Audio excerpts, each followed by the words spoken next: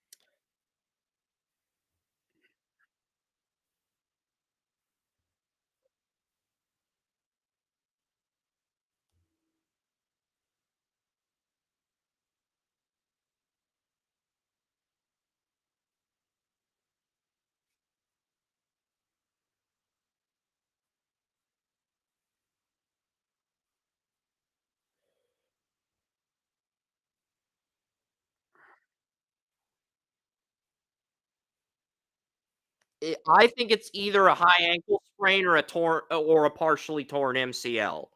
I don't think it's fully torn.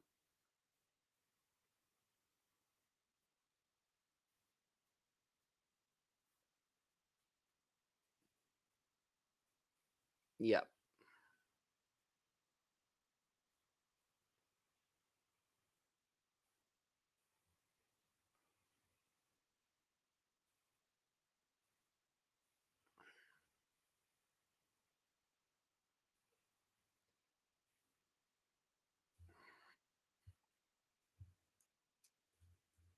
I think Jordan Love will be back in week 4 when the Packers head to LA. What? No, the Packers play the Vikings in week 4 on September 29th. I think that is when Jordan Love will return if I had to take an educated guess right now, because I think Malik Willis is probably going to start the game against the Colts in the home opener.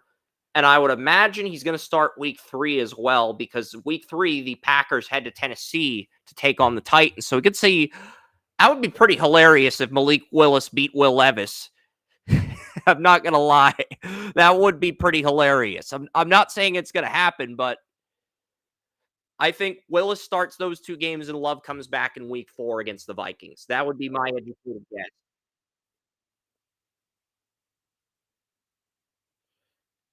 That would be my educated guess, Joey. I could be wrong on that, but that would be my best educated guess right now. And I think the longest Jordan Love would be out until is October 13th when the Packers host the Cardinals. So I think this is a 2 to 4 week injury, and I think he will be back by October 13th at the latest.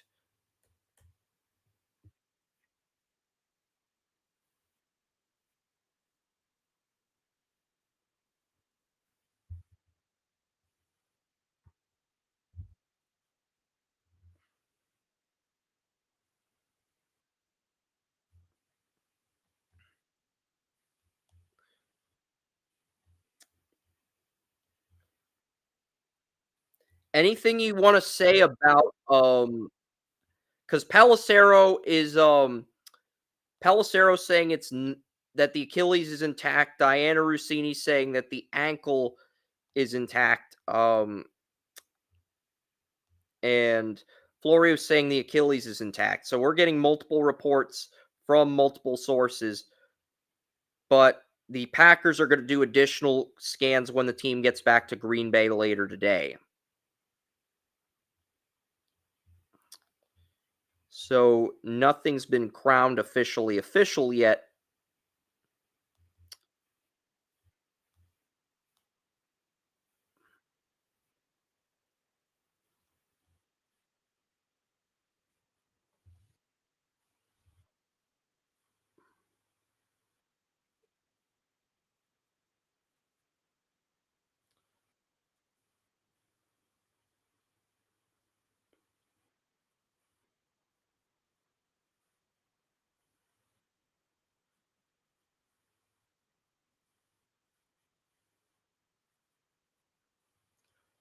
Yeah, I think he'll be back in week 4. I think Willis starts week 2. He starts against his former team, the Titans, in week 3, and then Jordan Love comes back against the Vikings. That would be my guess right now, and even if it's a 2 to 4 week injury, I think the latest he'd be back is October 13th or October 20th when the Packers host the Cardinals or the Texans. I think that's the latest, the most he'd miss at the worst case scenario.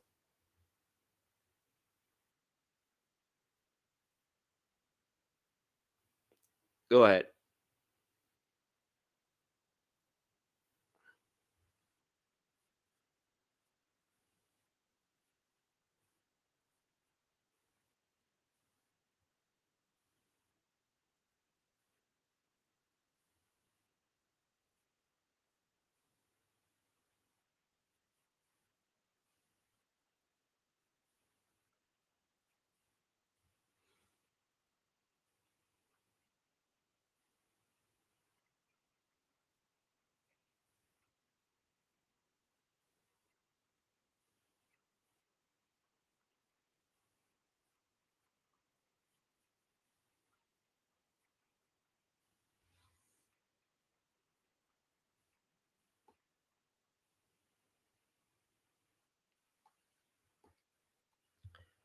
Yeah, I'll quickly pull up the game recaps for, week 1, and then I'll get into the predictions, and then we'll sign off.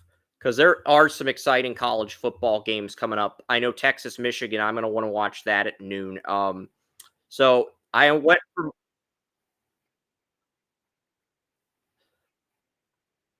I wouldn't say that. I think Tennessee, NC State could be exciting in the first half. Grayson McCall, Nico Imaleva there, that's ranked opponents. And I think the Shadur Sanders game in Lincoln, Nebraska against Dylan Rayola, the true freshman who might be the top QB in the 2027 draft. I think there's three exciting games. Kentucky, South Carolina on ABC today could be interesting too. And Oregon plays Boise State tonight. Ashton Genie went off last week, 300 yards, 6 touchdowns. So against Georgia State, I want to see what he does against Oregon tonight.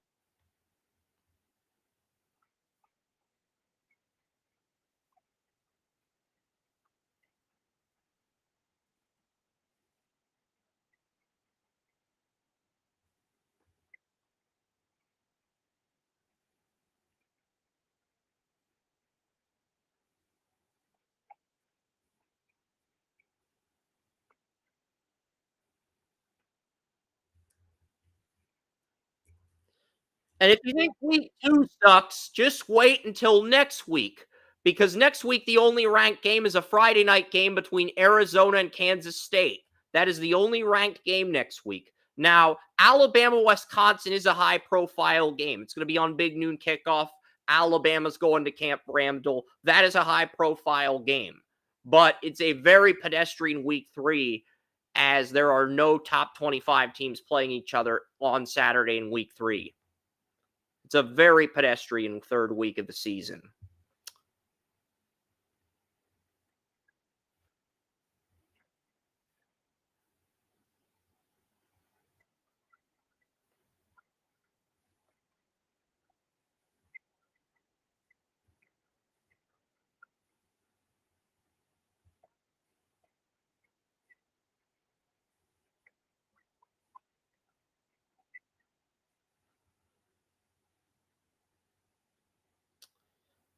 And look, even though these next 2 weeks aren't that exciting, week 4 we have currently have 5 top 25 matchups set to take place, including Georgia Tech, Louisville, NC State, Clemson, Utah, Oklahoma State, Tennessee, Oklahoma, and USC, Michigan. Those are 5 games featuring top 25 teams in week 4. But this is week 2, and really the only matchup involving top 10 teams is Texas, Michigan. That is the big enchilada this week. Um,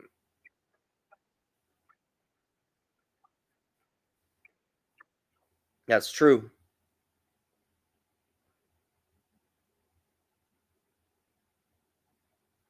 I mean, Oklahoma plays Kansas State in week 5, Georgia, Alabama.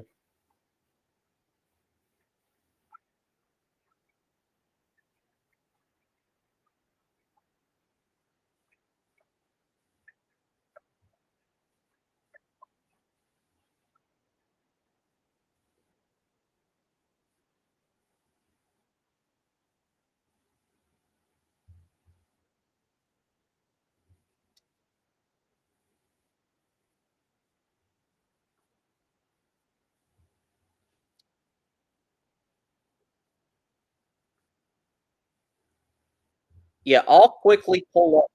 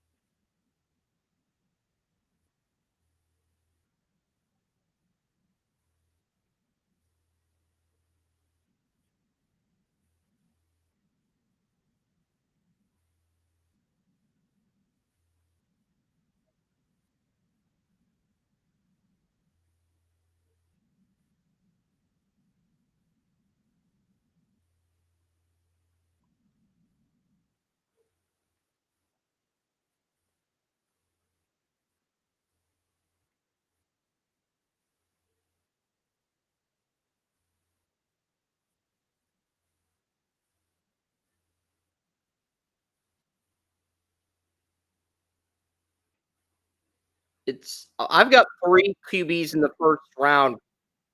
Go ahead.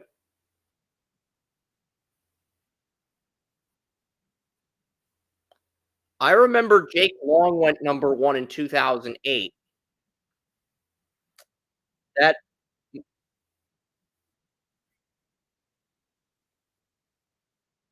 Eric Fisher also went number 1 in the Chiefs. The Chiefs took Eric Fisher number 1 overall in the 2013 NFL draft out of Central Michigan, 2 rounds before they took Travis Kelce. They took Travis Kelce 2 rounds after they took Eric Fisher number 1 overall. So even though Eric Fisher was the number 1 pick in that,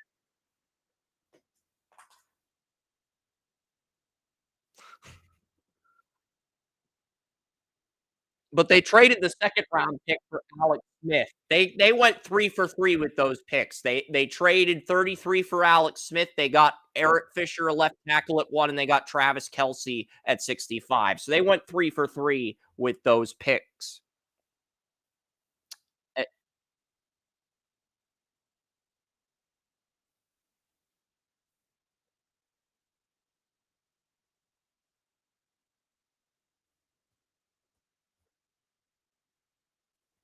he had Pro Bowl upside coming out of Central Michigan, but the problem was he wasn't the same player after his injury against the Bills. And 7-year starter just doesn't quite cut it.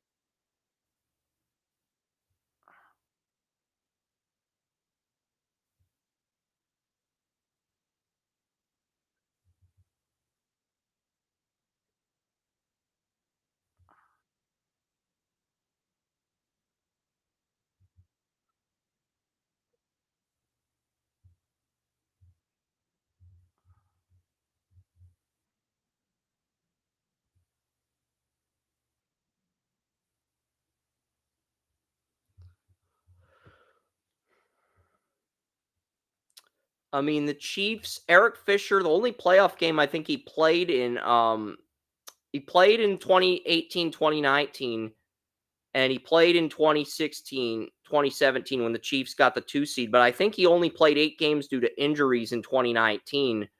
Um, I thought he started in Super Bowl 54, but Wikipedia is saying that he only played 8 games in 2019 when the Chiefs won their first Super Bowl with Mahomes. So they may have had a different left tackle in that Super Bowl. I'm probably gonna have to rewatch that game to be certain on that because I thought he started in the Super Bowl with Mitchell Schwartz as his bookend that year.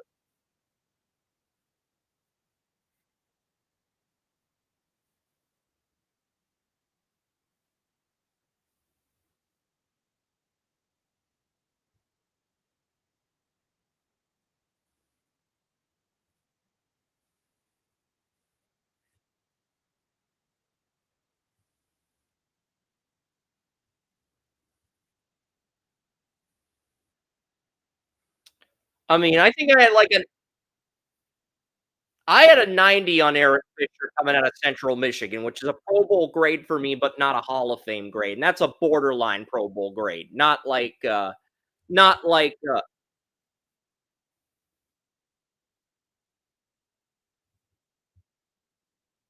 Yeah. He started 128 games in his NFL career. He started 128 games. But, the injuries he had a ton of injuries with pros.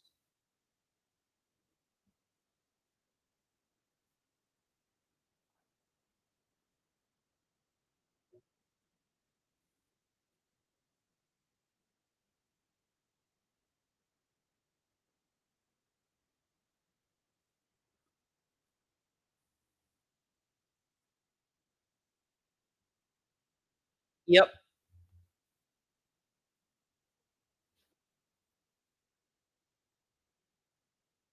Yeah. Alright. My players of the game for the 2 early games, Xavier Worthy for the Chiefs and Saquon Barkley for the Eagles.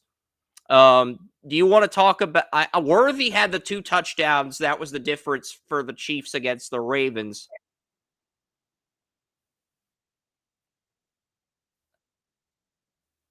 I started Worthy in fantasy against Heath as my flex. I'm happy. I got 86 points.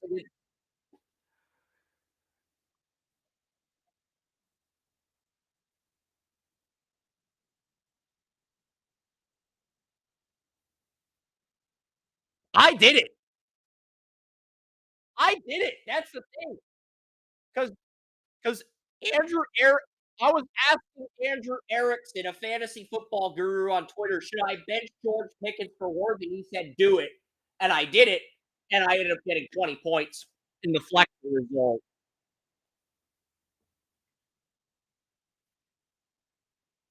Yeah. He led my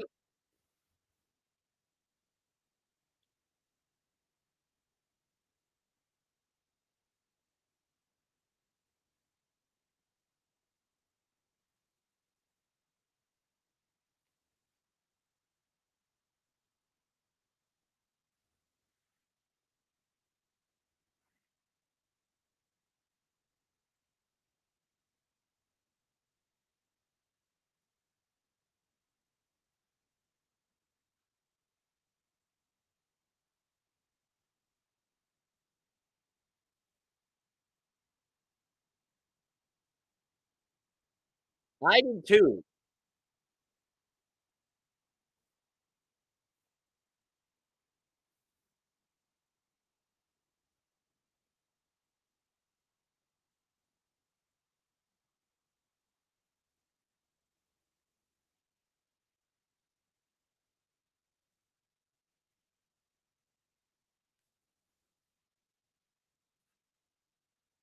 The Bills handed the Chiefs Mahomes and Worthy. The Bills handed the Chiefs Mahomes and Worthy. I mean, Doug Whaley handed the Chiefs Mahomes. That's why Brandon Beane got brought in because the Bills owner wanted to draft a quarterback in 2017. And then Brandon Beane did the same thing and he handed the Chiefs Worthy. So, you know,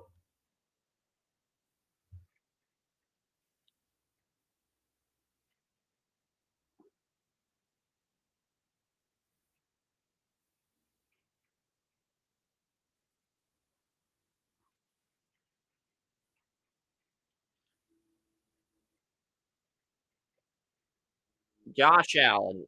You said Jared Allen, the former Vikings edge rusher, Chiefs edge rusher. You meant Josh Allen, though, the Bills quarterback. I know what you meant.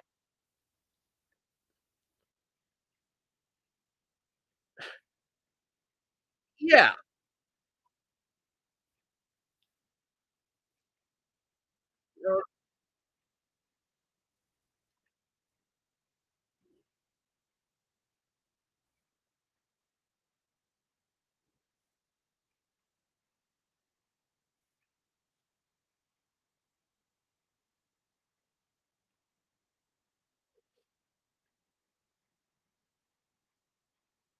Do I think Josh Allen can win a Super Bowl? Yes. Do I think he wins 2 Super Bowls? No. I think his window to win 2 Super Bowls passed. That's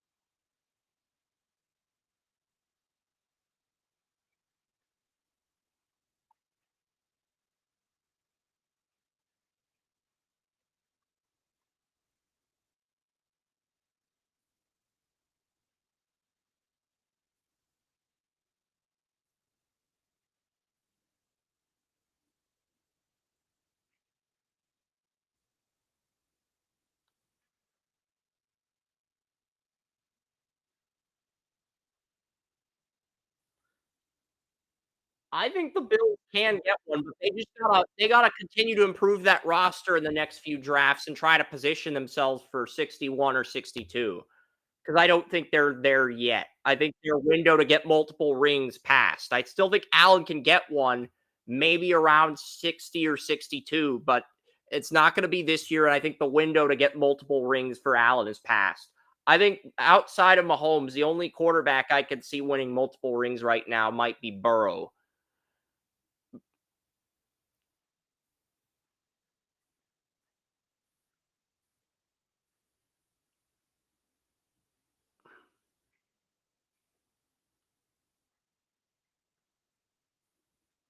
Allen's got the drive to get multiple rings, but he doesn't have the talent around him to get multiple rings. He had that. That window's gone. They're gonna get I think he'll have the talent for him to get a ring later in his career, because 'cause I'm projecting 62 is the year I think the Bills get it, which is like 3, 4 years down the road, and they gotta draft well in order to position themselves for that period when the new stadium opens in 2026. So if they do win 62, Josh Allen would be in the final year of his contract coming off a Super Bowl ring, and then he'd get paid again.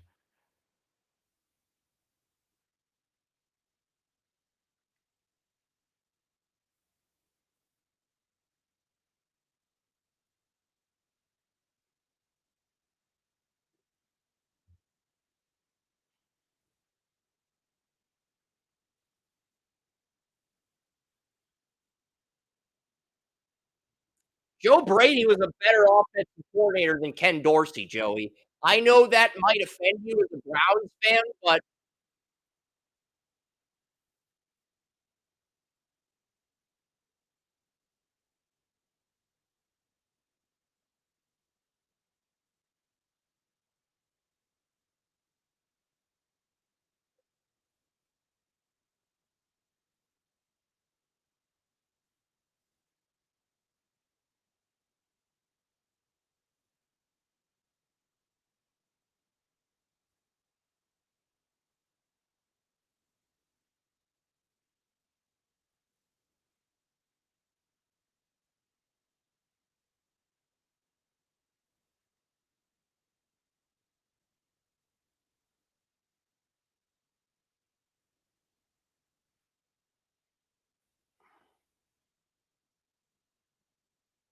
well, Brian Dable only Allen only got to one AFC championship, and it was under Brian Dable.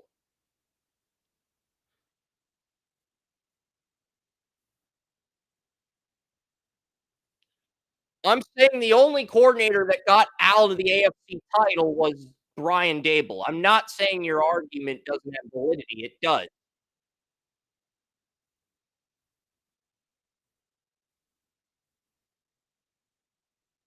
Yeah.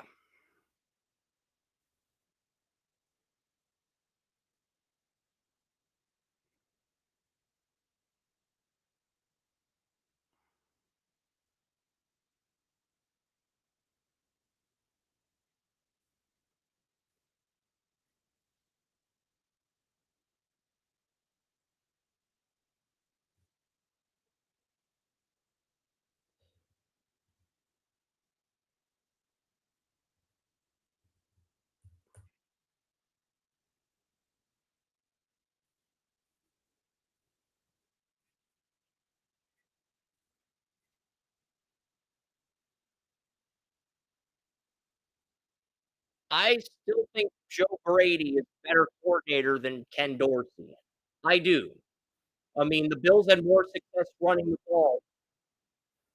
That may not be your argument, but that's the reality, and that's the argument every Bills fan and Bills Mafia is gonna give you, whether you like it or not.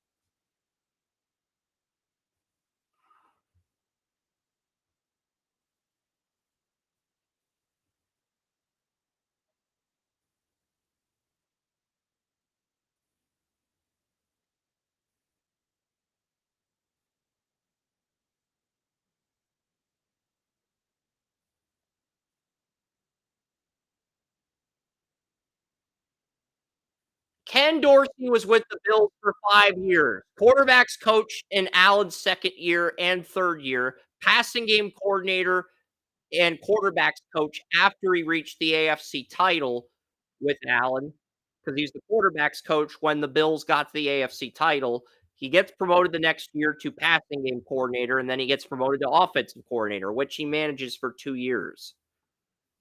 So,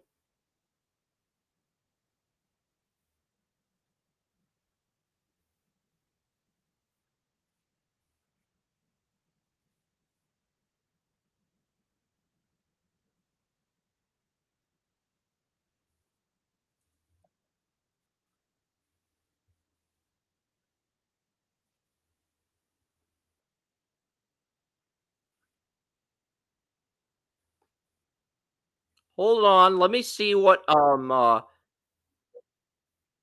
y yeah, because Joe Brady, he came to Carolina, he came to Buffalo from Carolina, he worked under Dorsey. He was Burrow's off he was Burrow's passing game coordinator at LSU, then he was the Panthers offensive coordinator, and then after that went haywire with Matt Rule, he comes to Buffalo to learn under Dorsey, and then he takes Dorsey's job. So,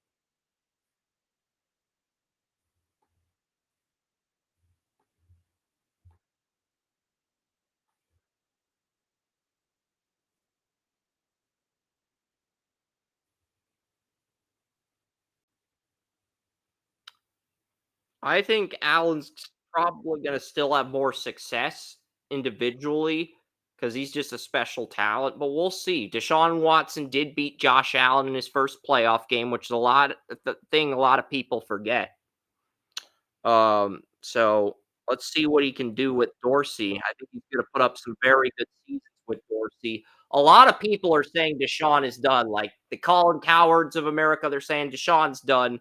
He won't finish the season, he'll get replaced. But here's the thing, the Browns can't buy him out of his contract without taking a massive cap hit, and I think they're gonna stick by him.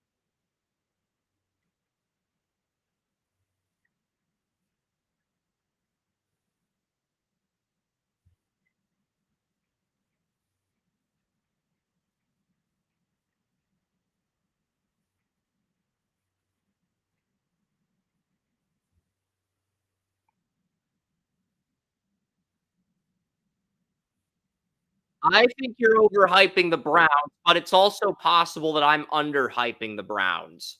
So, I think the Warren had them at 10.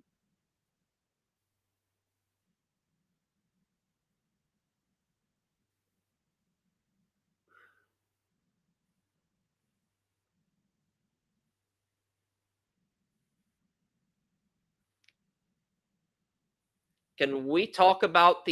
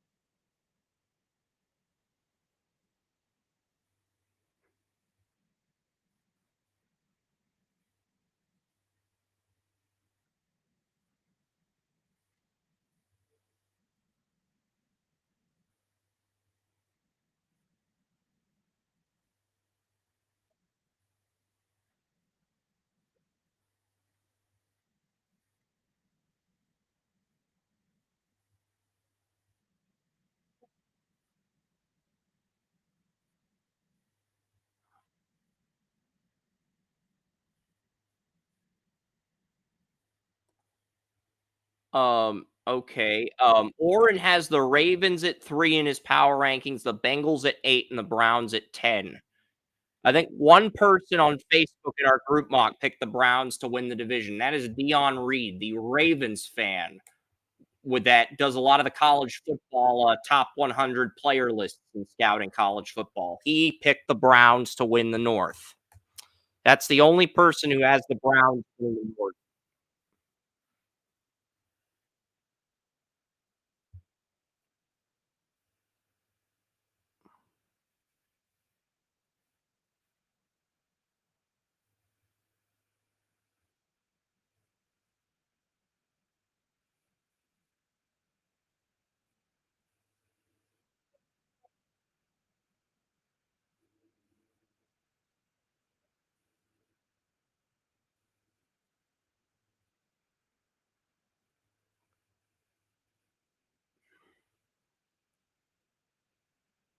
A Ravens fan picked the Browns to win the North. I know it is shocking. It's like you need a moment to exhale and digest it and reflect on it for a little bit.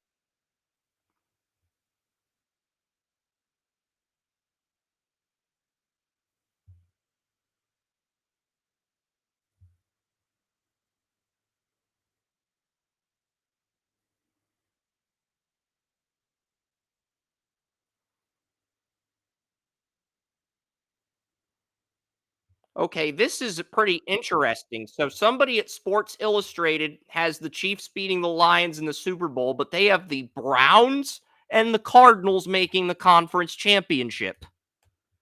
That'd be interesting. So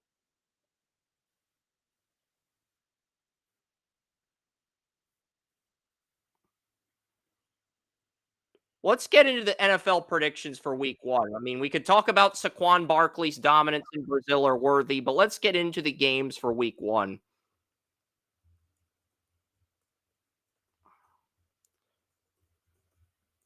So we got so much to talk about for this, and we've gone on a little bit of a Browns rant. I'm cool with it. We're having fun. We're doing something different. We're doing something unique, authentic. But yeah, um, it's interesting. Is Kerm and I are 2-0. Everybody else is 1-1. Nobody's 0-2. You can't roast anybody for being 0-2, Joey. So yeah, awesome.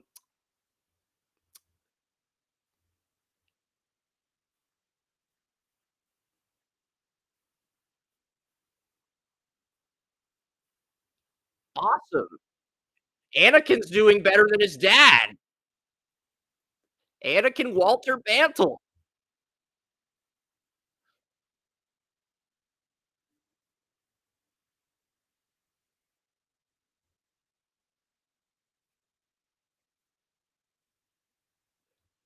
Not today, you haven't. I just think that's a cool fact that Kern brought up. But let's talk about the Steelers Falcons game. This is the first game on Sunday. Um, Russell Wilson's been ruled out. Isaac Sumalo's been ruled out. Instead of starting Mason McCormick, they are going to start um, Spencer Anderson, seventh round pick in the 23 draft out of Maryland, who I interviewed at the Shrine Bowl. He's going to make his first NFL start against Grady Jarrett. Joey, you did pick the Steelers. What's interesting is when I was going to pick the Steelers back in May, you talked me into picking Atlanta. Now you flip flopped and you're taking the Steelers, and they're starting Justin Fields. Sumalo is out. Roman Wilson is out. Steelers have been hit pretty hard by the injury bug as far as some of these injuries go. Um, you still like the Steelers in wake of this news?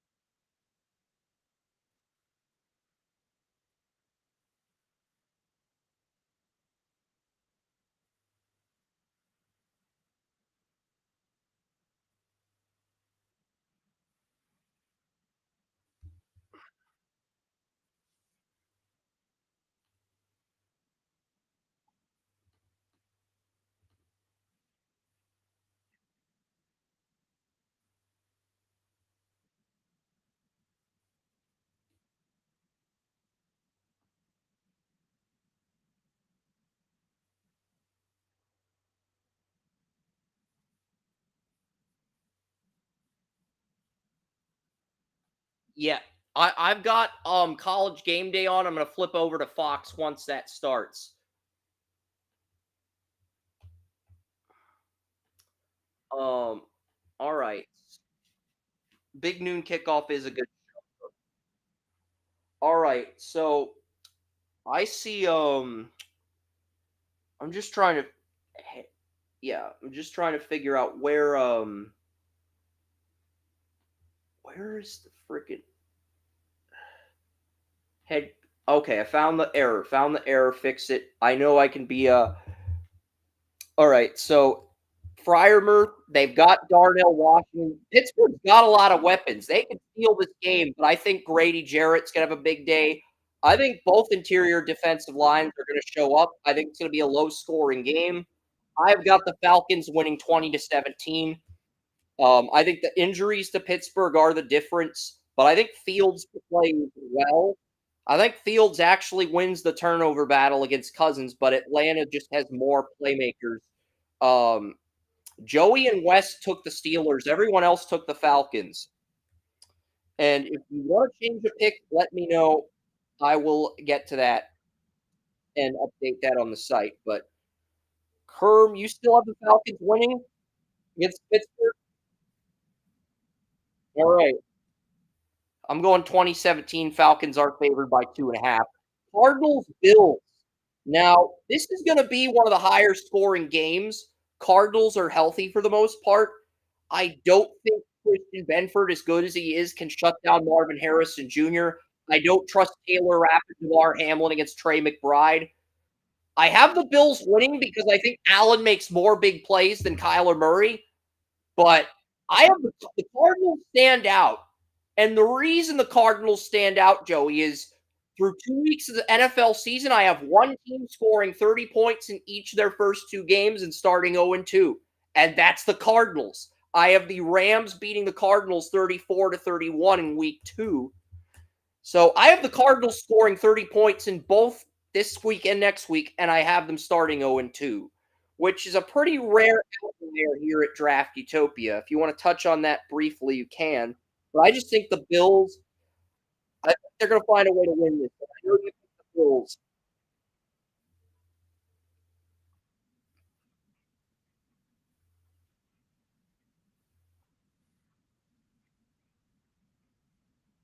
Yeah.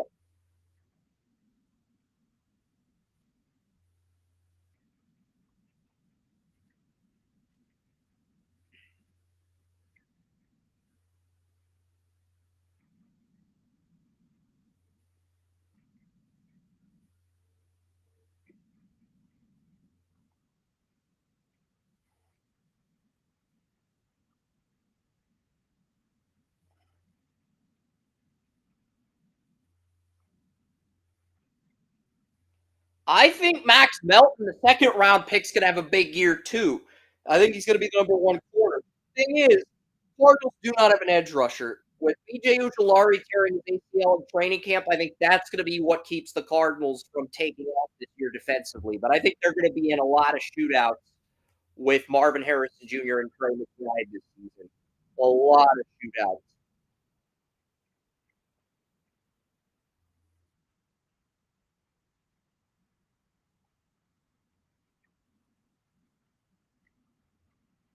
They lost Zach Ertz. You're telling me Trey McBride's a downgrade over Zach Ertz? I disagree with that.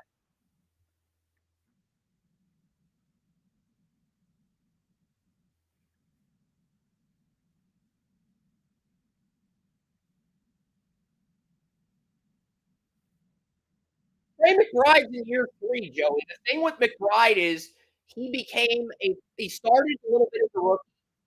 He started 4 games as a rookie. He took over in year 2 halfway through the season, and he's got about 12 games of experience as a starter.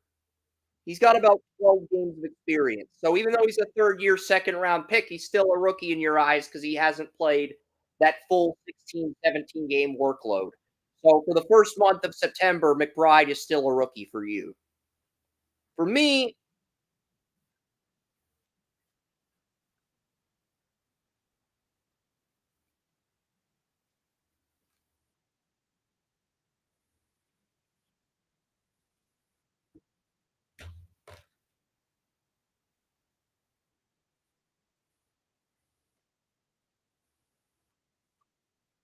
here's how the benefit of the doubt works for me. If you're good in college and you're good in the NFL, I give you the benefit of the doubt.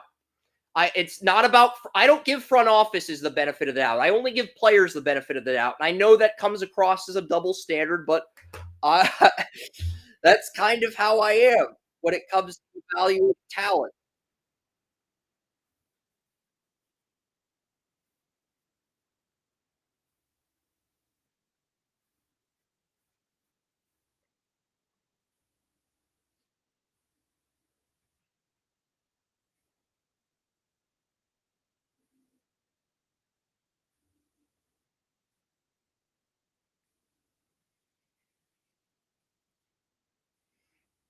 I think McBride's going to be a number one tight end. I think McBride may be the number one tight end in the NFL this year. He's projected to get more fantasy points than Njoku, despite not having the experience as a starter that Njoku has.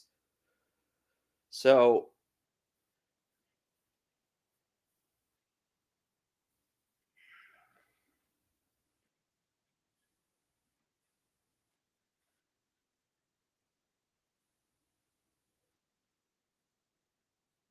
yes, yes,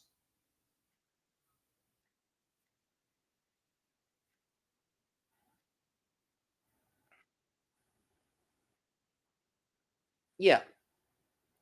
And I like Sean Bunting Murphy, but I like him as a number 2 corner. I think Max Melton, if he's the number 1 corner, they're going to have success. But we saw Quinion Mitchell struggle as a rookie corner. I don't know if we're going to see some of these other rookies do well or struggle at corner. It'll be interesting, but I like the Bills 31-30.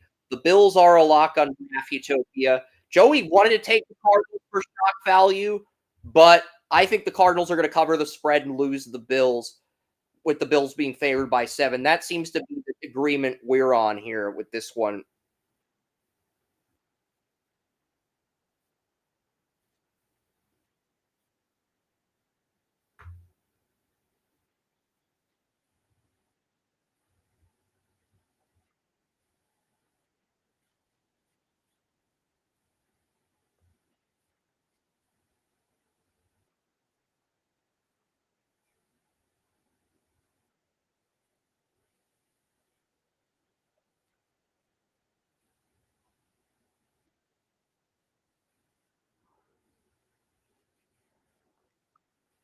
Yeah, I've got the Bills are the first lock of the week. The Bills are the first of 5 locks this week. Titans Bears. It's in Chicago. I do not trust Will Levis. Arden Key got suspended for 6 games. So Rashad Weaver's going to start next to Harold Landry. If Harold Landry was playing left outside linebacker, the role you're used to see him playing, I wouldn't be as worried. He's playing right outside linebacker. He can still play that role well. I don't know if he gets by Braxton Jones. Darnell Wright, the right tackle for the Bears, has been ruled as questionable. That is something to monitor. Take it with a grain of salt. I still think the Bears win even without him, but I would probably lower my score from 28-14 to 21-14 or even 20-14 if Darnell Wright was out at right tackle for the Bears. Because he was the Bears' first round pick last year at a really good rookie year. And I think without him, I don't think the Bears win by 2 touchdowns without Darnell Wright. I currently have the Bears winning 28-14. Bears are not a lock. Oren took the Titans for shock value. Everyone else did take the Bears, though. I just think the Bears, they have too many pieces. Jalen Jones at defense, DJ Moore, Colmet, they have too many pieces. I don't think the Titans have an answer for them as good as they are. And if the Titans win this, it's going to be because they got more pick sixes than the Bears. That's going to be the reason. And coaching with the Dables.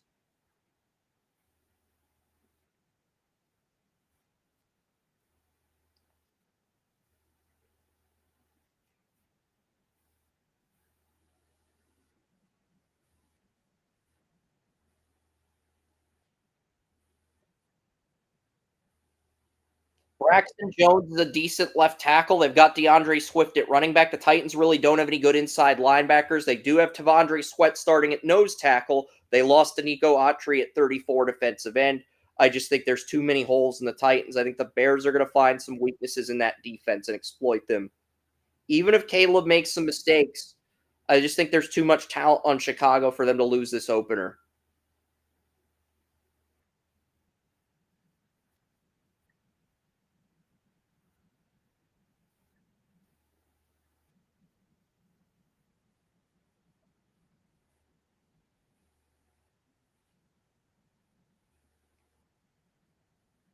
I think Caleb Williams is going to have a mixed reaction game, a 2 touchdown, 1 interception, 2 interception, 150, 250-yard game. Nothing spectacular, but enough to get the job done. I think Swift is going to be the difference maker here. Titans have a good secondary. They did add both of Seattle's safeties from last season to this roster. Both Jamal Adams and Quandre Diggs are now on the Titans with Amani Hooker. So I think the safeties are going to limit Cole Met in this game. But I think DeAndre Swift is going to be the difference maker for the Bears in week one. And I think Caleb Williams it does better than Will Levis, but it's a sloppy week one outing, sloppier than most expect. But it's not a horrible outing either. But it is a sloppy outing. Um, Next game.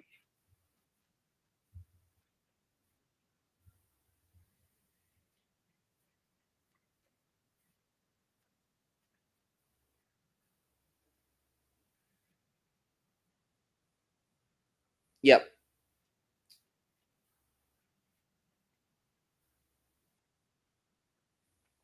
Patriots Bengals. We do have some news with the Bengals. Okay, we have some news with the Patriots too. Saidi So, the guy who's going to start in relief of Cole Strange at left guard is out. So the Patriots are starting their third string left guard, Nick Leverett, in this one. And so they're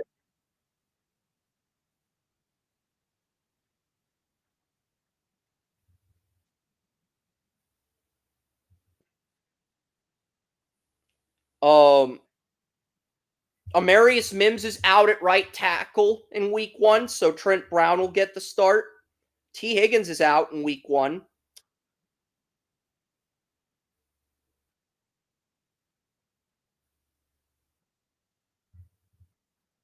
Jamar Chase may sit this game out. He's not happy with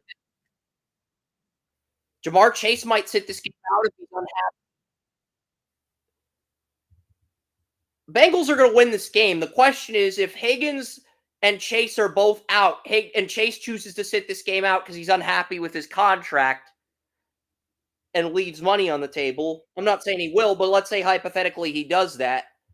Can the Bengals still cover the spread without Chase and Higgins against the Patriots? I think they still win. I still think they win. Question is, can they cover the spread without those?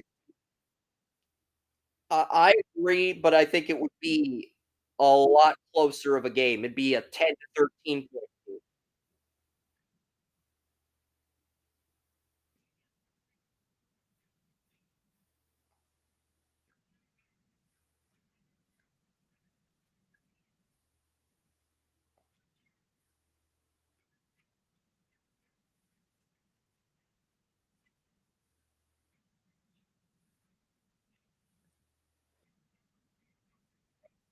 Swipa picked the Patriots to win. Swipa, the graphic designer for the thumbnails on this podcast, he actually picked New England to win.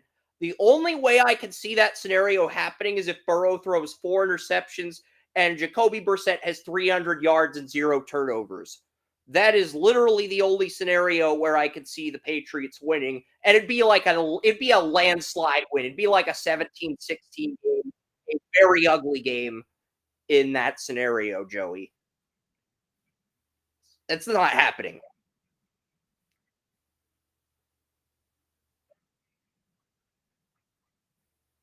That would literally be the only scenario where New England wins. Brissett has 0 turnovers, Burrow throws 4 picks, and the Patriots win in a landslide 17-16, despite the fact that the Bengals outgained them in total yards. Bengals are a lock on Draft Utopia. They're a good survivor pick this week. Not my survivor pick. Texans and Colts. The Texans do not have MJ Stewart, their backup safety. That is the only inactive for the Texans. They are starting Kalen Bullock. So not only is Kamari Lassiter starting as a second round pick, Kalen Bullock is also starting as a third round pick. So yes, Kalen Bullock is gonna. So Texans are gonna have two rookies starting. Lassiter, their second round pick, and they're also gonna have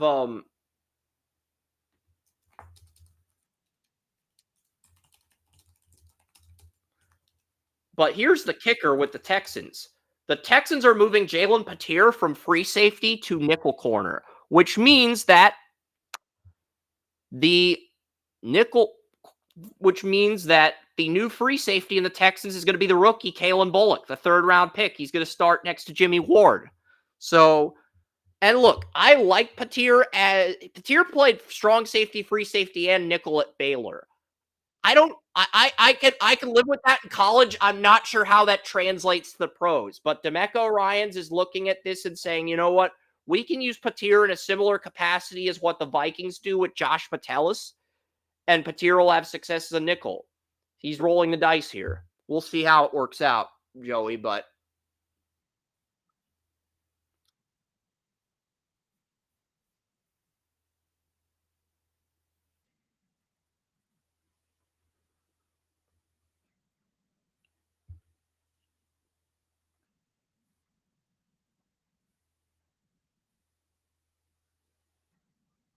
I like Jalen Patir more as a safety. I'm not saying he can't do well as a nickel corner.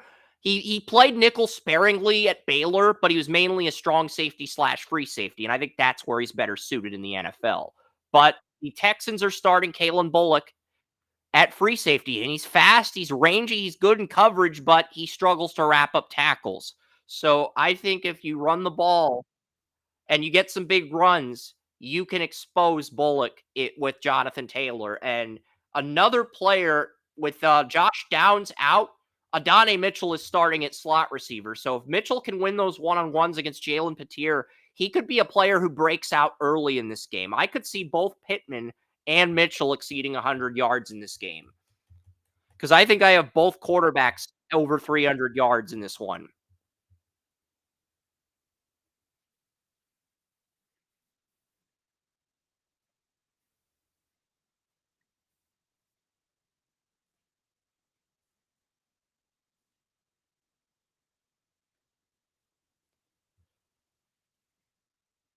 And great.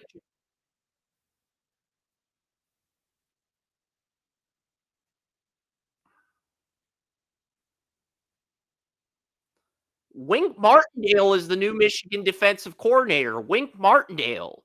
He's the new defensive coordinator at Michigan, and Michigan's defensive tackles are getting swatting some passes, making things difficult for Quinn Ewers early in this one.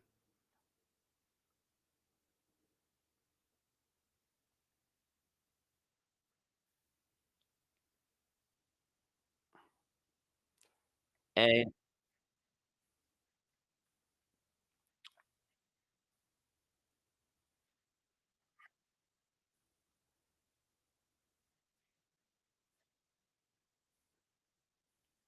Ewers with a dart to Isaiah Bond on third down as Isaiah Bond carves Will Johnson, my number one corner in the draft, on that first down for I think the gap between Will Johnson and Benjamin Morrison is very similar as far as talent goes. I thought Morrison was more consistent against Marvin Harrison Jr. and other stars like that, but Will Johnson, I thought, had the higher ceiling, but we'll see what happens. I think a lot of the Will Johnson hype is due to Michigan going 15-0 last year, but that was a 33-yard completion from Ewers to Bond. But I think the Colts with Latu and with Quiddy Pay, I think they are going to get some pressure on the Texans. I think the Colts actually do have the talent to outscore the Texans, but I think the secondary for the Colts is very bad. But I'm going to go 35-34 Colts over the Texans. And Oren is the only other person besides me who took the Colts. Everyone else took the Texans.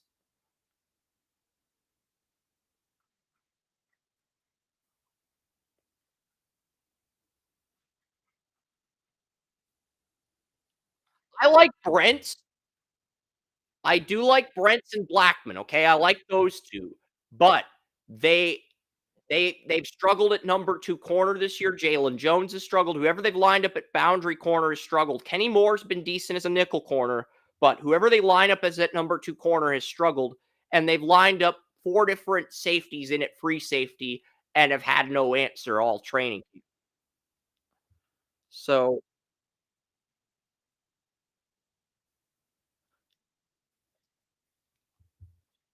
I think Brent can have some success in man and press against whoever's playing against him, whether it's Collins or Diggs or whether it's Tank Dell. I think whoever he's covering, he can limit them in man and press. But at the same token, I don't know if I could say that with confidence and certainty about any of the other Colts corners. And I think Blackman can limit how much damage um the former Cowboys tight end who's on the Texans does. It's Dalton Schultz. So, you know,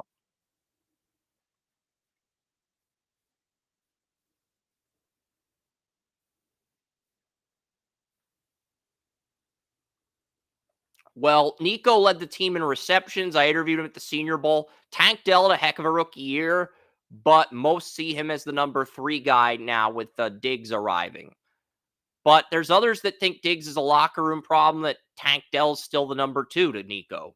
So there is a debate amongst fantasy football experts in that respect. I'm not critiquing any of the 3 receivers, Joey, but I think Mitchell's going to surprise a lot of people like Worthy did in his NFL debut. So that's why I have the Colts winning. And really good job by Michigan's defense getting the third down stop there. Good job locking down in coverage and forcing Ewers to a field goal. And right now, Ewers is my quarterback 3. But, if Ewers struggles in this game against Michigan's defense, that's going to tell me, you know what? It's wide open for QB3. Because I do think Sanders and Beck are the top 2 guys, and currently I have Ewers at 3, but I think there's a number of guys, whether it's Dylan Gabriel, Oregon, Jalen Milroe, Alabama, Cam Ward, Miami, Florida, Jackson Dart, Ole Miss, Nussmeier, LSU, Miller Moss, USC, Connor Wiegman, Texas A&M. There's a number of guys that are in that QB3 conversation, Joey, to where even though Ewers is my leader right now, I wouldn't call him the undisputed lock for that QB3 spot. There's a number of guys that could enter that conversation. It's too early to say who ends up in that conversation, but Ewers is my leader as of right now. That doesn't mean he'll remain the leader. He's still got a whole season of college football, but I like the Colts 35-34 over the Texans. And the next game is the Jaguars Dolphins. I think with Davis, Thomas, Kirk, I think the Jaguars are going to test the Dolphins secondary. Jalen Ramsey was a limited practice after not practicing the first 2 days. He's still listed as questionable. I think this is going to be a high scoring game. I'm going 28-24. Dolphins barely cover the spread, but I would not be surprised, Joey, if Ramsey's out, this is a 28-27 Dolphins win, or even if the Jaguars pulled the upset. Now, I'm still going to take the Dolphins. The Dolphins are another lock on the site, second lock outside of Buffalo, but I like the Dolphins. I just think the Dolphins, I think both quarterbacks are going to have big games. I could see both Lawrence and Tua throwing for 300 yards in this one.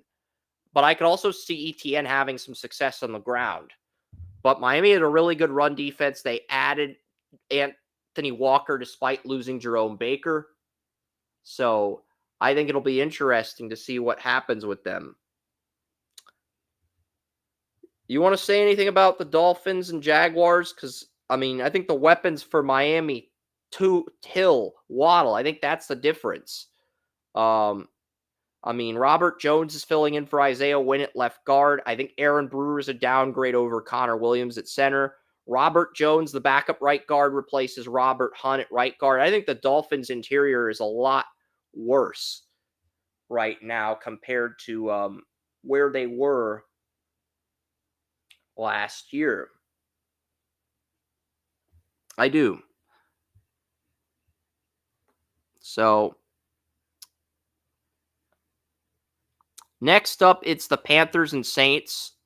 I've got the Saints winning this one 28-20. Saints are the third lock of the week. They're also my survivor pick.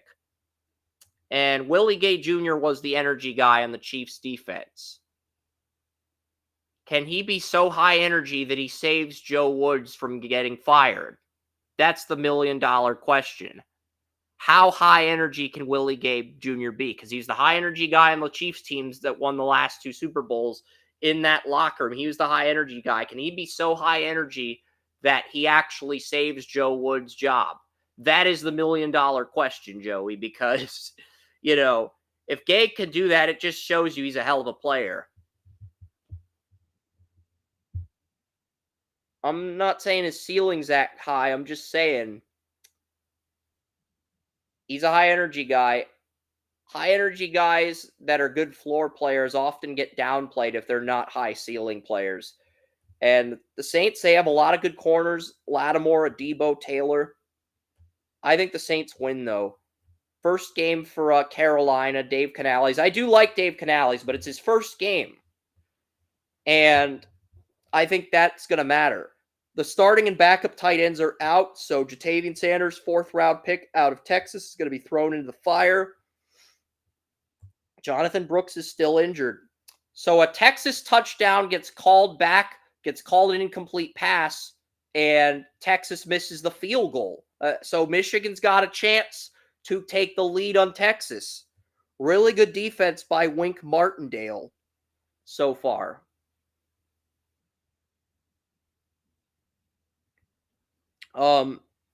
Vikings Giants. What's crazy about this game is we both have the Giants winning. You were originally going to take the Vikings, but I think you ended up picking the Giants. Only Jason and Wes took the Vikings, so everyone else took the Giants. And I don't trust either quarterback, but I have more confidence in Kayvon Thibodeau and Brian Burns than I do in the Vikings edge rush or Sam Darnold. But I have 17-10. I think this is going to be the lowest scoring game.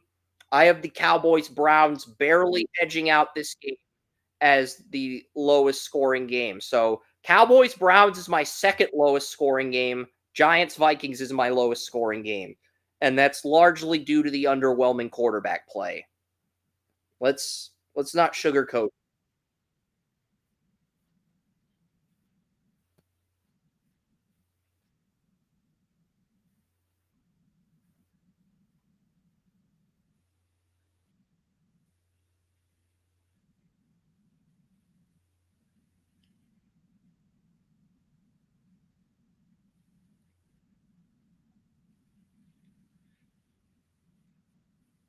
But I think the Giants have a really good edge rusher tandem. I think both Thibodeau and Brian Burns can get 10 sacks, and they've got Boogie Basham and Azeez Ojulari off the bench as edge rushers for depth. I think they'll get pressure on Darnold, and that'll be the difference. And the Giants will do just enough to win. I mean, Jermaine Illuminor's replacing Evan Neal at right tackle. He goes on the Kay Adams podcast, and Kay Adams basically tells Illuminor, "You need to protect my boyfriend," and she's referring to Daniel Jones, who she's been dating. But yeah, it's like that. I think Jones has this confidence right now.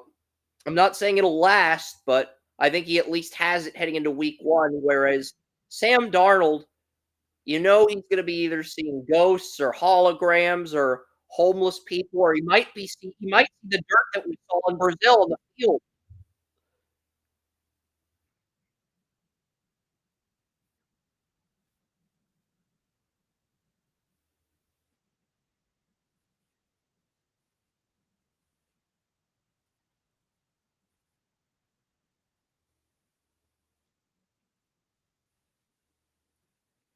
Is this gonna be a situation where, because a few years ago she was dating Chidobe Awuzie when CJ Uzoma, not Awuzie, it's not CJ Uzoma. He was the starting tight end on the New York Jets.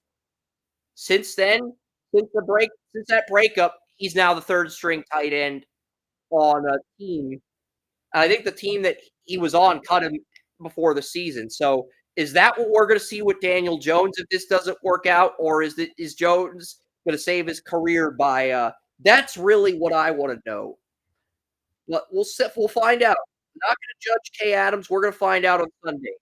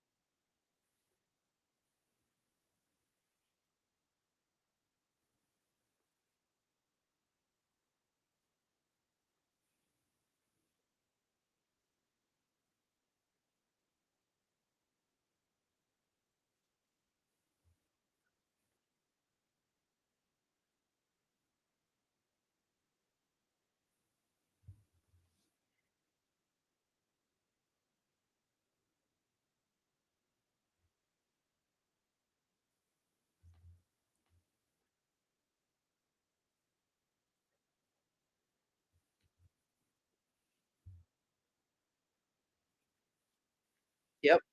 Um, Next game it is. I don't know why we're going back to the screen here. Um, Next game is the Raiders Chargers. I've got the Chargers winning. Joey just likes to roast the Chargers, but I think there's more to it. It is the Gardner Minshew success story. The Chargers are just a meh team. Yeah, they have talent on both sides of the ball, but they're not a team that excites you as a fan. As far as a player with personality or a player trying to go through a comeback story, they don't excite you. They're your typical run of the mill team, a lot of talent, underachieving team. That's your perception of team. And even though Jim Harbaugh, Greg Roman are nice additions, they're not additions that move the needle for you in terms of you changing your perception of the organization. They're not. For not yet anyway. I'm not saying they can't be.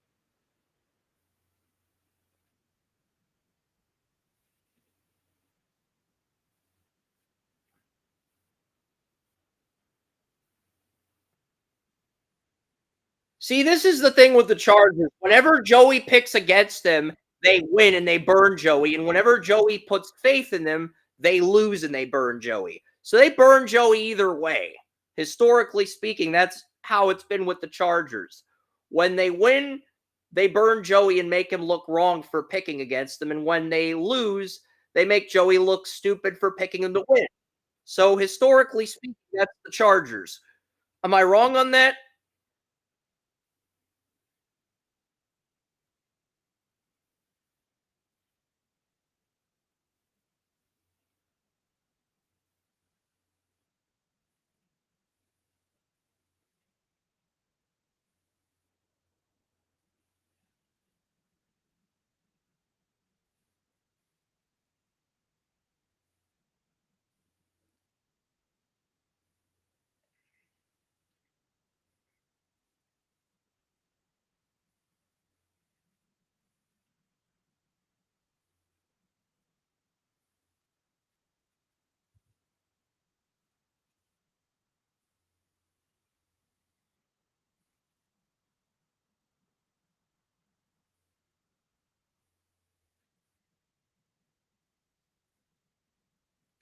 I'm just not sold on or even admitted Gardner Minshew sucks on the podcast on Wednesday. He's not.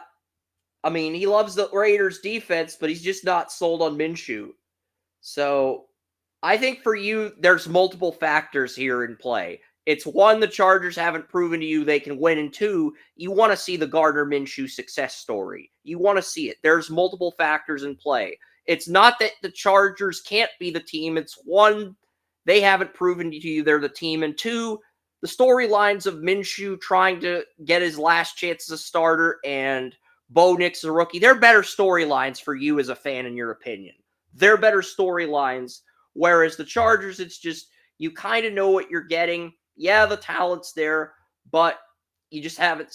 You're not buying them until they actually step up and do it. So I think both of those factors come into play with the AFC West division. But I could be wrong on that, Joey. I think it's a combination of those two things. It's the Chargers not proving it, and it's just the Minshew and the Bo Nix storylines. In your opinion, those are more fascinating storylines for you. I don't agree with you on that, but we're each entitled to our own opinion. And I think that's part of the reason why you took the Raiders. I don't think it's the only reason you took the Raiders. Derry Adams matches up really well with Asante Samuel Jr. Asante Samuel Jr. is 5'10. Adams is 6'4". That's the one reason why I think this game will be close. But I'm going to take the Chargers. They've got Will Dissly from Seattle. Hayden Hurst is their backup tight end.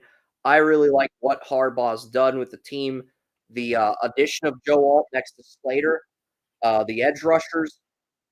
They, I think the Chargers are going to surprise a lot of people with their depth inside. Henley starting next to Perriman. Junior Colson's the number 3 inside linebacker. I've got the Raiders winning. I've got the Chargers winning 31-14. So I've got the Chargers winning by 17 against the Raiders. But the Chargers do not have any depth behind their safeties, Derwin James and Alohi Gilman. Everybody says if the Chargers lose if the Chargers lose Herbert, they're screwed. They're also screwed if they lose Derwin James because they, outside of Herbert, the one player they have zero depth behind that's a star is Derwin James. So they have depth behind Bosa and Mack if they go down. They do. They have bodies with Dupree and Tulital. They've got depth there. I think Herbert and Derwin James are the two most important players on both sides of the ball.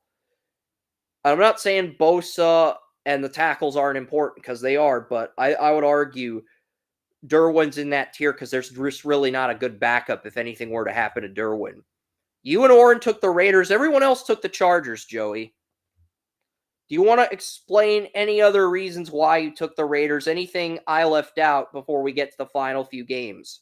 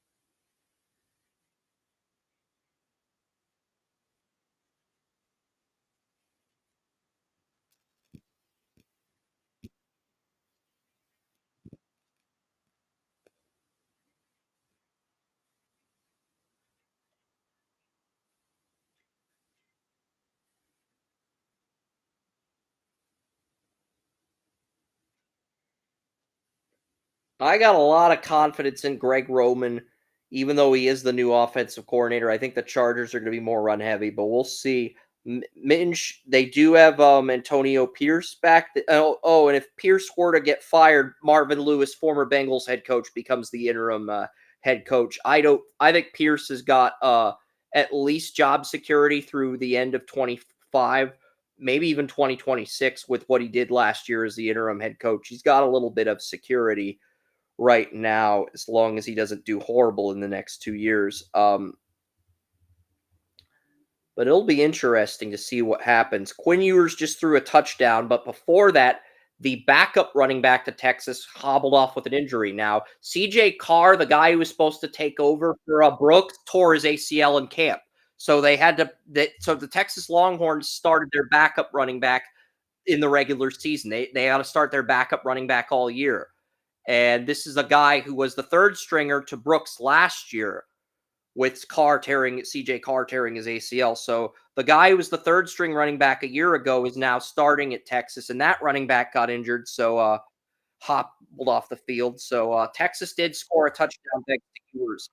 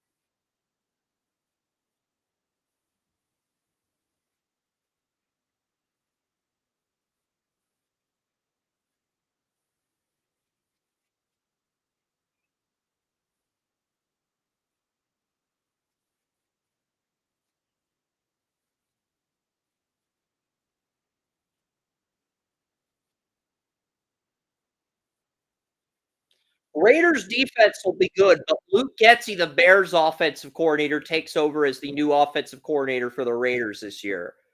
So while they do have a lot of star players back and they have their main head coach back, and they have really good assistant head coach, they do have Luke Getsy as the new coordinator on offense.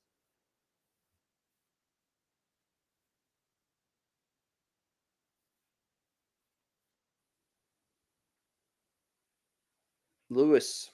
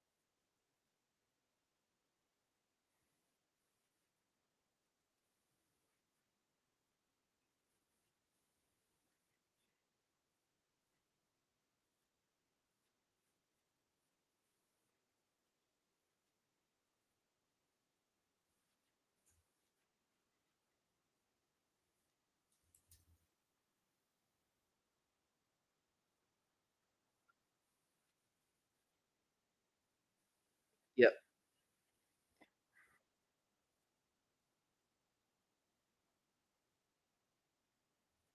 The senior offensive assistant is Joe Philbin. Remember Joe Philbin? He was an offensive coordinator before he became a head coach.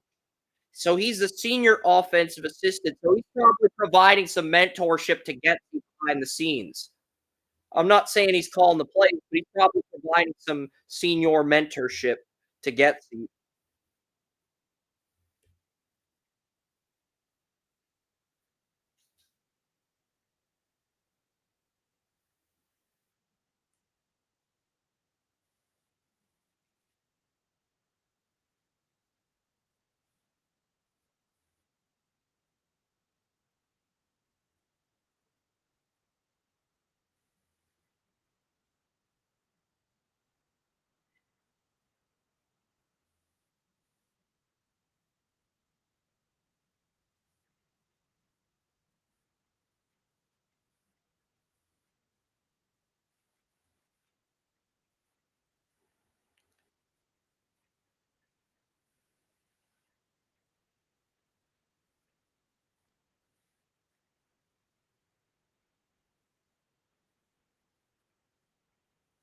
Yeah, and you look at the staff with that Pierce put together. Patrick Graham, defensive coordinator of the Patriots, is this defensive coordinator.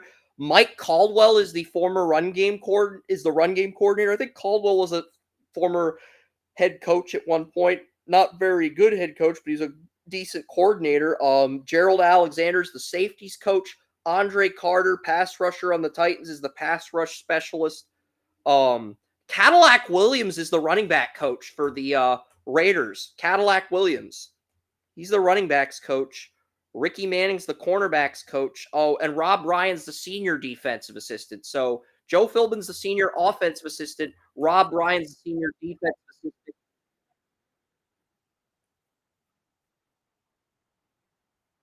And Marvin Lewis is basically Red Foreman of that staff. Foot meets ass if you don't execute your assignments and deliver on game day. So I could see this group working out.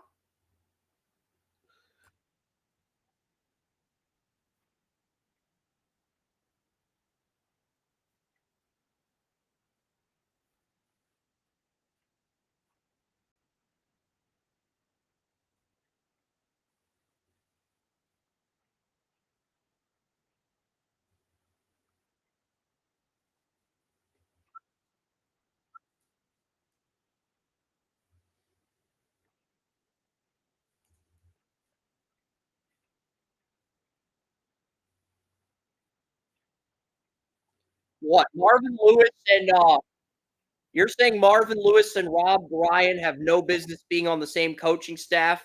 They're that good enough that where they don't need each other? Yeah.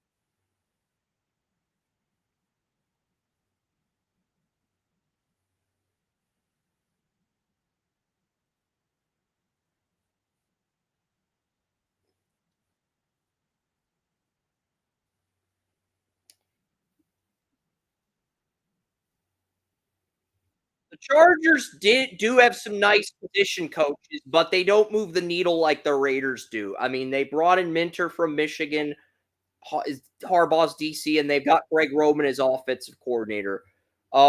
Their assistant offensive line coach is former Chargers center Nick Hardwig. Mike Devlin is the offensive line coach for the Chargers, but the assistant is Nick Hardwig.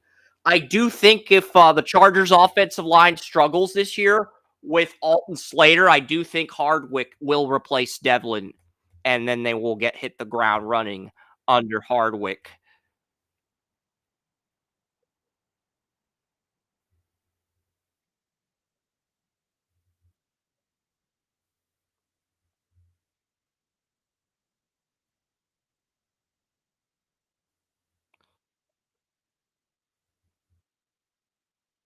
And the Chargers linebackers coach is Navarro Bowman. So Navarro Bowman is the linebackers coach on the Chargers. So these are the nice moves, but they don't move the needle like the Raiders.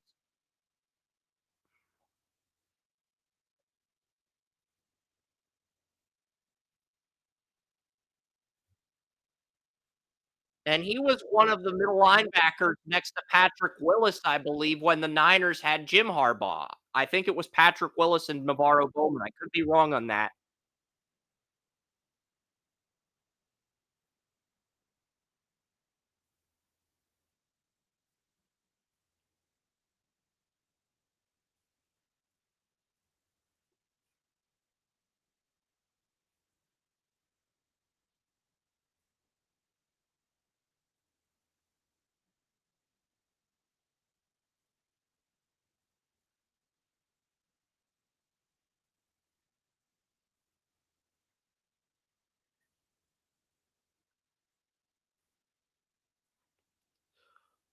All of a sudden, I'm actually excited about the positional coaches in this game because, it's not just the coaches and the coordinators, it's the chess match between Cadillac Williams and Navarro Bowman. That's kind of exciting.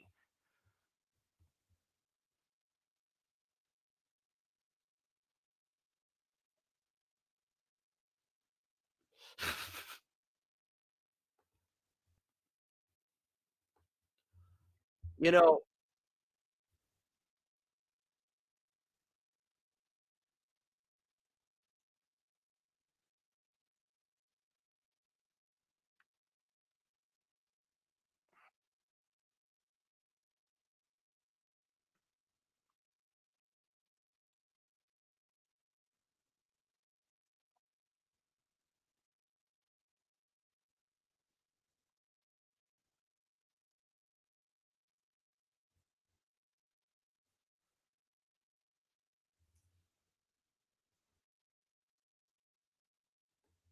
yep.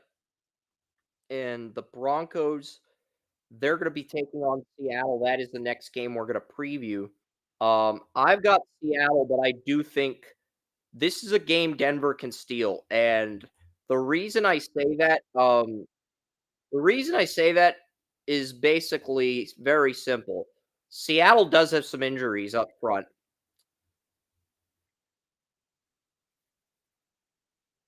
What the hell?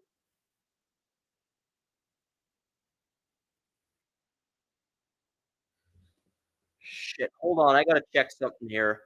My write-ups, have disappeared for some reason. I don't know why my write-ups have disappeared. Is it let me check something here. It's weird. I don't see the write-ups. I see, um, Denver, Seattle. I think you took Denver in the upset, but for some reason, why the Denver Broncos will win and why the Denver Broncos will win, why the Seattle Seahawks will win, the data's not showing up on the live stream. So I'm trying to figure out what the hell I did wrong.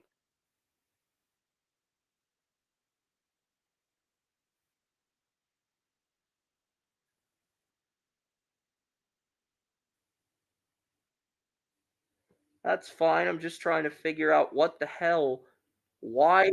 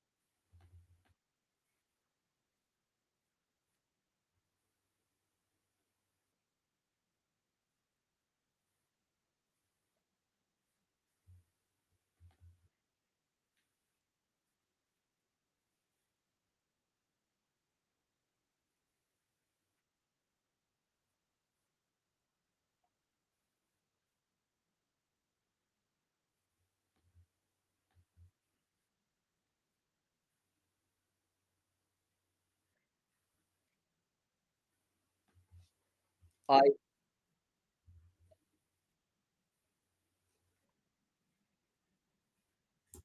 I think I know why the, data didn't show up. I didn't post the closing bracket on the iframe. I did not post the closing bracket on the iframe when embedding the YouTube video. I think that's the big reason. Yep, that may have been the thing. That may have been the reason why it didn't show up, but ye I'm double yeah, that is exactly why the okay, so that so I it went because it went from I wasn't trying to ruin your rant, Joey, but it went from the Broncos Seahawks game not showing up, the Browns game not showing up, and the Buccaneers game not showing up, and it just went from Denver Seattle to the Sunday night game. That's a massive problem to have, but I'm glad I fixed it. So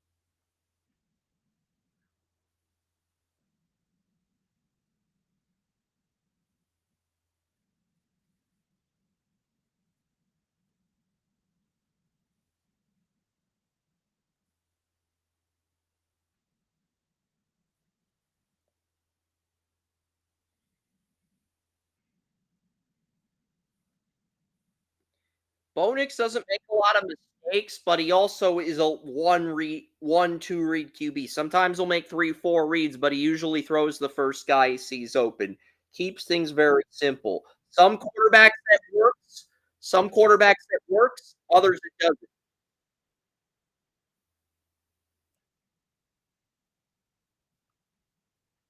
Yeah.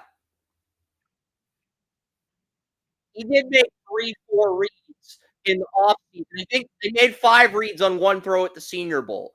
Won't make all 6 reads, but he can make 3, 4 reads consistently. But I would say at 60%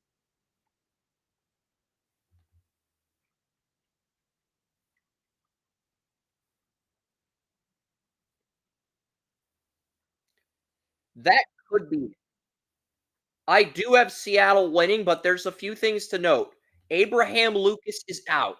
Abraham Lucas is out at right tackle, which means Denver's pass rush will have more time to get to Geno Smith. Number two, Uchenna Nwosu is out. Uchenna Nwosu's been ruled inactive. He's the veteran edge rusher on Seattle, which means Bo Nix is going to have a clean pocket with Nwosu out. And there's some speculating that Draymond Jones might move from five technique to edge rusher. Draymond Jones is 6'3", 292. You do not move a guy with that size from five technique to edge rusher. That's going to give Bo Nix even more time in the pocket. And I think I like that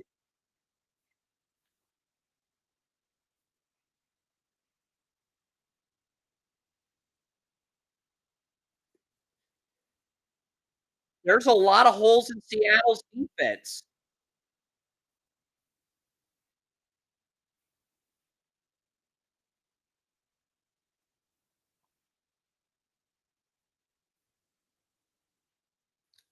I gave Bo Nix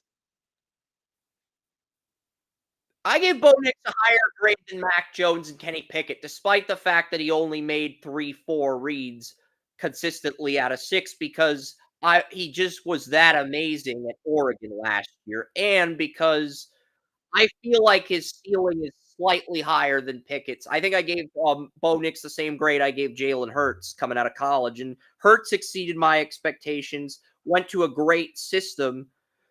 Only question is, will we see the same result with Bo Nix under Sean Payton? And you look at some of the holes in Seattle's defense. Uchenna Nwosu is out at edge rusher. Trey Brown is starting at nickel corner. I think Trey Brown, that's a matchup Denver can exploit. Um, they did lose Jamal Adams and Quandre Diggs. Replacing them is Julian Love and Rayshawn Jenkins. So former Jaguar Rayshawn Jenkins is now on Seattle. Seattle also added Jerome Baker to replace Bobby Wagner, and Tyrell Dodson starting next to Jerome Baker. I do feel like Seattle downgraded a lot of areas.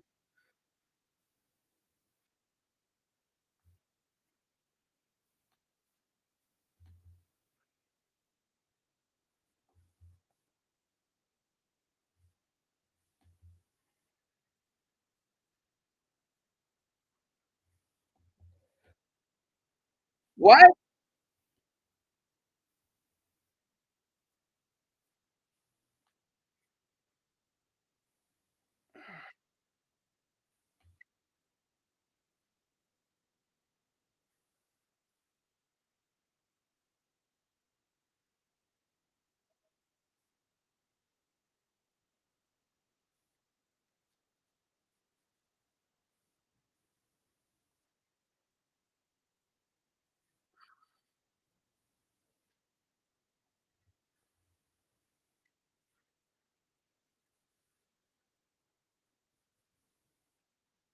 I think it is Mike McDaniel. Instead of taking what John Schneider gives him, he wants to create his own identity rather than rebrand with the Pete Carroll identity. I think Mike McDaniel wants to create his own identity on the defense rather than rebranding or coming back with core pieces from the Pete Carroll era. And I think that's a mistake. I think that's a bad decision on his part. But he'll learn the hard way.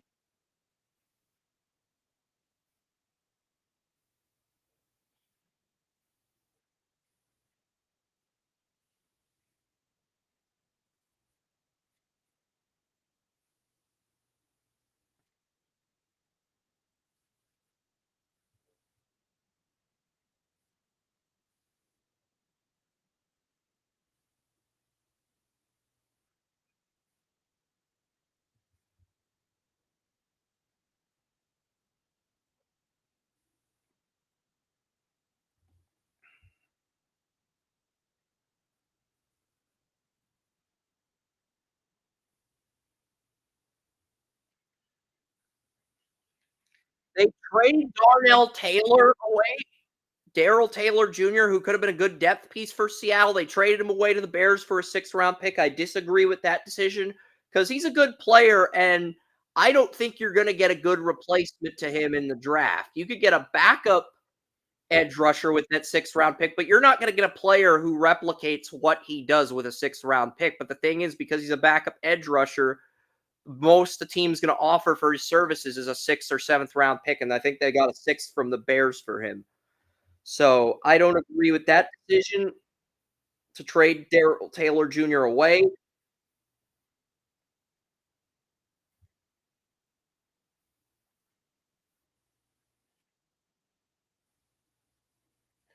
I'm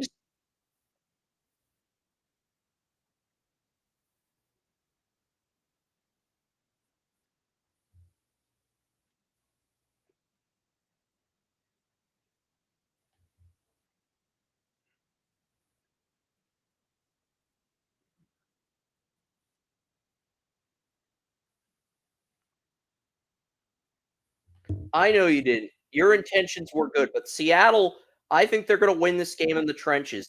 I don't trust Seattle's defense. I think Bo Nix is going to score at least 21 on them. He might score 20. I have him scoring 24. He might get 27, 28. Seattle, a bottom 5 run defense last year, and they let Bobby Wagner walk.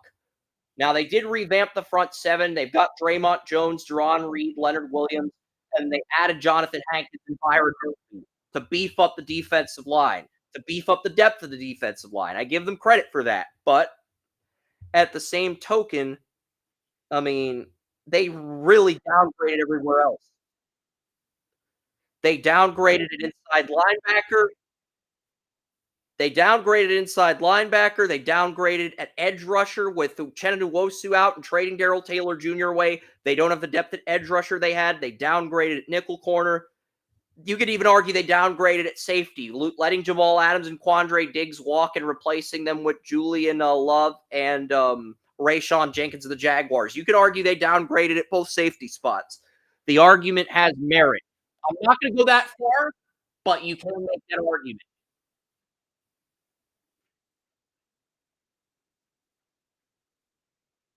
He's more durable than Adams.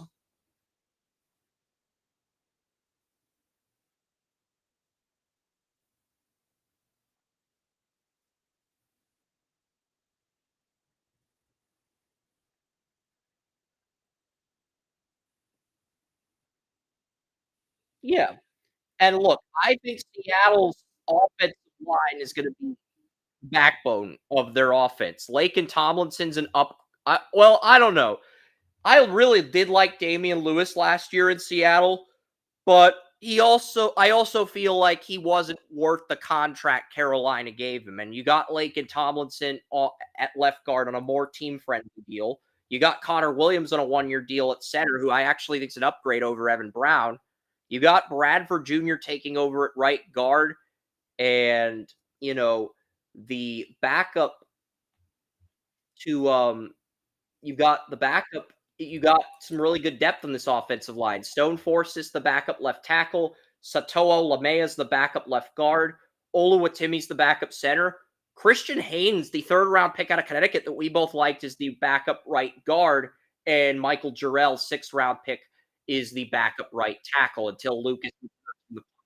So I do think Seattle, they did some things right. I thought they added much better depth on the offensive line. I'll give them credit there, but I think they got worse defensively.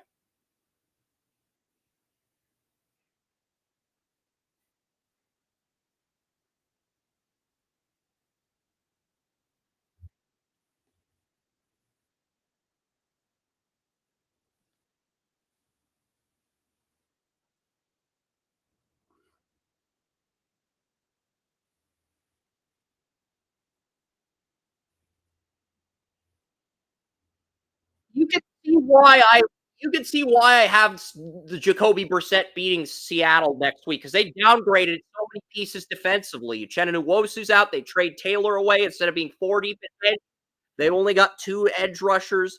They let Wagner walk. They could argue they downgraded at both safety spots, but I don't think their additions are horrible either. Julian Love was solid when Adams was injured, and Jenkins is a nice piece, and they're both on team friendly deals. So I don't hate that move. I don't love it either. It doesn't move the needle for me, but at the same token, I don't hate it either.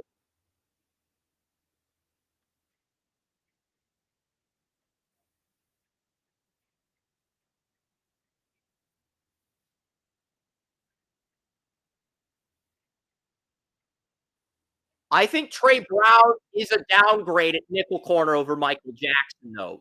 They traded Michael Jackson away. He was a top 3 corner on Seattle last year, and they don't trust Kobe Bryant, the corner they drafted out of Cincinnati. So they're starting Trey Brown, Oklahoma 5th round pick at nickel. I don't like that move. I was not a fan of him coming out of college, but hey, we'll see what happens.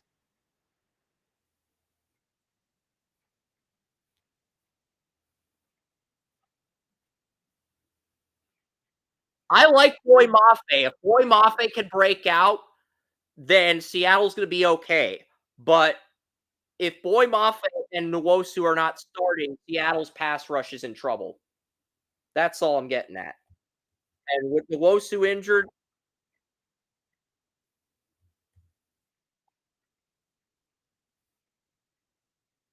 yeah. But if he doesn't, and he can't assert himself as the alpha without Nwosu, if he can't, because some guys like Yetter Gross Matos, he couldn't assert himself as the alpha without Brian Burns. Some guys just don't have that dog in them once they get to the NFL. We're gonna find out if Mafe has that dog in him real fast with Nwosu out, because this is his test.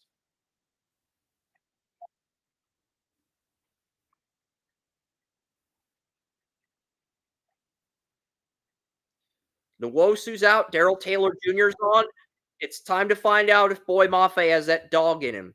2023 second round pick is entering year 2022 second round pick is entering year 3, I believe.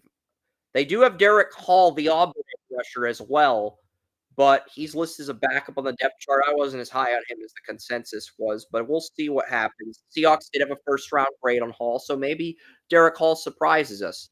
I did take Seattle 27-24. I don't feel confident in that right now. I think Seattle over Denver and Dallas over Cleveland are the 2 games I'm the least confident in as a fan. We debated this game on Talk Shoe Dallas Cleveland. I do appreciate Kerm coming on and debating. That was a lot of fun.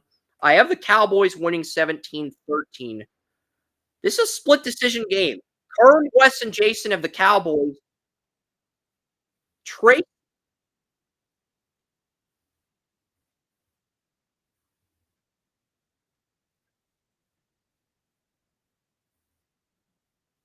here's the crazy part, Joey.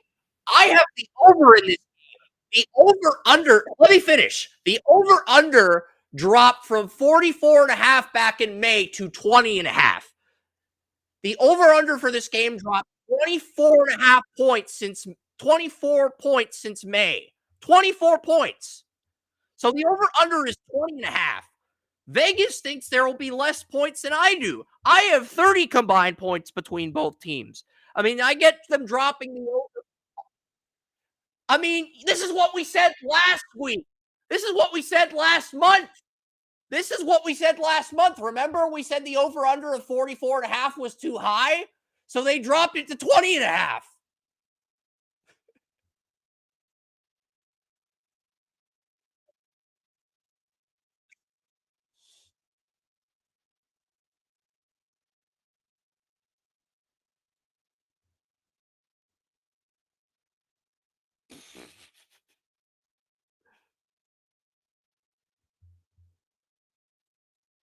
It's almost like Vegas is on their knees and they're like, please, Joey, roast us pretty, please. No, you're not even worth getting roasted now.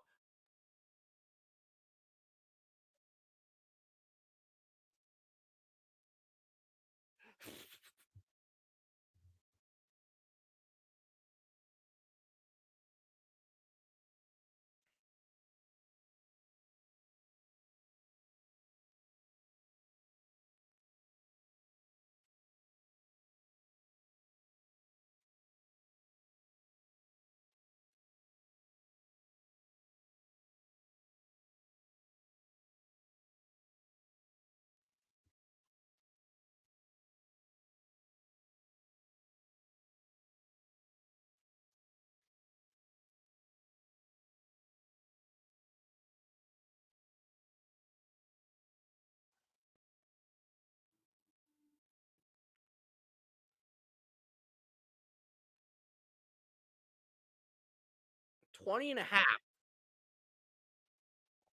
You It is because the over under is usually around 20. Over under is usually around 30 if it's a low scoring game and 50 if it's a high scoring game. But they were like, we're going to drop the over under from 44.5 to 20.5. What the fuck are you guys thinking? Did you break the knob on the guitar, like the volume knob on the guitar that sets the volume from 1 to 10? Did the volume thing on the guitar fall off and that caused the spread to drop this low? Like what the hell is going on, Vegas? We need answers.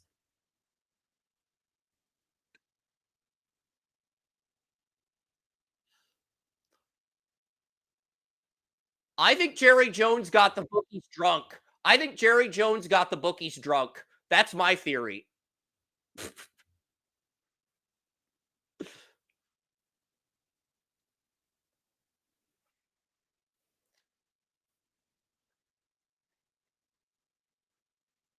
I think Jerry Jones got the bookies drunk.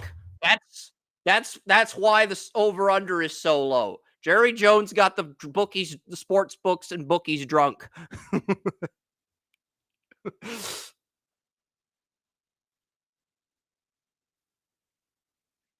I have 17-13 Browns, but the over under was originally 44.5 and they drop it to 20.5. So they're basically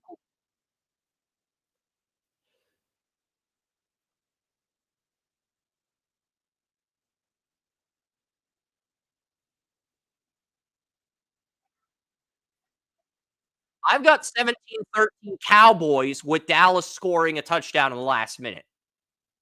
But Cleveland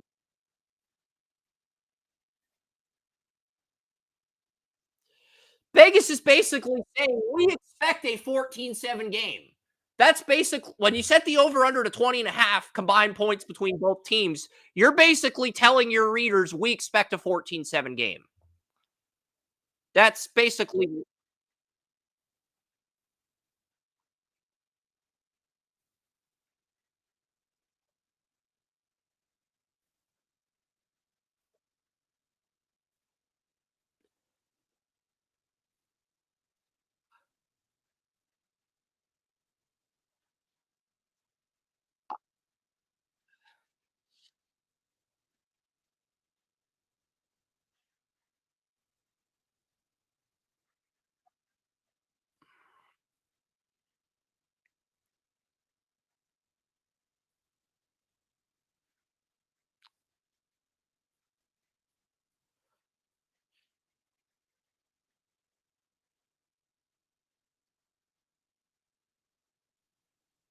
you can say what you want about Jake Tapper, Trump, or Biden, but they did not screw up as badly as the sports books here, dropping the over under to 20.5.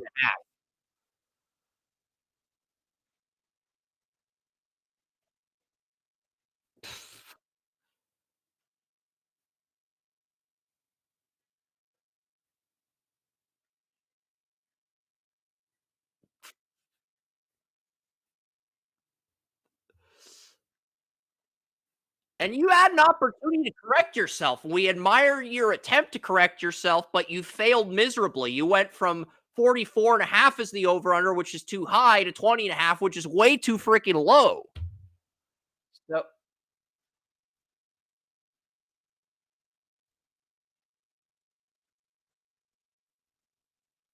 yeah.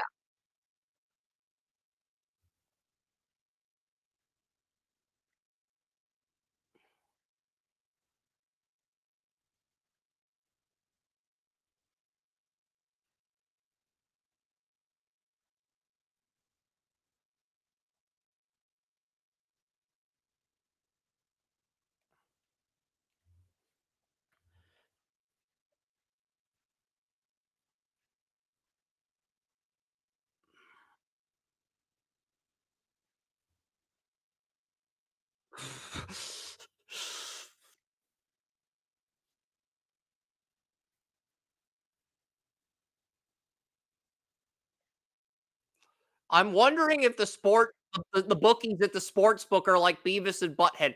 Hey, Beavis, we're going to set the line to 20.5. 14-7. It's going to be a defensive game. I'm wondering if that was the thought process. Like, what the fuck are you guys doing?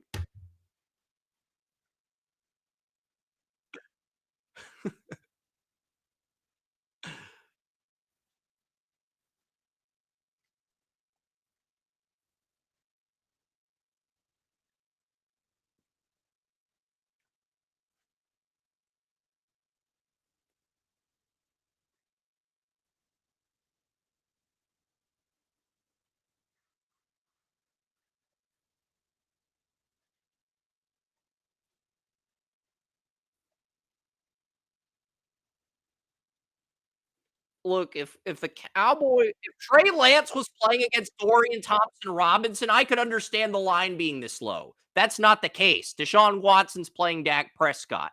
I wouldn't agree with the line being that low, even if Trey Lance was playing Dorian Thompson-Robinson, but I could at least get behind the thought process by Vegas. I can't get behind this.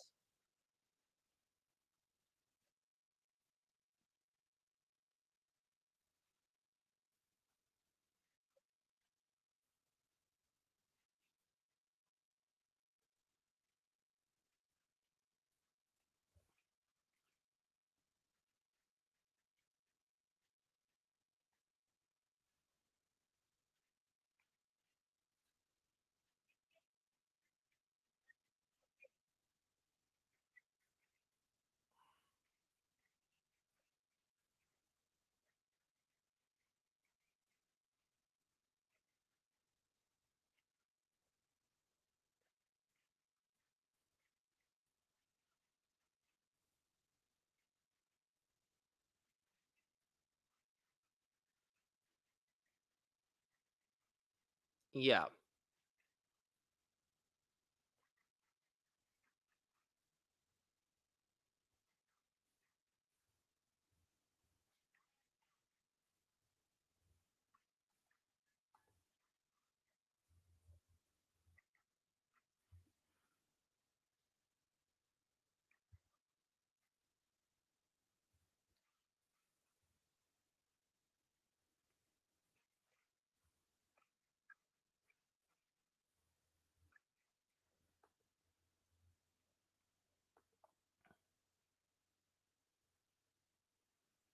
Yeah, I'm trying to figure that out myself. We'll get to the Tampa Bay Washington game.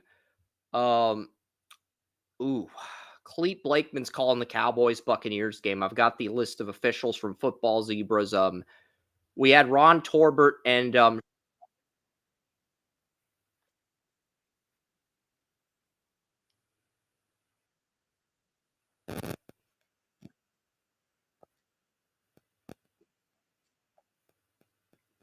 I think Tom Brady's gonna do excellent in his debut.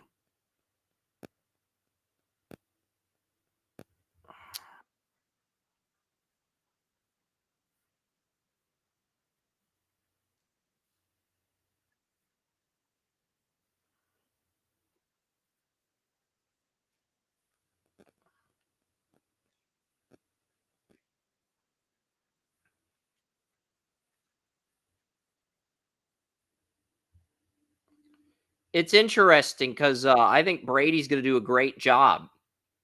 I do. I think Brady's gonna do a great job in his debut. I know Greg Olson's gonna be on the second team now as Tom Brady becomes the main play-by-play former athlete turned announcer, and Greg Olson's gonna be on the second team, which kind of sucks because I think Olson's good enough to be on the first team, but it's Tom Brady.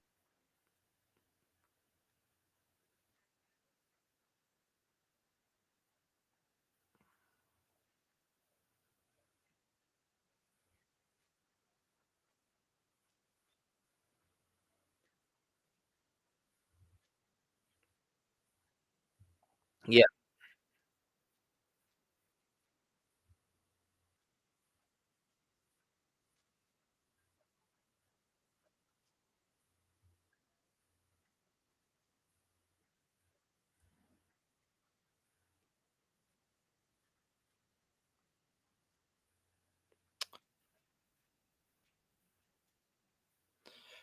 Yeah, so I was gonna get into the referees quickly before we got into the Commanders Buccaneers. I was gonna get into the referees. We had Sean Hockley in the Chiefs game, and we had Ron Torbert in the Packers Eagles game. And I jokingly said, "How many of you would pay Roger Goodell $100, a flash a $100 bill at Goodell if he left Ron Torbert in Brazil?" And I got a ton of Packers fans, a ton of Bengals fans battle telling me, yeah, they would give Goodell a $100 bill if he deported Ron Torbert and left him in Brazil.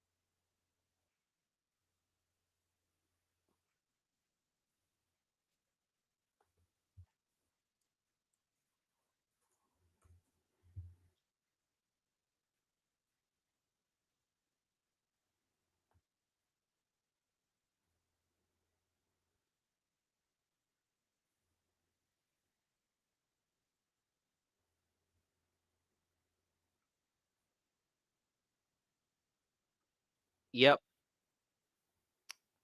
What's interesting is the official matchups. I'm gonna quickly go through this list. I'm with you on Torbert. I thought he did well. I thought he did better than Hockley. I thought Hockley called way too many penalties on the Ravens, or at least because a lot of people in the media thought the Chiefs got away with too many. Ravens got penalized for illegal shifts. The Chiefs didn't. There was a lot of people that thought that was a double standard.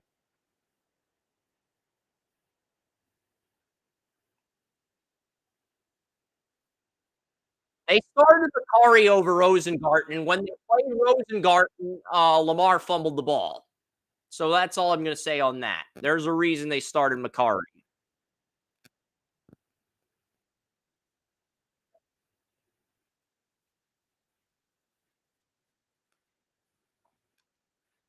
This is I think they're gonna be a second half team. To be fair, Joey, I think the Ravens are gonna be a second half team.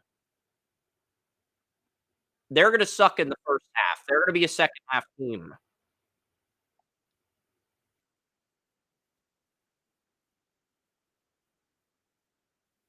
Because they get the Cowboys, they get the Bills in week 4, they get the Browns on the road, they get the Bengals on the road in the first half. They're gonna lose 4 or 5 games in that 9-game stretch, and then I think they're gonna go 1 in the second half or 7-1 in the second half. That's kind of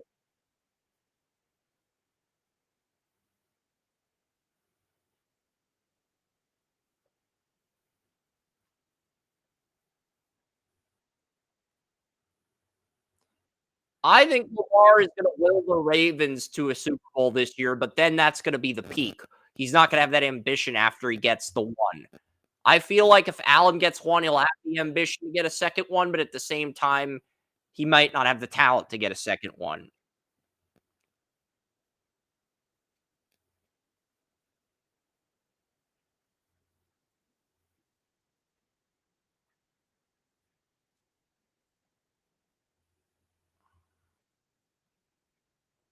They're gonna play a lot better against the Raiders in week 2. It's a home opener.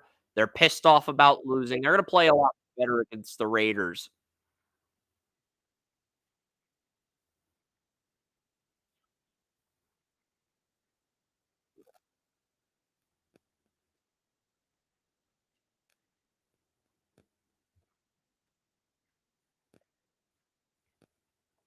Yeah.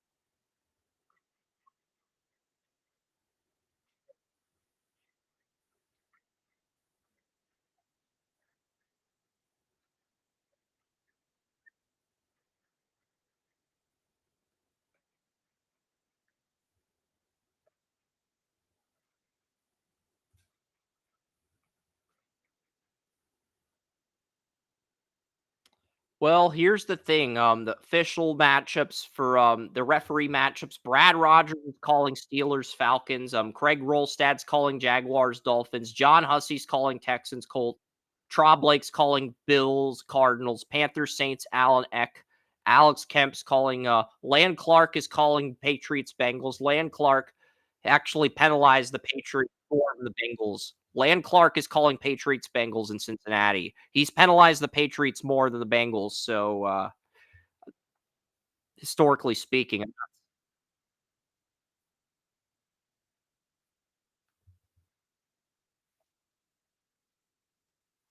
Sean Smith is calling Titans Bears, and Brad Allen's heading to Seattle to call Denver Seattle. Brad Allen.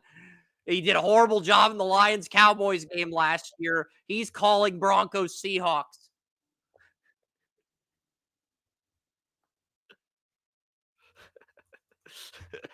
I've got to look up Brad Allen's history as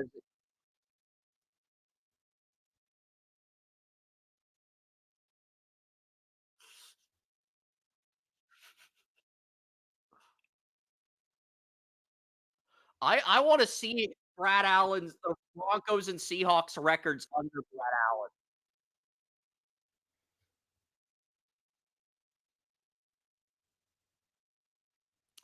Well, when the Seahawks played the Rams,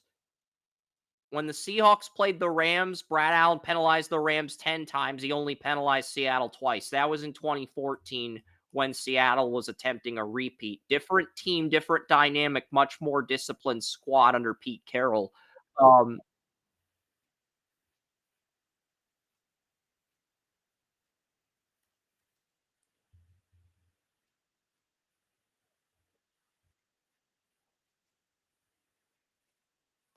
I mean, Seattle beat the Rams 24-3 in one game, officiated by Brad Allen, and Seattle was penalized 13 times in that game, and they still won 24-3, and they were penalized 13 times by Brad Allen.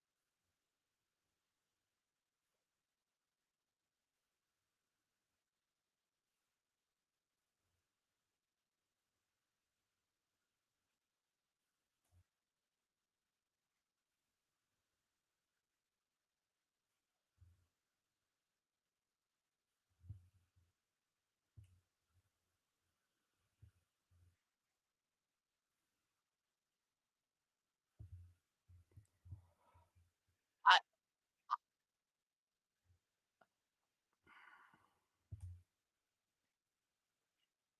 I don't know what direction this game is leading in, Joey. Seattle is 7-3 all time under Brad Allen, but they are Sean Payton. The Saints were 5-1 under Brad Allen when Sean Payton coached the team. So Sean Payton's 5-1 against Brad Allen. Seattle's 7-3 all time against Brad Allen. So I don't know what direction this game is leading. I mean, maybe Brad Allen just does a horrible job officiating this game. We just get an entertaining game, but I just think that's an interesting outlier there. Um, Clete Blakeman is calling the Cowboys-Browns game. Clete Blakeman?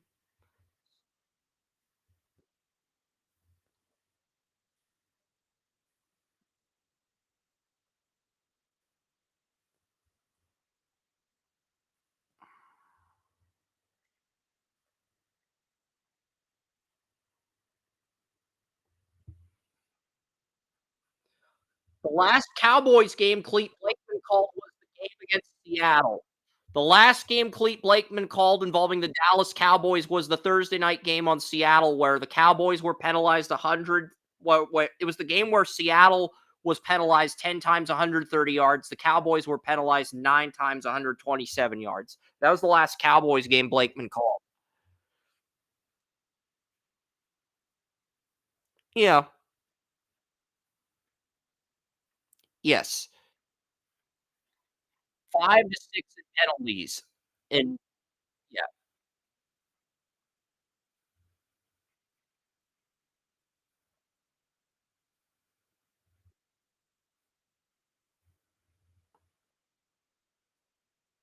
Yeah, and looking at Clete Blakeman's history with the Cowboys have won their last 2 games officiated by Blakeman. The last Browns game Blakeman called was he called the Browns opener against the Bengals last year, where both teams played good. I remember Bantle accusing, the Blakeman of screwing the Bengals over in that game with the non-penalties. Ba ba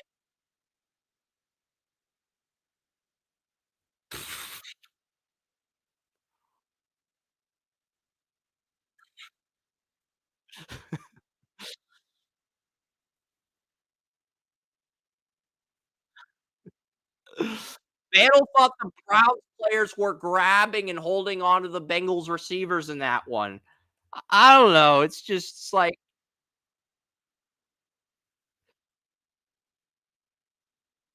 and to be fair, Blakeman did call the Steelers-Browns game in 2023 where, Deshaun Watson lost the Steelers and Kenny Pickett. He called that game, the, regular season finale between the Browns and Steelers. Blakeman called that. Yeah, there isn't really a bias for or against him. That's what I'm saying.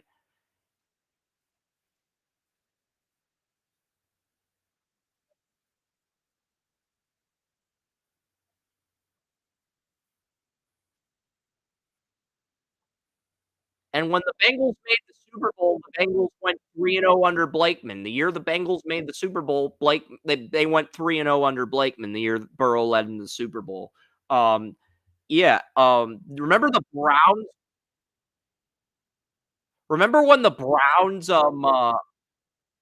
remember when the Browns made the playoffs in the COVID year? He called the Titans-Browns game where the Browns won 41 to 35 in, December 6th, 2020.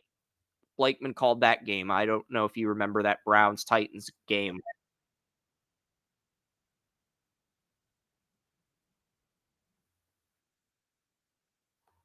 That was a 41-35 win. Shootout game. I think the Titans had like a third string corner. He also called the Steelers Browns game in 2019 where the Browns won. Was that the Myles Garrett game? Was that the game where Myles Garrett threw the helmet at Mason Rudolph November 14th, 2019 in Cleveland? In Cleveland?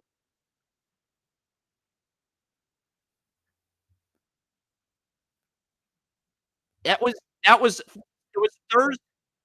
That was Thursday.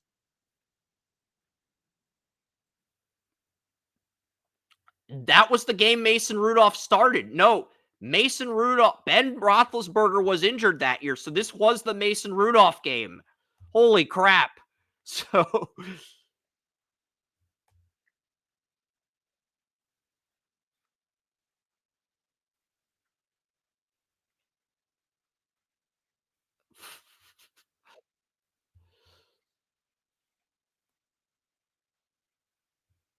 so that was the game.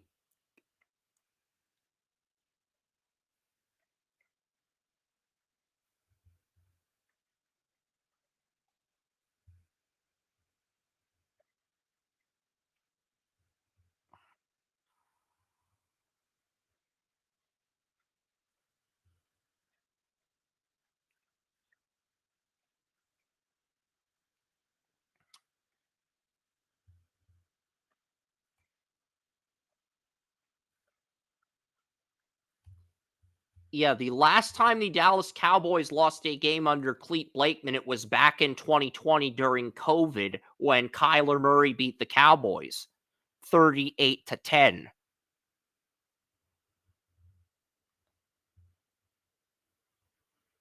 I'm not sure. Was that in Dallas or Arizona? Was that a road game? That was in,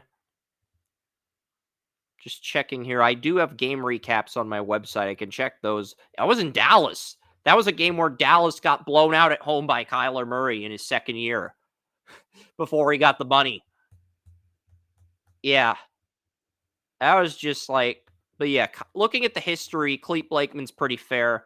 Um, Bill Vinovich is calling the Commanders Buccaneers game. Bill Vinovich is calling the first game Jaden Daniels will be playing, and that's the game we're going to break down next. Um, Diami Brown and Zacchaeus are starting at receiver. That's what concerns me. If McCaffrey was starting, I would be a little bit less concerned, but I get it. They don't want to throw him in the fire. Brandon Coleman's going to be the left tackle. Cosme's going to be the right guard. They do have some pieces. They have some depth on defense. Frankie Louvu from the Panthers and Bobby Wagner, the starting linebackers. Jamin Davis, he's going to come off the bench in a 4-2-5, but in a 43 defense, he's the Sam linebacker instead of the Mike or the Will. Less responsibility, and he complements Louvu and Wagner as veterans quite well as an understudy. He complements those guys in limited situations. St. Just is moving from nickel to number one. I think Mike Davis is just going to tear St. Just a new one. Michael Davis is the number two corner. I do not trust him. He was awful on the Chargers last year. Cade York is the starting kicker on the Commanders. I just realized if the Commanders beat the Browns in week 5, the most brutal way for the Browns to lose that game would be for Cade York to make a game-winning field goal against the Browns. Because Cade York screwed the Browns over so many times. And then he actually succeeds and screws them over when he plays the Browns. I mean, that would probably be the worst way for the Browns to lose, is to lose to Cade York on a game-winning field goal. I'm sure that would piss you off if Cade York actually, you'd be happy for it, but you'd also be pissed off as a fan.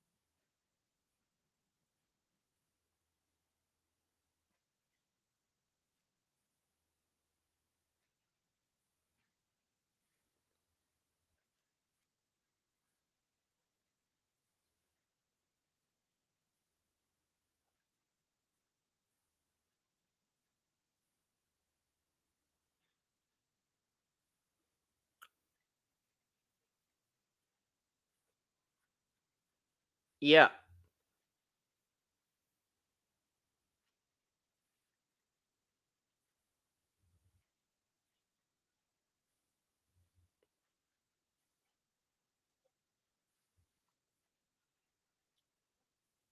I think this is going to be a high-scoring game.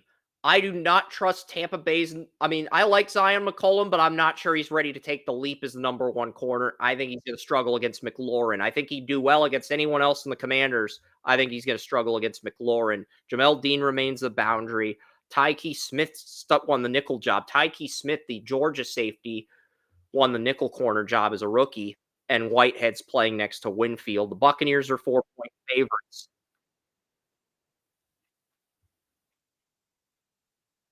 I think both Mike Evans and Terry McLaurin are gonna get 100 receiving yards, but the Buccaneers are gonna win a close one, 27-20.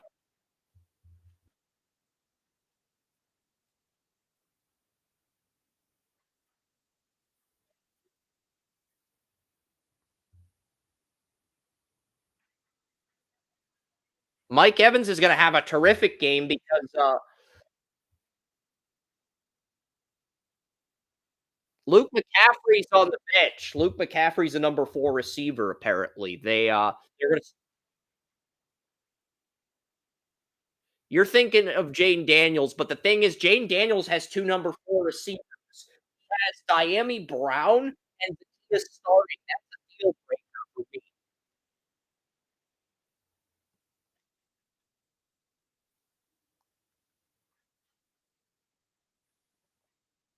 The matchups are just not good for Washington outside of McLaurin. You have Diami Brown, who we've been waiting for him to break out since North Carolina. It just hasn't happened in 3 years. I'm not confident it will happen.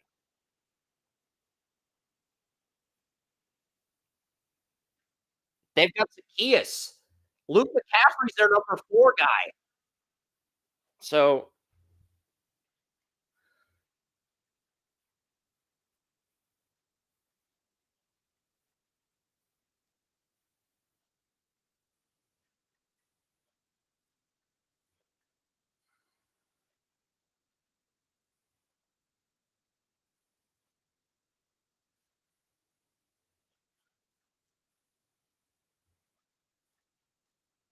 Zach Ertz is the starting tight end for Washington. He dropped a pass for Arizona that Dobbs threw, and Dobbs threw an accurate ball to him in last year's opener. That's the starting tight end for Jaden Daniels.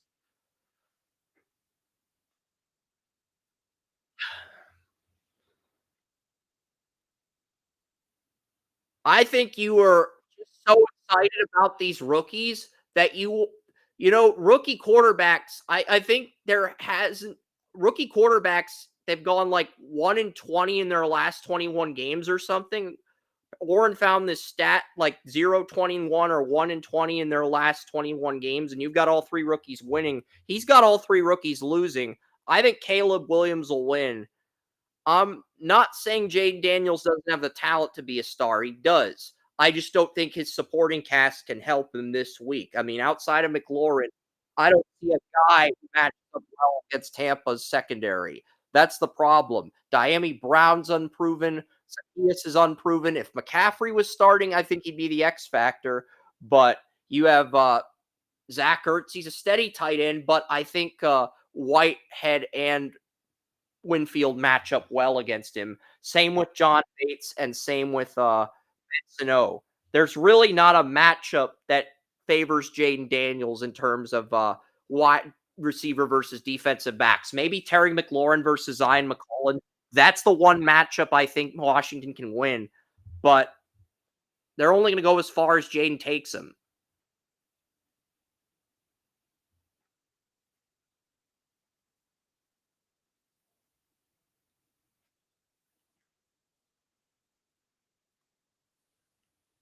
I'm not saying Washington can't win, but they are going to go as far as Jaden Daniels takes them. They're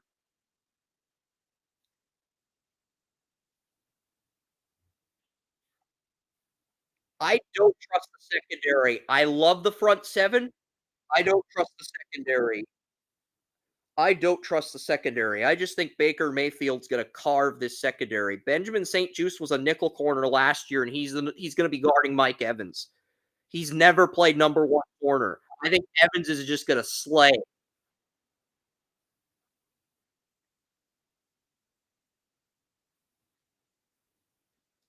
I'm going to go even one step further, Joey. I'm going to have a career game for Mike Evans. I have Mike Evans getting 12 receptions, 2 touchdowns, 208 receiving yards. Mike Evans is my leader in receiving yards this week.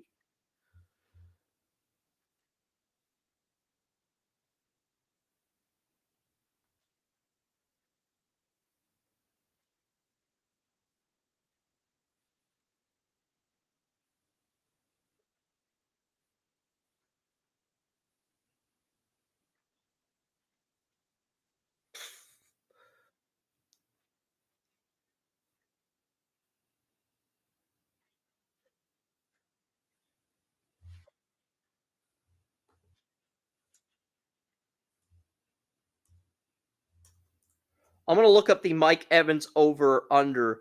It is 59.5. That's way too fucking low. It doesn't have to be 200 yards or 100, but 59.5 is way too low. Mike Evans can easily get 60 yards in this game.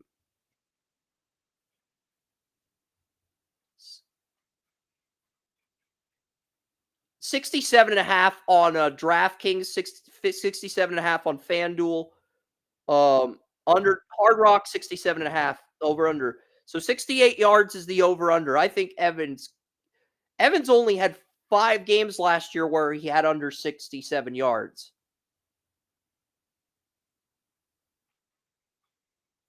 And that's from November to the end of the season.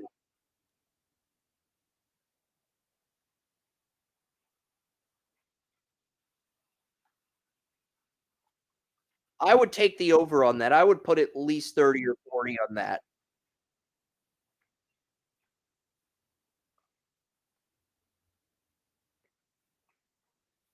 That's something I would take advantage of because Mike Evans in his career, he averages 73.8 yards a game. So that's career average.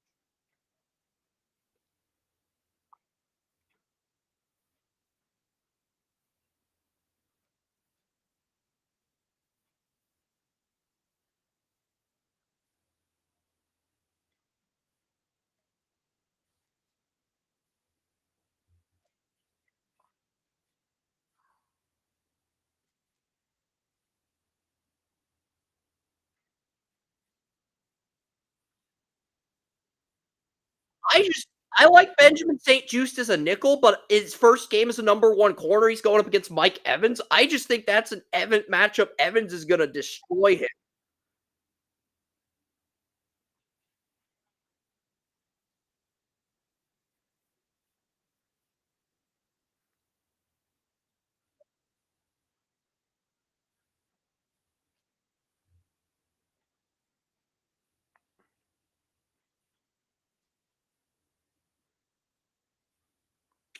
Oh, and this is a revenge game for Chris Godwin's gonna be going up against, the number 2 corner on Washington is let me look this up here. Number 2 corner on Washington is Michael Davis, Chargers corner. Chris Godwin's gonna torch Michael Davis.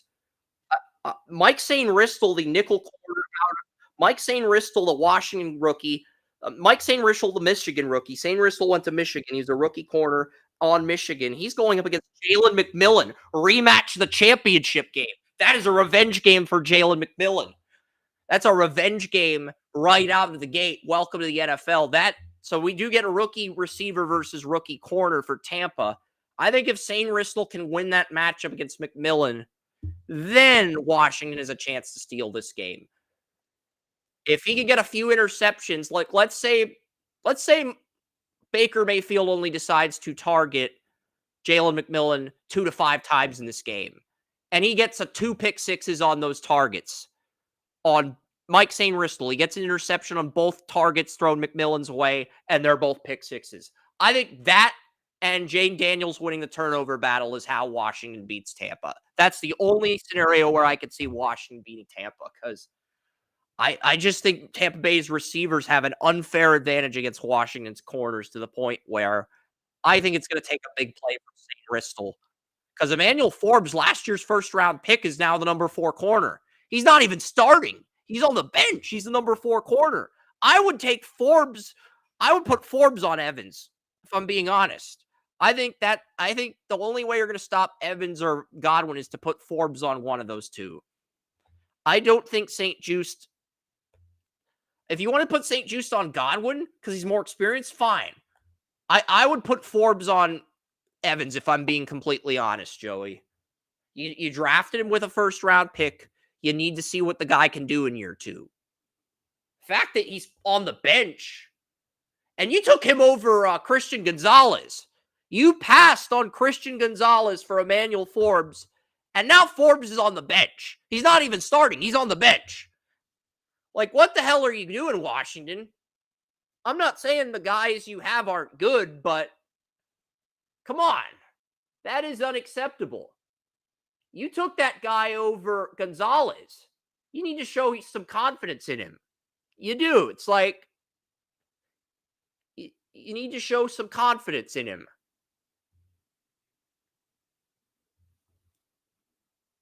Am I wrong here? You spend a first round pick on a corner and you take him above Christian Gonzalez, who many had going ahead of Forbes. Every mock draft had Gonzalez ahead of Forbes. Okay? That is the truth. So I'm not saying Washington can't win, but I think Jane Daniels has to win the turnover battle against Baker in order for the Commanders to steal this, because I just think there are too many matchup advantages that favor Tampa. I'm going 27-20, but you are.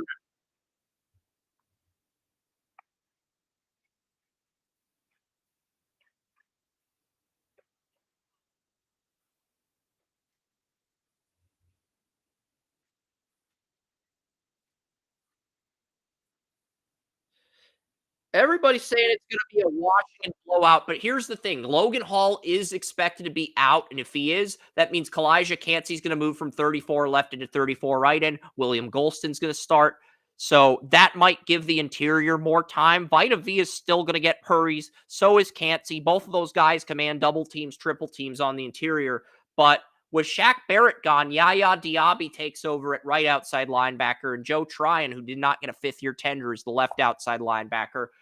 Neither one of those guys is a sack artist in terms of pass rushing, Joey. And I think that's why you have confidence in Jane Daniels. Even though Tampa Bay has the wide receiver matchup against Washington's corners, neither Diaby or Tryon's a guy who's going to get pressure on Jane Daniels or rattle him, even if his offensive line struggles at times. Like, that's the thing. They do have Levante David. They do have Britt. I do think they're going to have success stopping the run. But it's going to be interesting. You got Brady in Cleveland previewing the Browns game on Fox during halftime. Joe Klatt and Brady are having a conversation.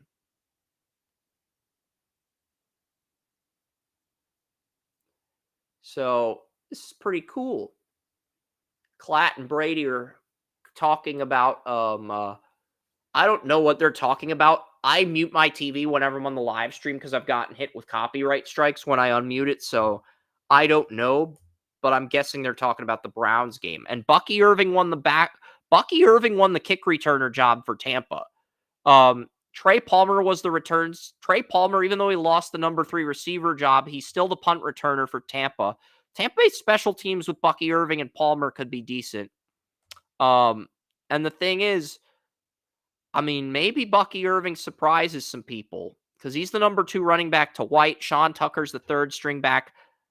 I'm not saying Washington can't win, but I think you're going to have to keep the edge rushers in check, and I think the interior is going to have to play out of their minds because you're gonna if you double team Via, it opens things up for Kancey. Kancey and Via are 2 guys that command double teams, but you can win one-on-ones against these edge rushers. It's not like Diaby or Tryon or star edge rushers. So that's gonna give Jane Daniels a cleaner pocket. I can see the thought process in Washington stealing this. I really can. I think it's gonna be a high scoring game. I've got Tampa by a touchdown, but I could see it being 34-27 instead of 27-20. I think 34-27 is a little too high scoring, a little too rich for my blood. But I'm going to go 27-20 Tampa. But here's the thing. You, Tracy, and West took the Commanders. Kerm, Jason, and Warren took the Buccaneers. So it's very close. This game and the Browns game were the only split decision games in week 1. That should say something. We either had 4-2, 5-1, or 6-0 for a majority of the games in week 1. The only split decision games were Browns, Cowboys in this game.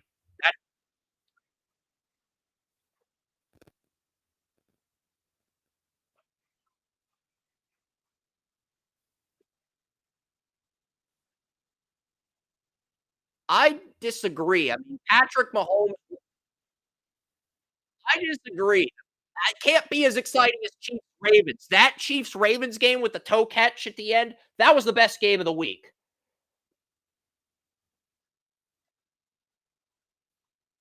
I voted for Myles Garrett as the cover photo back in May. I did. But Mahomes won the cover.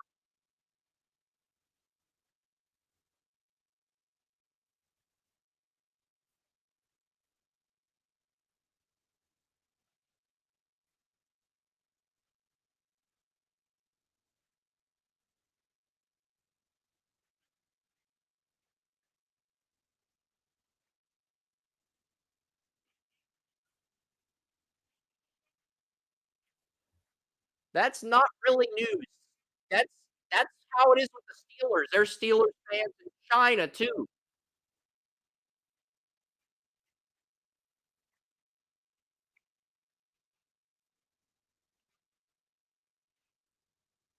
The Steelers are the world's team. I hate to say that as a Pittsburgher, but I hate to say that as a fellow Pittsburgher, but I'm just telling you, Steelers are everywhere. This is not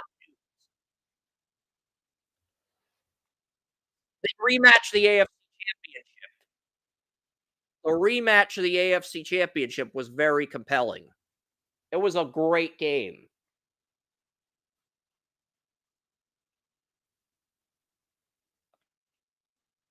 I think you're overselling. Look, it's number 2 for me.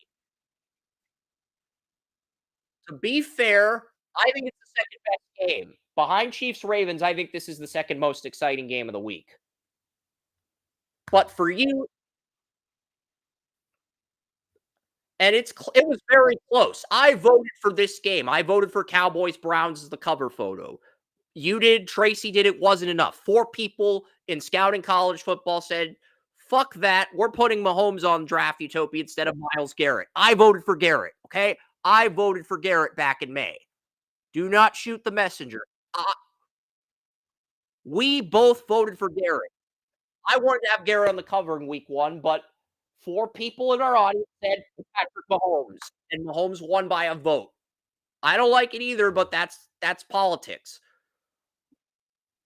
Mahomes is more popular than Garrett.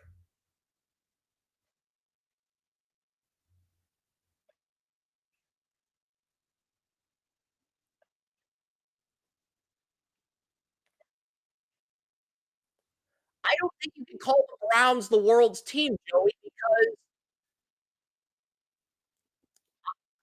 the Steelers are the world's team. The reason I say the Steelers are the world's team is because there are Steeler fans in China dating back to 2011, 2012. There are Steeler fans who take the terrible towel of the Great Wall of China. Okay? That's passion. Browns are not equal to the Steelers on a global scale. They are not.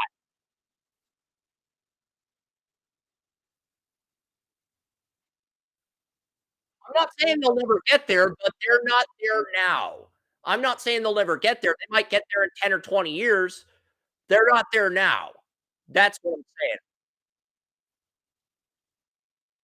They gotta win a title first. They gotta win a title first. If they don't yes, they do.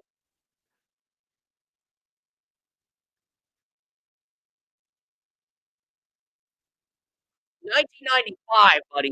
1995. 1995. They beat the Steelers in Super Bowl 30. Barry Switzer. It's just for you, the Cowboys haven't been relevant since Jimmy Johnson left. Barry Switzer didn't win a Super Bowl.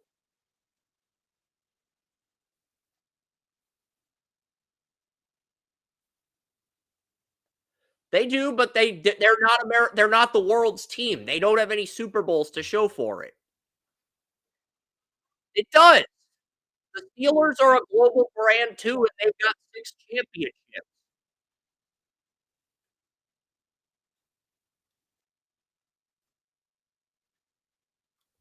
I don't agree with that. Most popular NFL team by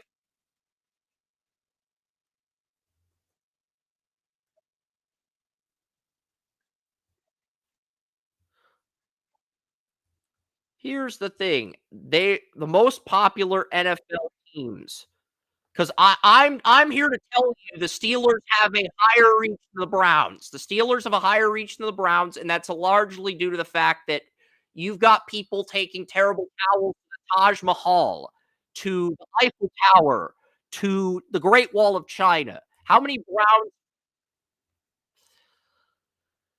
we're gonna get into this. We're gonna get into this because you wanna claim the Browns to be the world's team. The fan in you wants to say your team's the most popular team in the world.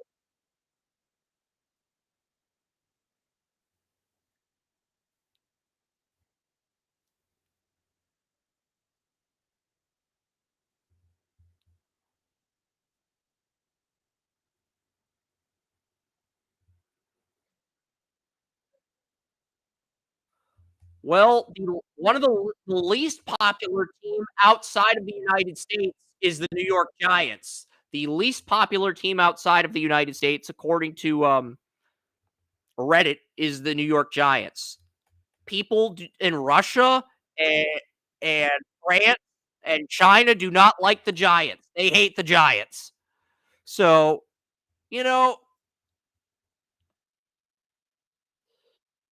not everybody. Stop generalizing. Come on. The Steelers have more bars than any team in the world. I would say they're more popular than the Browns, and it's because they have a Super Bowl. They might be bandwagon fans. I'm not going to dispute that. I'm not going to dispute that most Steeler fans are bandwagon fans, but they constantly remind you they have 6 Super Bowls, even though the Browns won 7 championships in the pre Super Bowl Otto Graham era.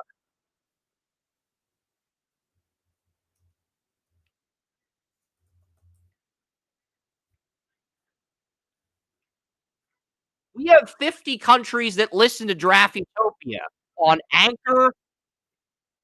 There's 50 countries that read or listen to Draft Utopia, whether it's United States or Sweden, Finland, Russia, Canada, um, China, Brazil,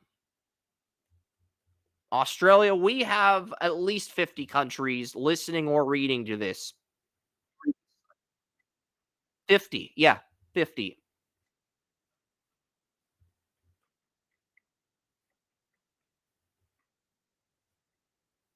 The Browns do not have 250 countries. They might have 50 countries. They do not have 250. Maybe they have 100. You're overselling them as a fan. You want to have bragging rights.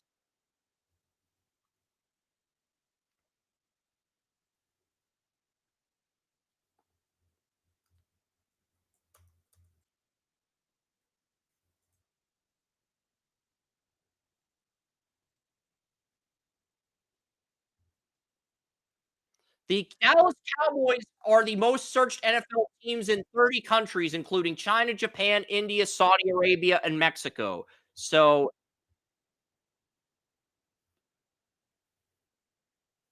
the Bills are number 2, Joey. Joey, the Bills are number 2. Chiefs are number. I'm trying to read the popularity rankings, Joey. You want to make an argument about how popular the Browns are? I'm reading the list. So let me read the list, and I will let you speak after I read the list. Okay? Just let me. Okay, the Cowboys are 1, the Bills are 2.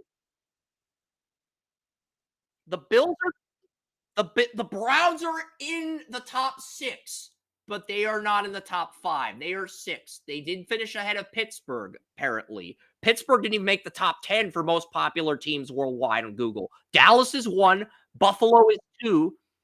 It matters. You're trying to prop up the Browns in popularity as a fan of the team. I'm trying to use facts. I'm not. You can't call the Browns the world's team if they're the 6th most popular team. That's my argument.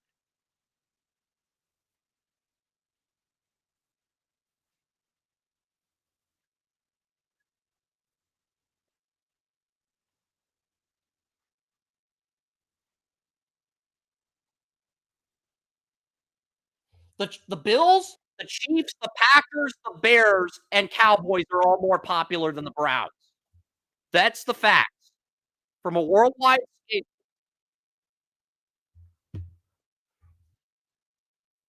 this should be simple. This should be simple. I wanna be analytical and you wanna be emotional. That's the problem. That's the problem.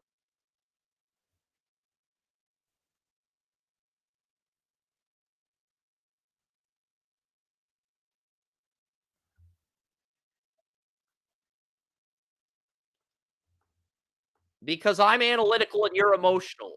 But you're emotional in a good way. It's passion. I wanna look up shit. Actually, the Browns are the 6th most popular team. Screen share what you're looking up, Joey. Call into Restream and show me what you're looking up. I'm not saying you're wrong, but I have data.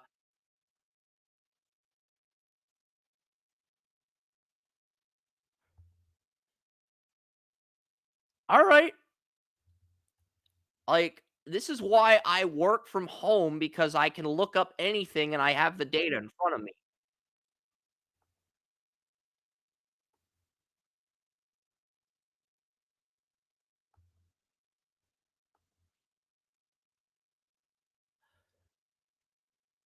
It's important, but it's not as important as the Chiefs Ravens. It's the, it's the second most important game. That is on me. I'm not arguing.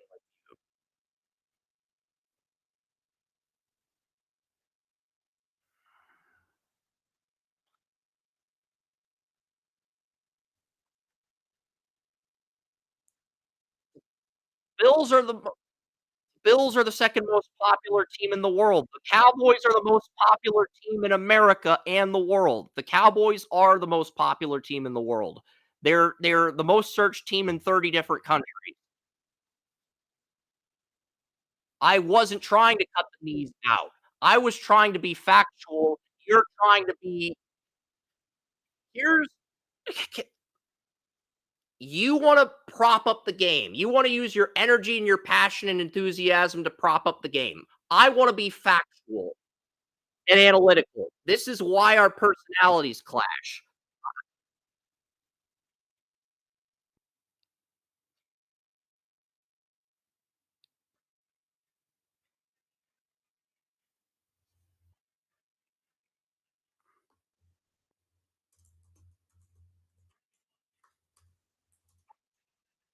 They're in 30. The Browns are in 30.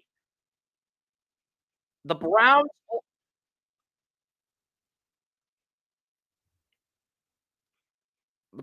the Cowboys have the number 1 searched NFL team in 30 different countries. The Browns are the most popular team in 14 different countries. They only have half of what the Cowboys have from a global scale. Okay? They have 300 backers worldwide, but they only have fans in 14 countries. The Cowboys have fans in 30 different countries. So the Cowboys are bigger than the Browns on a global scale. That's the truth. The truth is a bitch because the truth keeps Joey from propping up a game when he wants to prop. When he's in a good mood, he wants to prop up a game and he's fired up and he's passionate. That's why the truth sucks.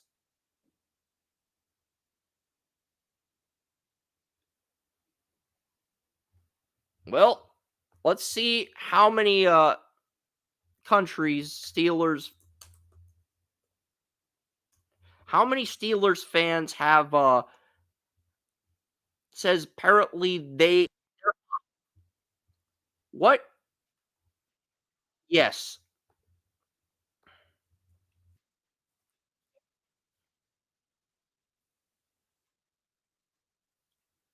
Well, apparently the Cowboys are 30 different countries. Um apparently the top times of India, top 5 teams with the largest global fan base. Apparent this is from I don't think this is I don't know if this is even credible. I'm trying to say it is. This is from November 4th, 2023. The Cowboys are number 1. The Patriots are number 2. Patriots are number 2 in global fan base according to Times of India. The Steelers are 3rd, the Packers are 4th, the Broncos are 5th. Times of India dot indiatimes.com. It's a country in India. That's probably the most popular teams in India. That's not I don't think that speaks for everyone on a global scale. That's not a credible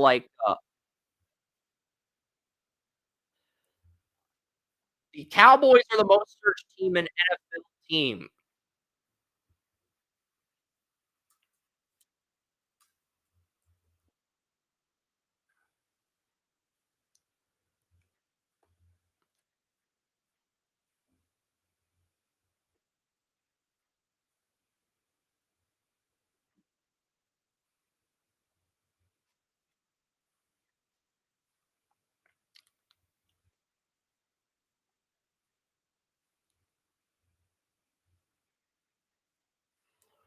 Well, the Patriots are number 2, but here's the thing, the Patriots have international markets in Brazil, Germany, Austria, and Switzerland. They are popular in those 4 countries, and they have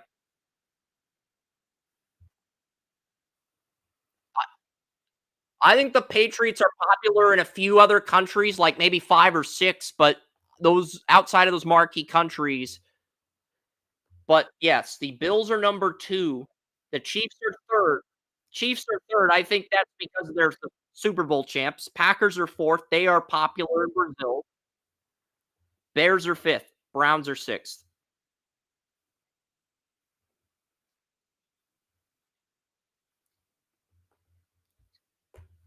That's Patriots are no, I'm on Google. I am on Google. The Bills are 2, the Chiefs are 3. The Chiefs are 3, Packers are 4, Bears are 5, Browns are 6, Dolphins are 7, Buccaneers are 8, Patriots are 9, Eagles are 10. That's according to Google, most popular teams worldwide.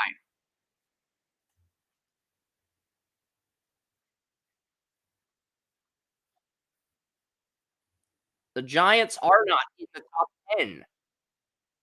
Your data is not congruent with my data. And it just feels like we're trying to override each other's data. It's like we're trying to have a data contest to see whose data is more accurate. Both of us want to be the data authorities on the show, and I'm trying to find a fair way to do this.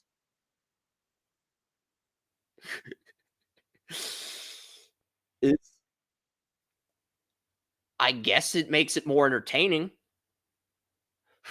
I don't watch Star Trek. I don't watch Star Trek, but it's entertaining.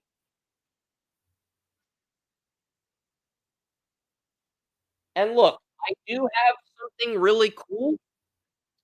Yeah, I mean, there was a, at my old house in Greenbrier, we used to have posters and pictures of, posters and pictures of different celebrities and icons.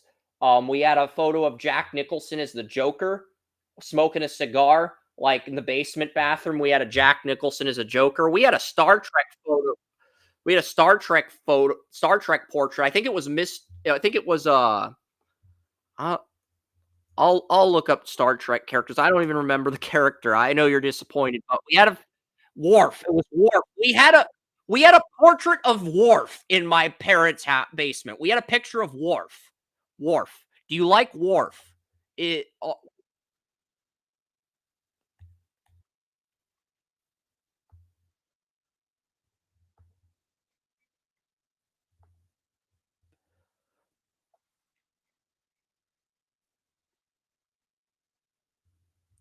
I'm not saying the Browns aren't the world's team, but they're not in the top 5. I'm saying they're number 6. Like they're right outside.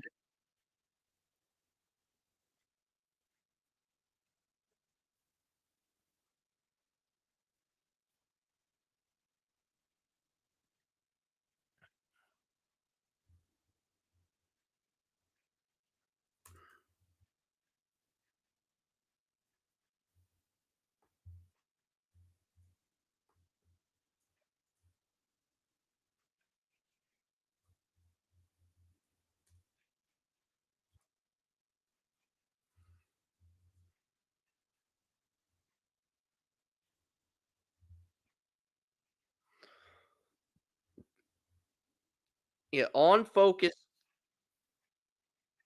Yeah, on focus. According to Flash Picks, this is from August 4th, 2024. The Packers are named the fifth most popular team in the world. Dallas is number one, 440,000 average Google searches. Chiefs are number two, 433,000 Google searches. Bills, 427,000 Google searches. The Dolphins are fourth, 293,000. The Packers are 5th, 284,000. Buccaneers, 248,000. 239,000 for New England.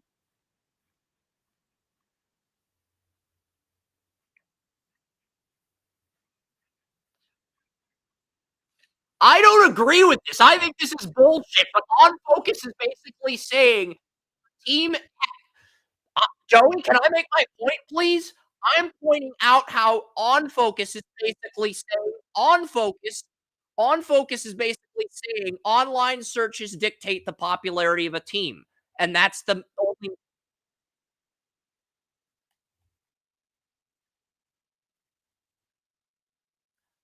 I'm not saying the stats agree with you. We don't agree on this. Can't we agree to disagree and move on to the Lions-Rams game? We have spent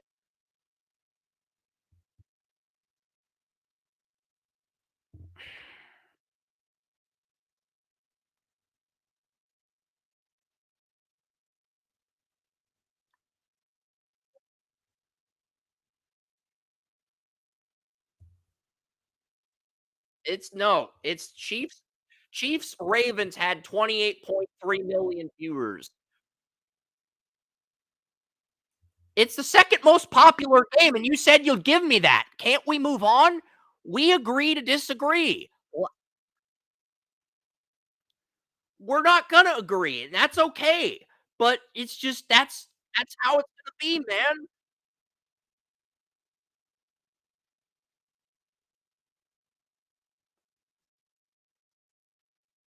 No, we're both gonna find stats that we yeah, we both yeah, because look at I'm gonna look at every stat that we're gonna each look at every stat that backs our points, Joey. I wasn't saying I wasn't gonna look at every stat that agrees with me. That's the opinion you formed. That's fine, but we're gonna look for stats that agree with us. You're gonna look for stats that agree with you on the Browns. I'm gonna look for stats.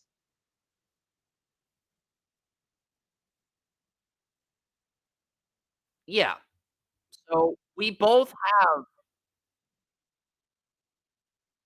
and that's okay. Monthly searches on Google. Basically, can I finish? On Focus on Focus, I don't agree with On Focus here, but On Focus is basically saying the teams that are the most searched on Google have the biggest fan bases, and that's bullshit. But that's basically what they're saying. Okay? Can we just try to find common ground or move on to the Sunday night game? Because we're just not gonna see eye to eye on this. We're not.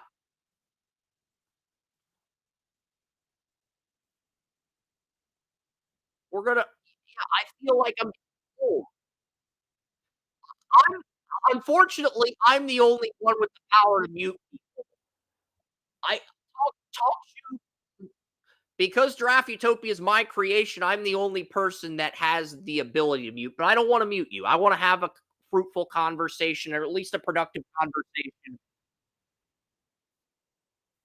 Yes, you can. Not on TalkShoe, but on your phone, you can. Yes. So,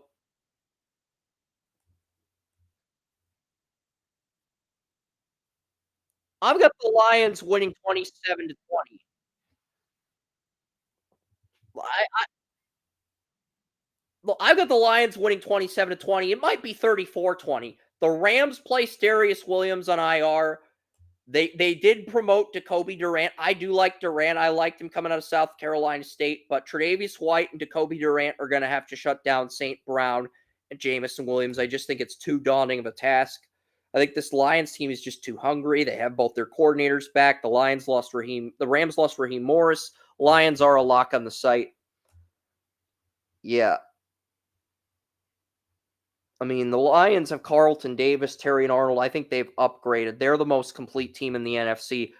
I could see this team in the next honestly, if the Lions can maintain their talent without going over the salary cap, I could see the Lions in the next I could see the Lions becoming the modern day Bills, as bold as that's going to sound. You know, when the Bills went to 4 Super Bowls and they lost all 4 times, I could see the Lions becoming that. I could, cuz they have all the pieces to be that. If they can keep their roster together without going over the cap.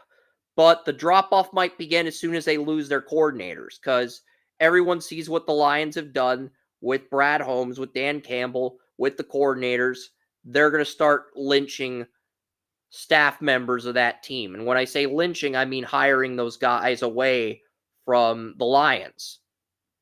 They're going to start hiring other coaches stuff from the Lions next year, especially if they get to a Super Bowl, because this has been one of the quicker and more productive rebuilds.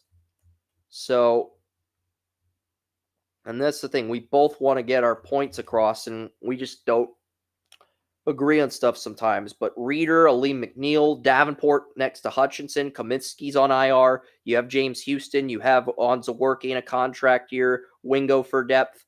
Um, you have James Houston the fourth.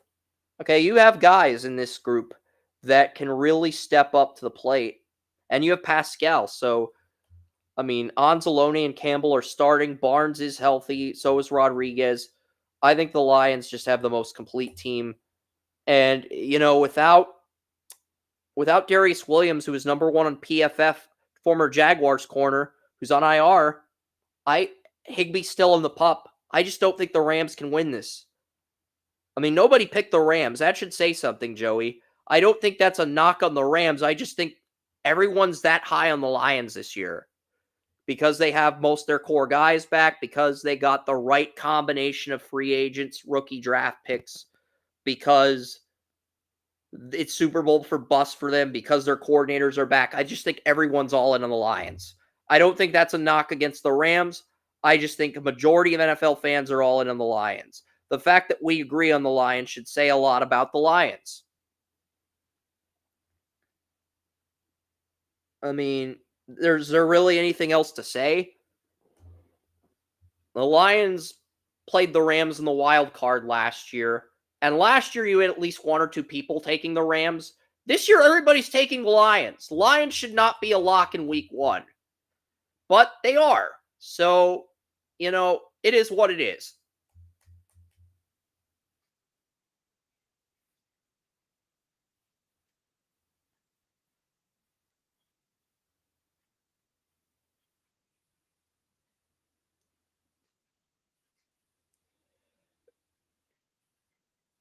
There is one baseball website selling 2024 World Series memorabilia for MLB playoff teams. The two teams that they are selling memorabilia for are the Dodgers and the Guardians. I'm not saying that's the World Series we're going to get, but one baseball, I think it's counterfeit material, by the way, but hey, I saw a baseball, I Googled a 2024 World Series champions memorabilia, and two teams came up, the Guardians and the Dodgers. I don't know if that's the matchup we're going to get, but I did think that was interesting that that's what I got on Google.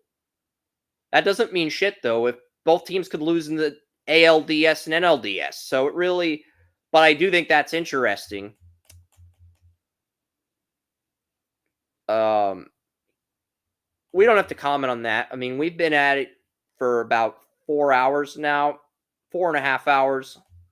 I just want to get to the Monday night game, and then we can end the call and just have fun. I mean, next week you're going to be you're going to be at the Browns Jaguars game. I think that's a top 5 game of the week. I don't think it's a game of the week. Game of the week for me next week would probably be Buccaneers Lions. And then a number 2 game of the week would be Falcons Eagles. Those would be the top 2 games. I would put Browns Jaguars at 3 though. But that's probably what's going to happen next week. You're going to try to prop that up.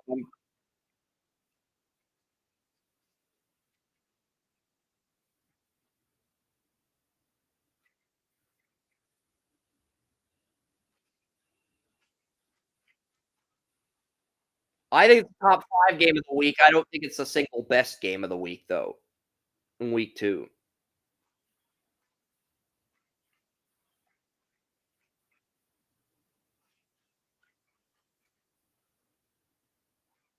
You don't like looking ahead. You like just looking at 1 week at a time, just being able to watch the games during your free time and enjoy it before you move on to the next week.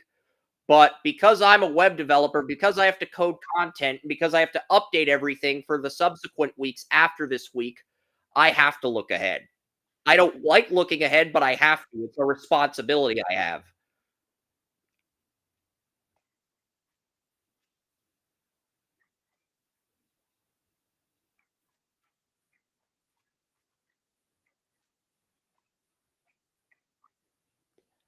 I like doing 1 week at a time too, but the thing is, when you run a business, you have to update all the weeks, all the games, all the matchups in the subsequent order. And the NFL's making it so that they flex certain games, that they can be spontaneous, but, we'll see.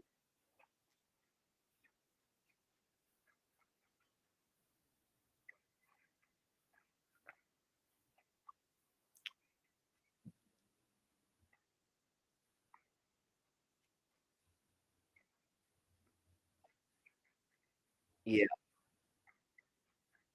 Yeah. Um, Jets, 49ers. Um, I don't know. Trent Williams should play this game, but there were reports he might not play it initially. I think he's healthy enough to play it. I think he was just upset about being underpaid. I mean, Aaron Brooks, I don't know what's going to happen with him. Um, Ben Barch, the former Jaguar, is the backup center if anything happens to Jake Brendel. Dominic Pooney won the starting right guard job. Colton McKivitz is at right tackle. McKivitz was awful last year. Leonard Floyd's going to be next to Bosa. I just think this is a Robert Sala game. Sala wants to beat his former team.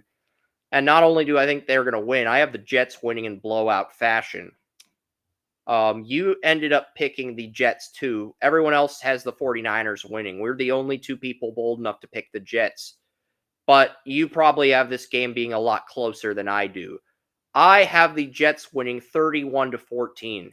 I think this is going to be a blowout. I'm not going to lie. I think Aaron Rodgers, he's going to go into San Francisco and he's going to make a freaking statement. Aaron Rodgers wants to beat the Niners. Robert Sala wants to beat his former team. Those two can unite on that. They can relate to each other on that. I think it makes the rapport with this team stronger. And just the receiver depth the depths have. Garrett Wilson and Mike Williams are the number one and number two guys. Xavier Gibson won the slot job, Joey, but Alan Lazard's the number four and Corley's the number five. That's the top five for the Jets. I just don't think the 49ers have the corners to match that level of depth. Because I think you can make the argument that Lazard or Corley's the third best receiver instead of Gibson. You can honestly make that argument. Isaac Yiadom's the number two corner. I think Mike Williams is going to win that one-on-one against Yiadom. Lenore's the nickel. I mean, Gibson versus Lenore, that could go either way. Renardo Green versus Alan Lazard. I like Green. And then Corley versus Rocky Sin. I like Corley in that one. So, I mean, there are a lot of good matchups in terms of the Jets receivers, Niners corners. I just think that enough of those matchups favor the Jets. Hafanga and Jair Brown are good safeties, but with Drake Greenlaw tearing his ACL in the Super Bowl, Devondre Campbell stepping in, I think the Niners, I think the Niners are going to have a Super Bowl hangover. I just do. It's a gut feeling. I could be wrong on this, but the gut says that it's going to be a Super Bowl hangover for San Francisco. That's just my gut feeling. I think they could get the last wild card. I have them starting 0-3 and getting the 7th seed on the year. And their first three games are brutal. They get versus the Jets at Minnesota on a short week. Luckily, they play Sam Darnold. They should win that game, but I feel like Sam Darnold, he's going to do well in revenge games, and then he's going to play like crap the rest of the year. That's just the vibe I get with Darnold. It just is. I could end up being wrong on that. So, yeah. But we were the only two bold enough to take the Jets over the Niners.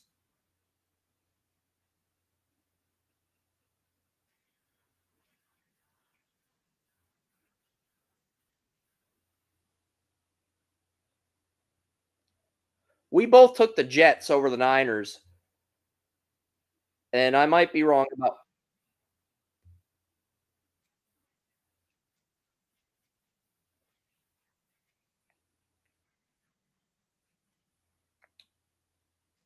I'm not saying Sam Darnold is good, but he learned under Brock Purdy for a year. He knows the type of offense Shanahan runs. I could see him playing well in that one game and then playing like crap the rest of the year. Because for him, it's a revenge game. It's the thrill of beating his former team. You know, that's the thing for a lot of backups. The thrill of beating a former team you played on. It's a motivator. So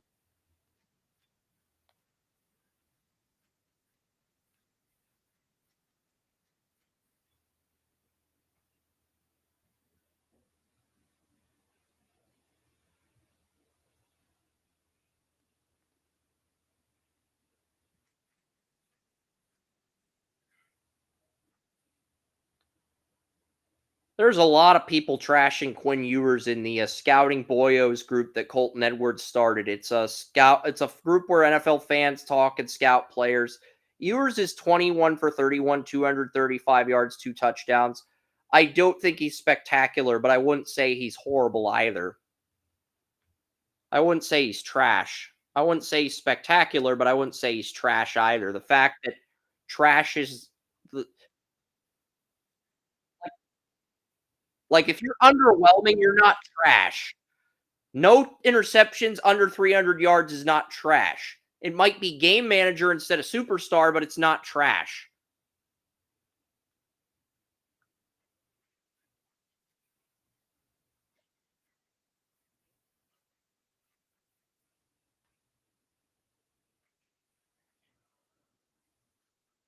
See, because all the people who are saying Quinn Ewers is trash in this group, Twitter's saying the exact opposite. College Football Live saying that he's managing the game well, having a fantastic game. Ultimate Lineup is really praising his leadership, his motivation, his drive, his moxie. So, I mean, that's the thing. Ewers looks good today. Charlie Campbell tweeted, Quinn Ewers is carving up Michigan today. I have Ewers going to the Rams in the first round. I have Beck Sanders and Ewers as second round quarterbacks, but the Giants, Titans, and the Raiders are all going to need quarterbacks at the end of the year, and those teams are going to be willing to reach for guys because I think Ewers, Beck, and Sanders would start right away on all three of those teams. Charlie has the Rams taking Ewers and grooming him behind Stafford, which is interesting. I don't know if it happens, but that's probably the most interesting mock draft scenario. The Rams take a quarterback and groom him behind Stafford. They're at that point where they probably should. I don't know if they will. They might just want to keep getting pieces for win now until Stafford retires. That's the trickiest part about evaluating a team that has stability at quarterback. When do they start to pivot towards the rebuild? That's the hardest thing to pinpoint with a successful football team. When are they going to pivot towards the rebuild? Because the Patriots just wanted to maximize Brady's years in New England before they did the rebuild. But the writing should have been on the wall that after 2020, we probably need to start a rebuild. Probably should have drafted Lamar, but hey, they thought they could get Brady until he retired. I think a lot of people outside of the Patriots were surprised, but once they saw Belichick, but a lot of people like Quinn Ewers on Twitter, but it's just a lot of people are pointing out how Michigan secondary drop picks.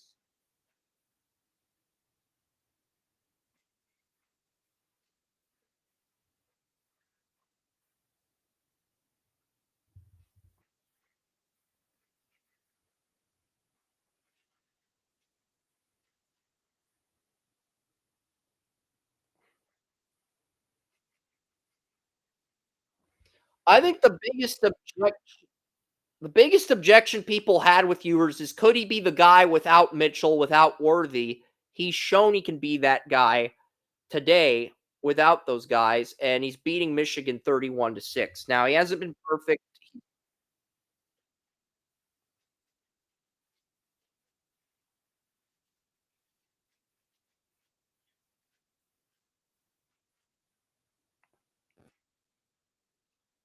I think a lot of these people that are trashing Ewers are just being homers. They don't want to admit they're wrong about the guy because they want their opinions to be correct. They want their opinions to be validated. And that's a horrible way to scout. That's a horrible way of scouting.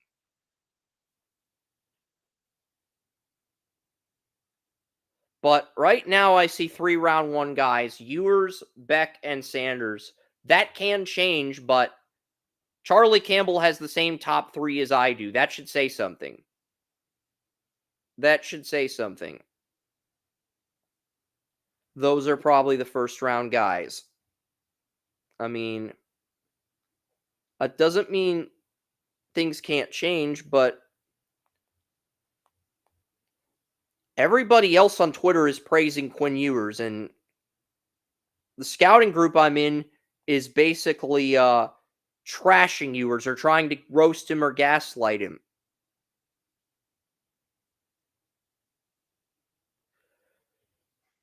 It's just weird.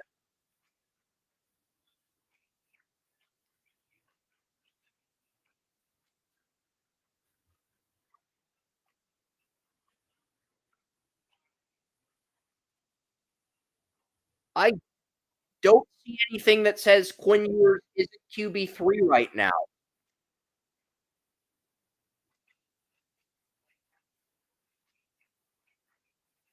I think there are guys who could jump Ewers, whether it be a Dylan Gabriel or a Jalen Milrow or a Cam Ward, but they haven't done enough to move the needle yet. And Ewers has been consistent, so that's why he's still QB3.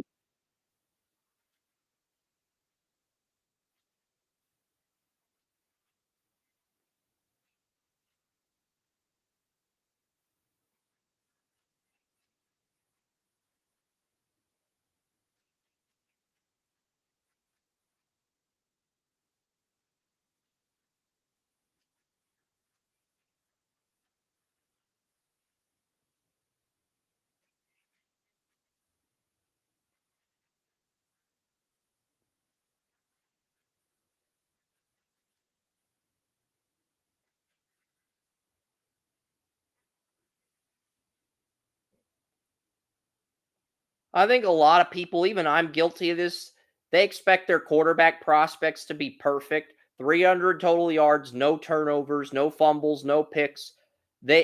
Against the best teams in the country. The thought is if you do not get 300 total yards, no picks, no fumbles against the top 10 team, you're not a first round pick. And that's a misconception in today's era because I think the standard is a lot lower than it was 5, 6 years ago when Mahomes and Watson entered the draft. The standard, we hold people to high standards, but the standard from the media is a lot lower than what it used to be.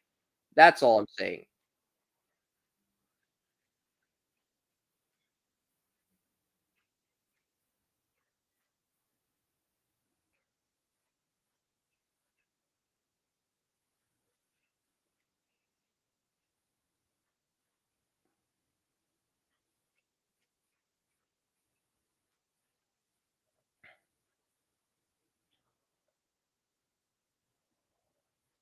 Look, if Shedeur Sanders is a horrible game against Colorado, against Nebraska, I'm open to moving Beck or Ewers up to number one. I'd probably move Beck up to one and maybe Ewers up to two. But I haven't seen anything that says move Ewers out of QB3.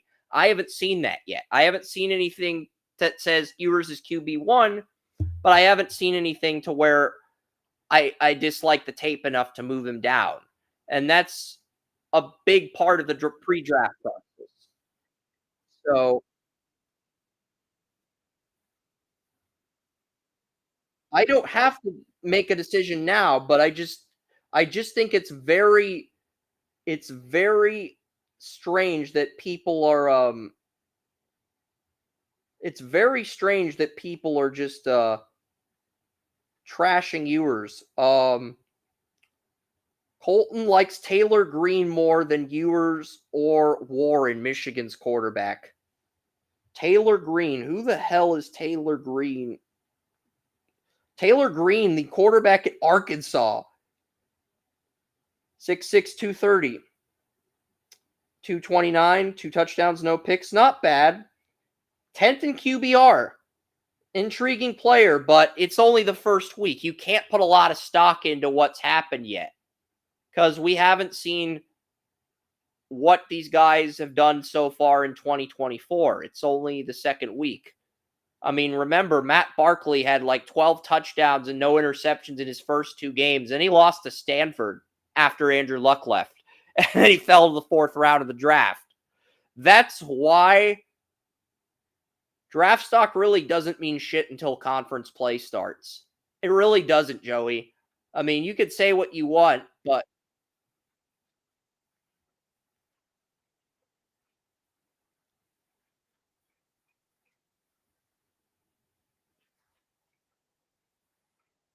I had Will Johnson as my number one player ahead of Will Campbell.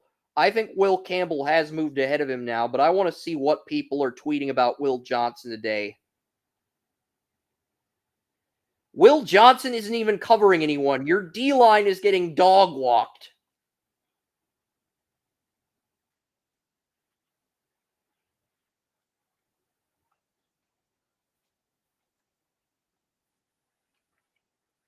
Look, I have a 96 potential grade on Will Johnson, but I would argue Will Campbell's closer to reaching his ceiling than Will Johnson is. That's the argument I would make after 2 weeks of football. I wanted to put Will Johnson at the beginning of the year because Will Johnson was on the national champions. So I wanted to give the national champion the benefit of the doubt. But it is clear as daylight that Campbell has the better tape from what I've seen so far.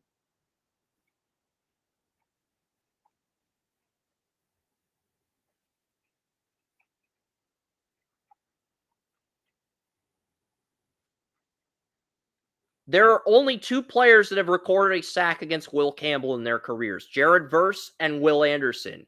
And Verse, that was in 2020 two in his freshman game. That was in 2022. The both of those were in 22, I believe. So both the sacks Will Campbell gave up were in 22 against the top two edge rushers in the last two drafts during his freshman year. So you can't really give him shit for that. You can't. So if I were to adjust my no, because I have a draft big board here. I have Will Johnson at one. I have Will Johnson at one, but I have Will Campbell at two. You know what? We're moving Will Johnson down to two. I'm moving Will Campbell up to one. So if Will Johnson has a floor of 86 and a ceiling of 96, we're going to move Campbell's floor grade up to 87. And 87 might be too low for a floor grade, but that's what we're going to give Campbell now.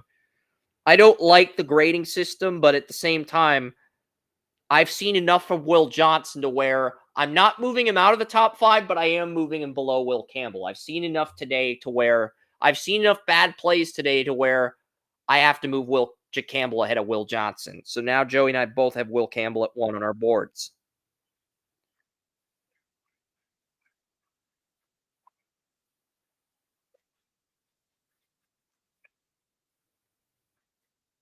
I don't dislike Will Johnson. It's just Will Campbell has been more consistent on tape. And at some point, that matters. If both players have the same potential grade, 96 out of 99, the player with the better floor who can help you win now is the player you should pick with the number one pick if you have a quarterback. And right now, that's Will Campbell. Right now, Will Campbell will give you a better chance to win now than Will Johnson.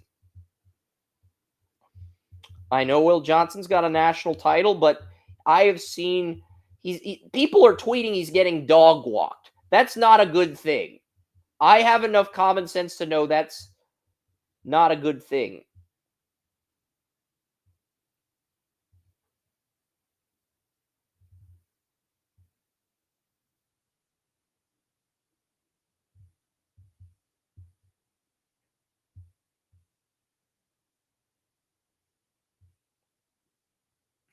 But yeah,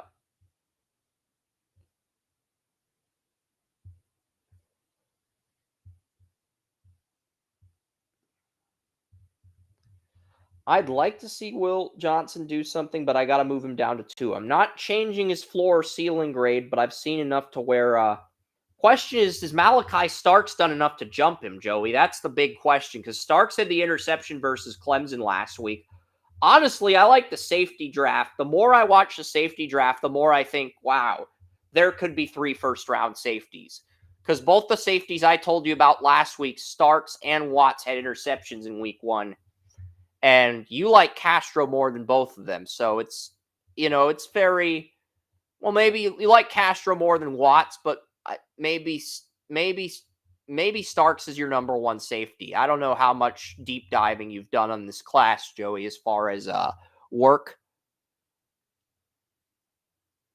I will watch this game until Texas brings in their second team, and then I'm probably gonna end the live stream because we know Texas is gonna win. It's the fourth quarter. It's 31-6.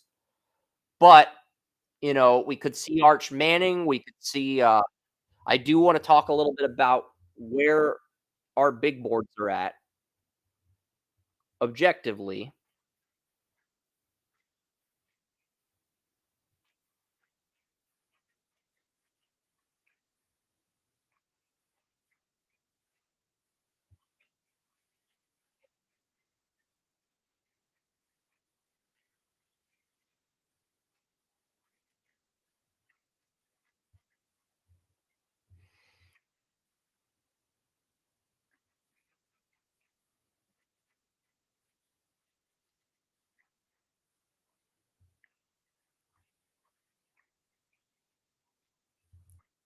I have Malachi Starks as the number 1 safety. What exactly do you disagree with me on? I'm trying to hear you out because your audio is kinda choppy. I don't think that's your fault, though. I think it's just the reception in Jackson.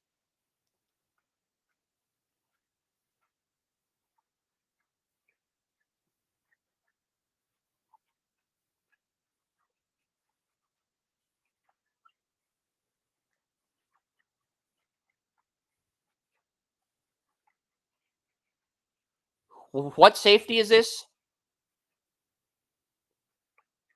Yeah, I have Starks at 3 on my board. I have him behind Will Johnson. I have him I think I'm not ready to move him ahead of Will Johnson, but I'm considering it. I wanna see more from him, but if he continues to improve, I'd move him ahead of Johnson. That's kinda where I'm at right now. He's 3 on my board behind Will Campbell and Will Johnson. I might move him ahead of Will Johnson. I'm not gonna move him ahead of Will Campbell. That's kinda where I'm at. I might move him up to 2 if he continues to improve, but I'm not there yet. I think we're on the same page.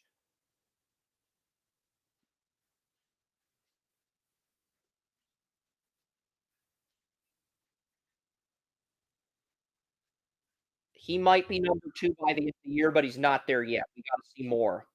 But I've had Starks at 3 on my board. He might jump Will Johnson. I'm not ready to commit to that yet because I do have Johnson as the higher. I have an 86 on Will Johnson for floor and a 96 for ceiling.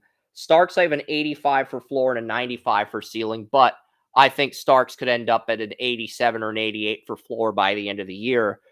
And it just depends. If he continues to improve, his floor could go up. I'm not denying Will Johnson's ceiling, but if Stark's regular season play continues to improve, his floor could improve as well. Luther Burden is at 4 on my board. I have Burden at 4 and Benjamin Morrison at 5. I have Kelvin Banks at 6 and McMillan at 7. I've got 84, 94 for floor and ceiling. I think those are probably the safest picks after the top 3. I mean, McMillan went off against New Mexico last week, but I want to see him do that against Big 12 opponents. If he can do that, because I think Burns faster, but McMillan's got that 6'4", 220-pound body you want in a receiver, but he's projected to run a 4.5 instead of a 4.4. That's that's really the only reason McMillan's behind Burden in a lot of draft rankings. I have Egbuka at 8, but I could have him at I might be too high on Egbuka. I've even admitted that Egbuka's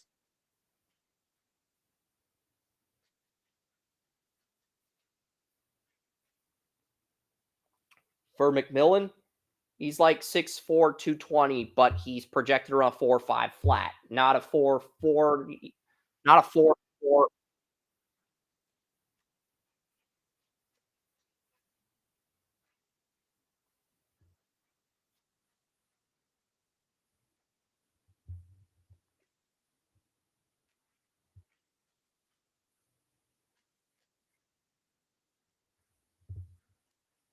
Yeah. The hands, the body placement, the route tree, there's a lot of variables that are gonna be important with the receivers, but I think there's 4 round 1 guys: Luther Burden, Tatoria McMillan, Egmeka Egbuka. If you count Travis Hunter as a receiver, there's 5. I have Hunter as a corner, but I think Hunter and Torrey Horton, I think those are the 5 round 1 guys at receiver. And then after that, there's a massive drop off from Torrey Horton to the next guy. And look, my number 1 receiver in round 2 is Evan Stewart out of Oregon. I mean, he was good his freshman year at Texas A&M, but I didn't see the same intensity in year 2, and he transferred to Oregon. He's got to kick ass with Dylan Gabriel this year to sneak into the first round. I don't see the same passion that I saw from Troy Franklin last year, frankly. But it's only one game. Oregon was very sloppy against Idaho. They will certainly get better as the season progresses under Dan Lanning, so you can't really put too much stock into that right now. But I think there are 5 receivers that have first round route running. Evan Stewart, I think the best receiver at high pointing the ball is actually Trey Harris out of Ole Miss. He is fantastic at high pointing the ball. He's got the speed you want, and he's just great at tracking the ball, locating it, high pointing it, and just consistently making catches. May only run like 9 or 10 routes out of 30, but he's fast, he's athletic, he's very consistent at high pointing the ball. So Trey Harris could be a name to watch. Um, I do think this game is big for Ewers because Michigan's a team that had like 4 first round prospects, and Ewers dropped 31 on them. I mean, that's not nothing. And same could be said with Kelvin Banks. I mean, I think Banks is probably the OT2, but it's still very early. Um,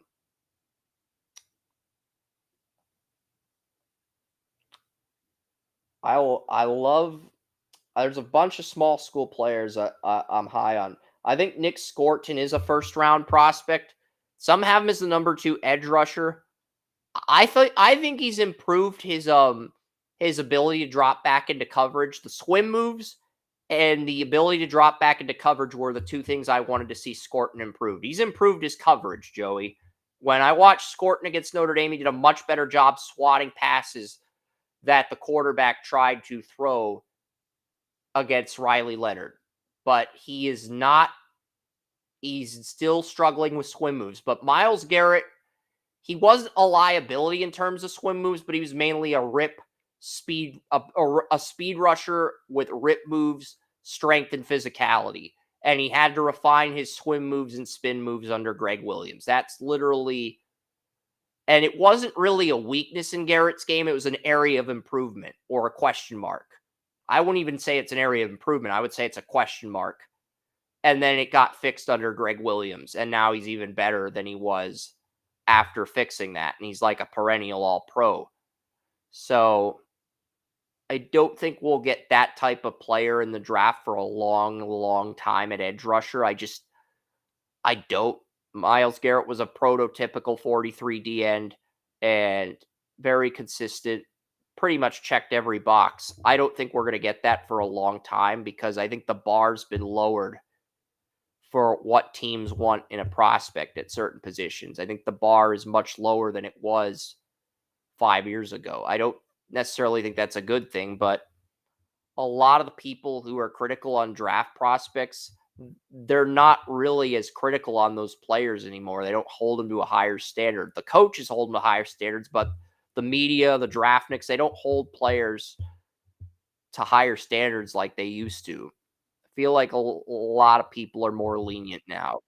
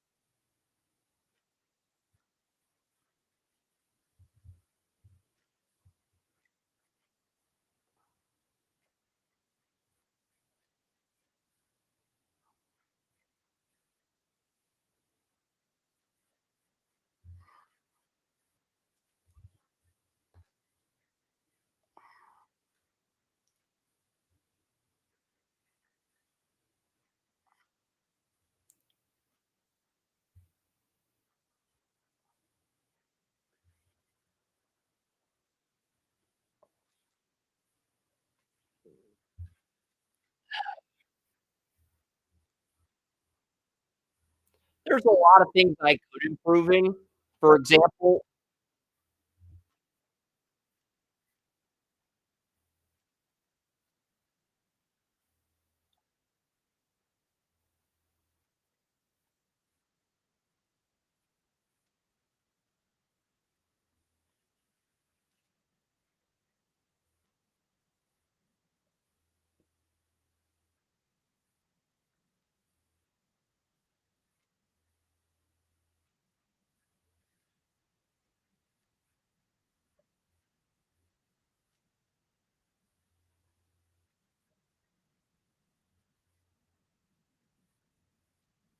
because I don't see a quarterback that moves the needle. I don't see a quarterback that's horrible, but I don't see a quarterback that's on the caliber of Joe Burrow, Trevor Lawrence, Caleb Williams, Patrick Mahomes. I don't see that this year. I have Shadur, Beck, and Ewers at 57, 58, 64 in my big board. I know those three are going to get picked in the first round, but it's because the standard's lower. And because the Titans, the Giants, the Raiders, maybe throw in the Steelers if Wilson and Fields but both fail as the teams that are going to be in the market for QBs. So the market, the demand for quarterback is greater than the supply. And what that means is because the demand for the position is higher than the quality of the talent, mediocre talent or below average talent or talent that doesn't quite meet your Caleb Williams, Patrick Mahomes standards, that level of talent's going to get overdrafted due to the demand for the quarterback position. That's the reality. I've accepted that. I don't like it, but I've accepted that. I We're due for a down year. We've been spoiled with good draft after good draft after good draft in the NFL and the NHL since 2020. We're due for a bear market. We are. I'm not saying this draft will be a bear market, but I'm just saying as draft analysts, as fans, we're due for a bear market. We're due for a bad draft class. We're due for one. I think we're going to get one this year.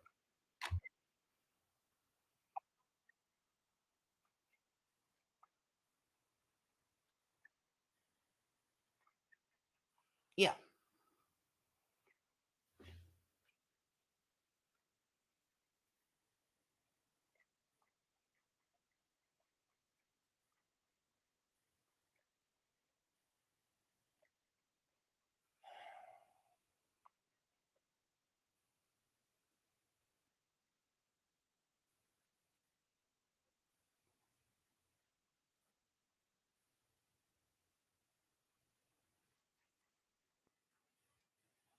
My miss was Sam Darnold.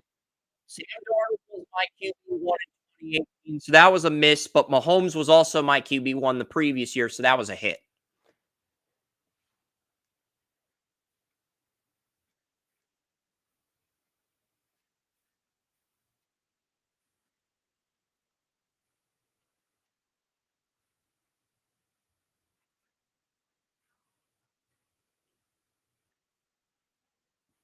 But in a draft like this where there's not an exceptional quarterback, the guy who's 50 if the top 3 quarterbacks are 57, 58, 64 on your big board, those guys get pushed up to the first round in a year where there's not a stud QB.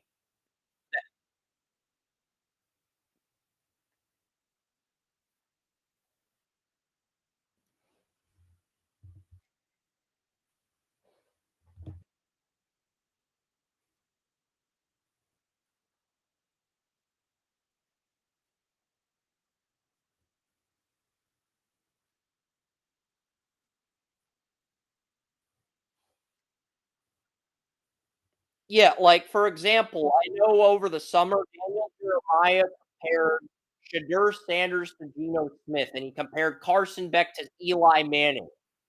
I don't think Carson Beck's tangibles are on par with Eli, but I think his arm is better. I think his arm is better than Eli's was at this point in his college career. I think his arm is better than Eli.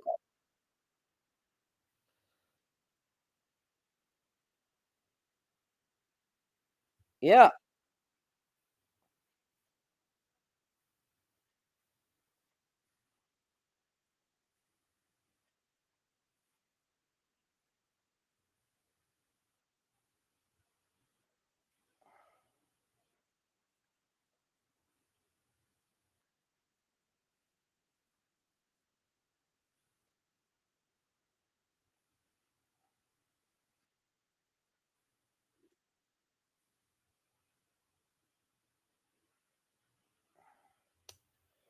I'm just looking at yeah, we do compare notes when we're not on the podcast.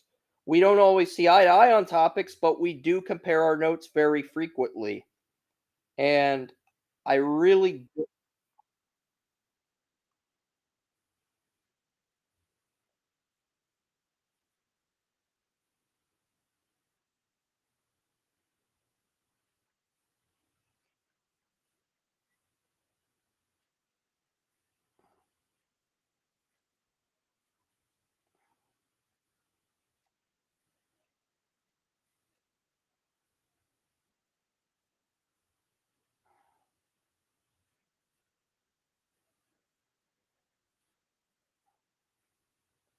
and look, I feel like this could be another good quarterback class, but I also feel like it's a boomer bust class with a lot of these guys because I think I when I l- af even with the top guys, I feel like there's a 50-50 chance they reach their ceiling. That goes for everyone this year. Usually, I do not feel that way about the top 1 or 2 guys. With the top 1 or 2 guys, I'm 60, 75, 80% certain they're gonna hit their ceiling. This year, I feel like there's with even the top guys, Shadur and Beck, I feel like there's a 50-50 chance they reach their ceilings or they bottom out and they become high end backups, Gardner Minshew's if they bust. That's or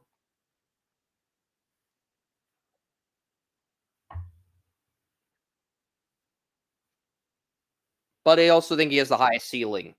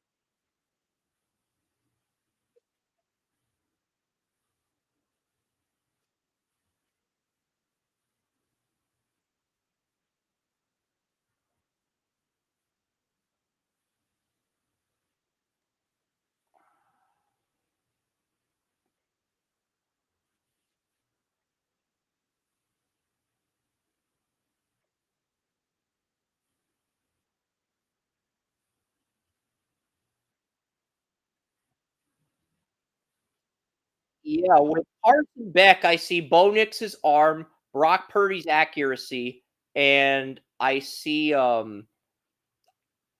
trying to think of like the ceiling or the floor for Beck. I had something really good and then I had like a brain fart. I had something really good, really intelligent, I was gonna say.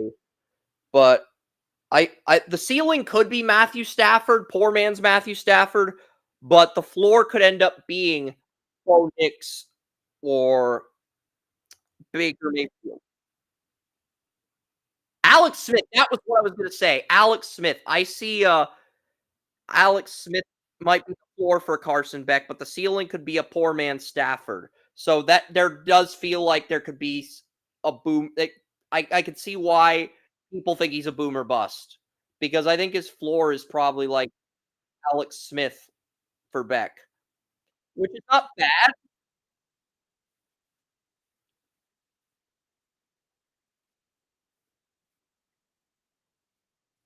Yeah.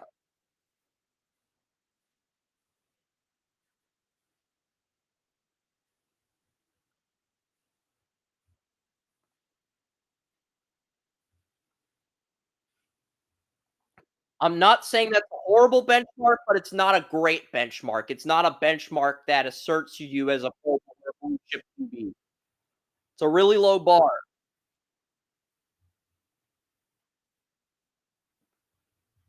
Start out.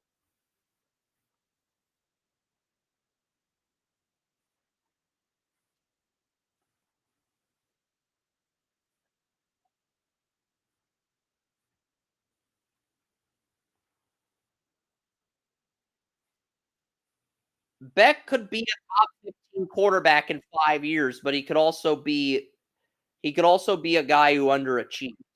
That's the thing, and doesn't reach his ceiling at the NFL.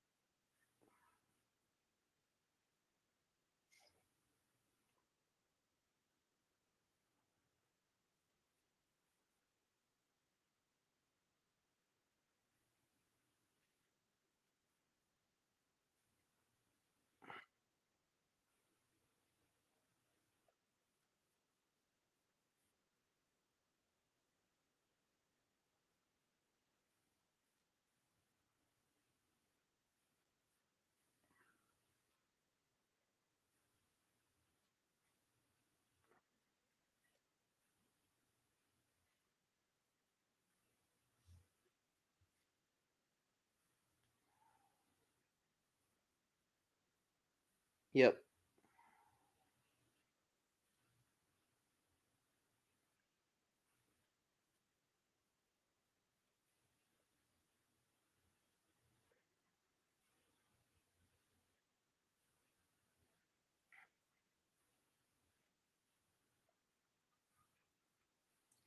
And look, I part of the reason I put Will Johnson at number 1 on my preseason board was because he was so dominant last year. Will Johnson was so dominant last year that that was a big reason I put him at number 1. He hasn't done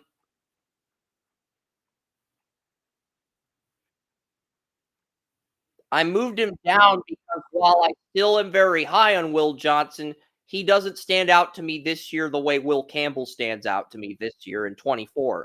If we're looking at the 24 tape and the 23 tape, Campbell gets the edge over Johnson. That's all. And it's by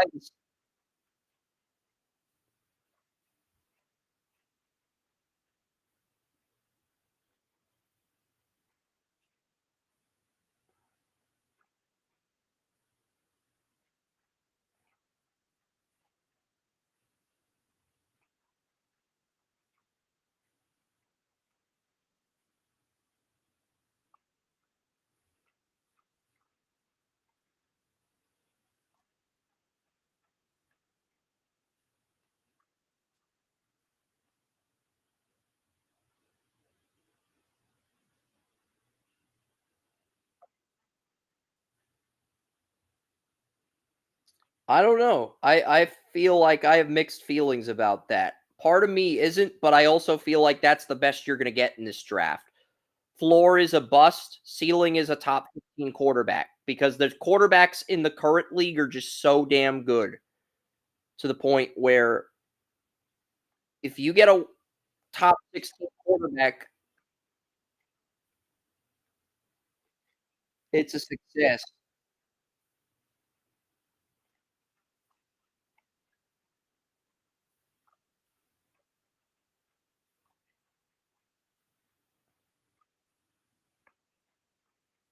Yeah.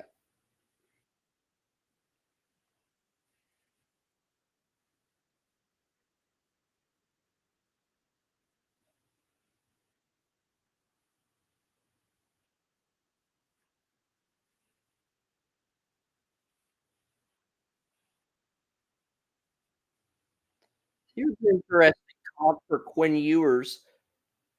I mean, this is for Quinn Ewers, the Texas quarterback. It's interesting because the floor for Ewers, Trent Dilfer, the ceiling for Ewers is mm, Carson Palmer. Carson Palmer's the ceiling for Ewers, but the floor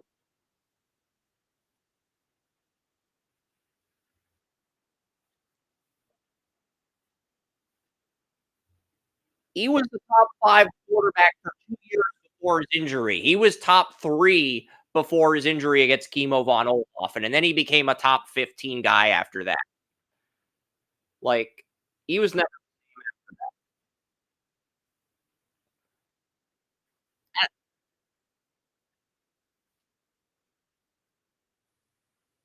I think that's a little bit too high. I think somebody like Jake Plummer would be a little bit more realistic, but I also think Ewers has a higher ceiling than Plummer did. So I don't wanna go there either.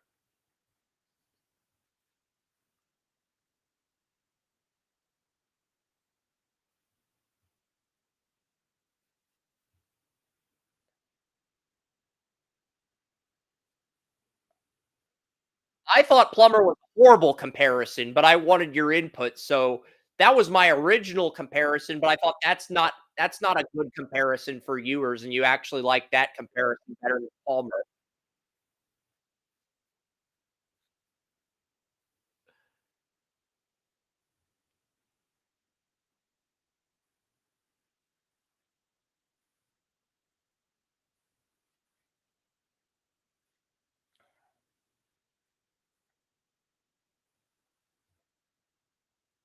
Yep.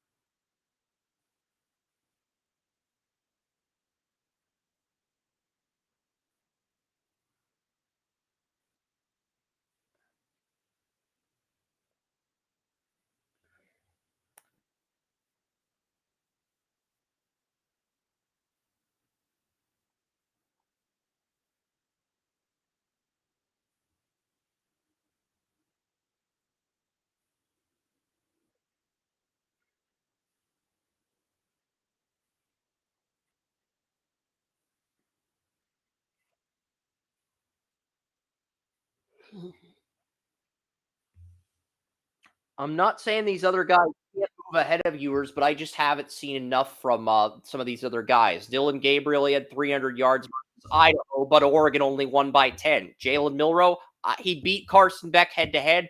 I got to see him do it again with the different coaching staff post Nick Saban. If he does it with DeBoer, he's legit. You could make the same argument for Jackson Dart, but a lot of people with Jackson Dart are saying his velocity is an issue. A lot of the scouts I've talked to in the group, that's a big reason why I kind of have him locked into the third round right now. Um, if he declares,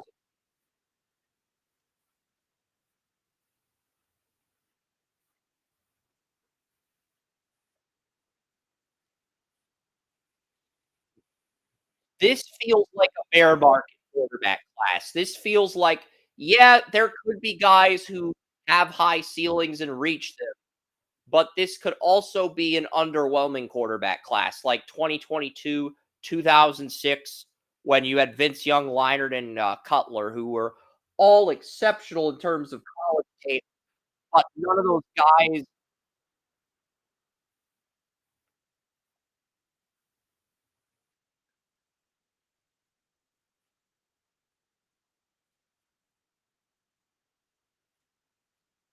That was 22. That was 3 years ago when Kenny Pickett was on the board at 20. Kenny Pickett went 20th to Pittsburgh.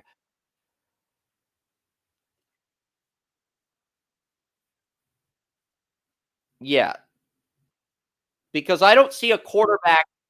The earliest I'd take a quarterback is 57 if I'm just grading players on my big board based on talent.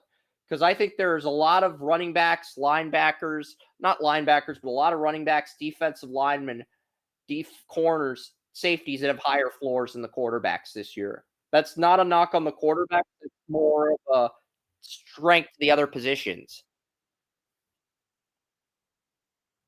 I love the safeties. I've got three in round one. People think I'm crazy. But two of those safeties I have my top 12 delivered. Stark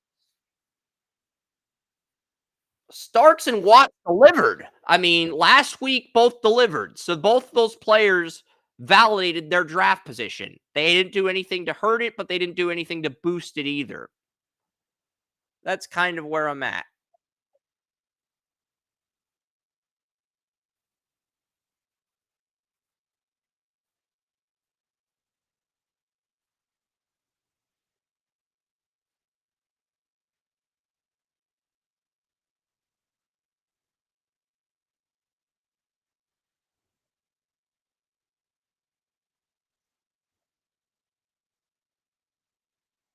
Yeah, here's what I'll tell you about each of the 25 draft classes if you're still in the live stream.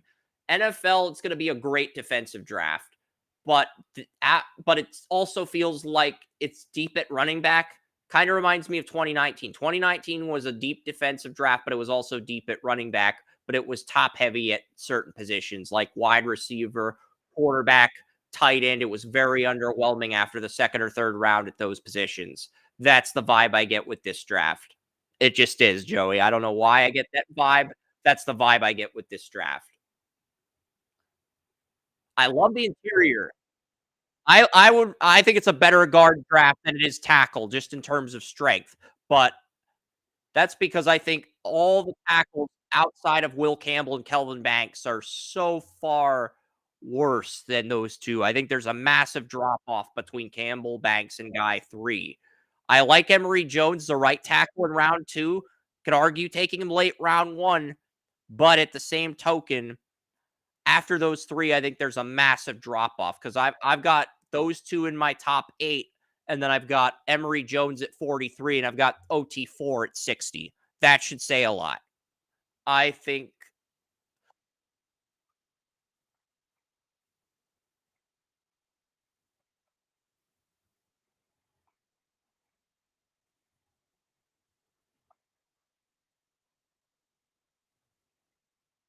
this feels like a bull market for safety, Joey, because a lot of people there was I almost put 5 or 6 in round 1. Kevin Winston Jr., the Penn State strong safety, I like him more than Brisker. I almost moved him into round 1 too. I did. That should say something. Like, I was debating whether to put him at 31 or 32. That should say something because that's not normal to have 4 safeties in the top 32, and the fact that I'm considering it, that should say something.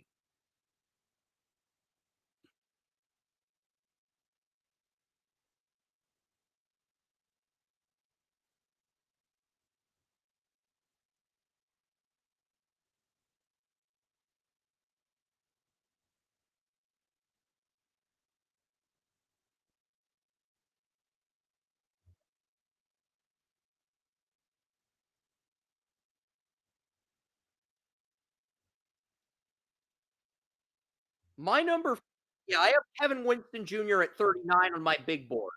I have Kevin Winston Jr. at 39 on my big board, but I debated moving him into the top 32. And then I have Hunter Wohler, the fifth safety, at 44. So I have 5 safeties. I have 6 in the top 50. I have Billy Bowman of Oklahoma at 50. So I have 6 in the top 50. That's not going to happen in real life. We both know that's not going to happen. I have 8 safeties in the top 63. I have 8 in the top 63, but I know 8 safeties are not going to get picked in the first 2 rounds. So guys are going to drop.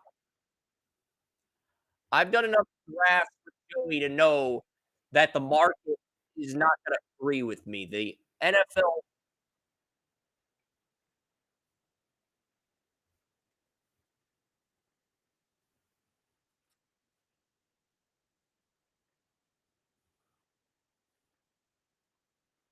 yeah.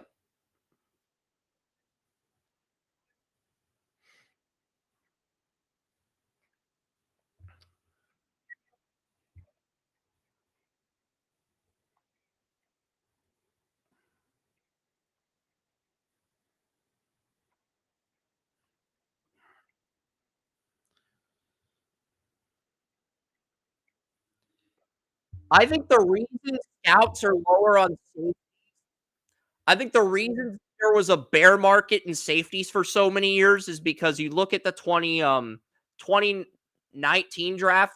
I didn't even have Demarius Randall getting drafted. I didn't even have him on my big board. He went in the first round and he ended up being a bust.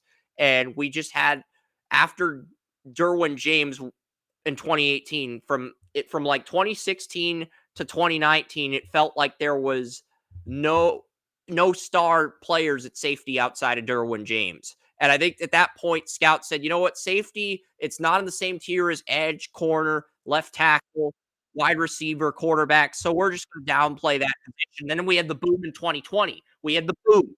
We had the boom. I want to talk about the boom. Grant Delpit, Antoine Winfield, Xavier McKinney, Kyle Duggar draft. We had the boom. That was the boom. That was the boom draft at safety. That brought back demand for the position.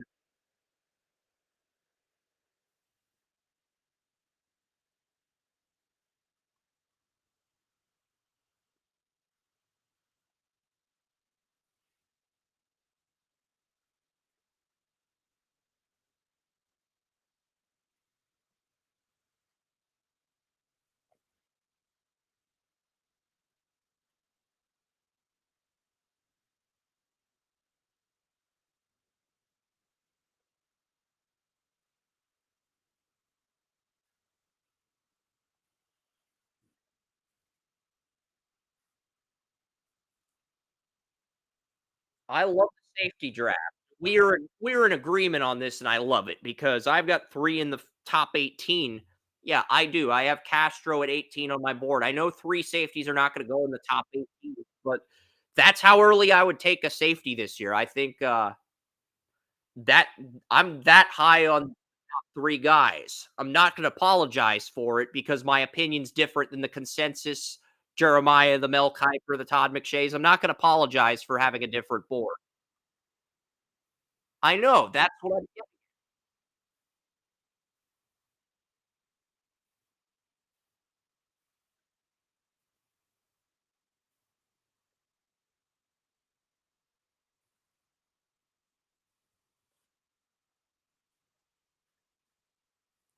I would argue the 2 strongest I'd argue D tackle, running back, and safety are the 3 deepest positions. Running back, D tackle, safety are probably the 3 deepest positions this year. I mean,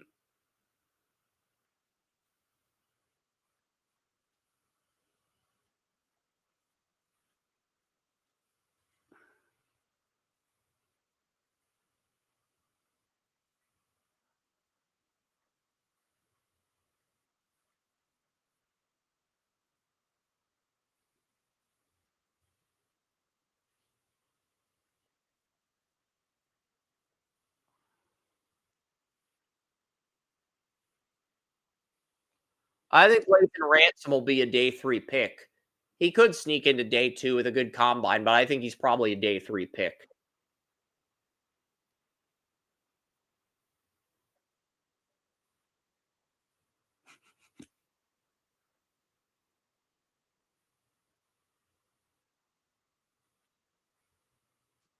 I don't agree with his consensus draft ranking because some have him round 1, round 2. I heavily disagree with that, but at the same time, I do think he's gonna get picked somewhere in 3rd to 6th round. I don't know. I think they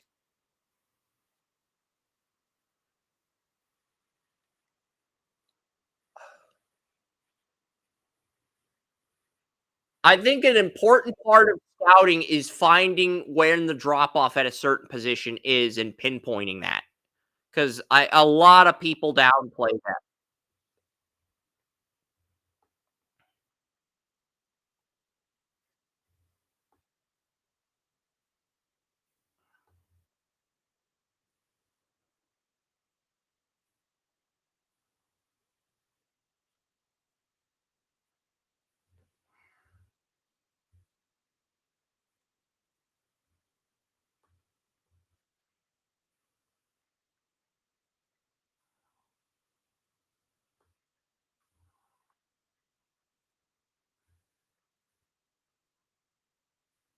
Yeah.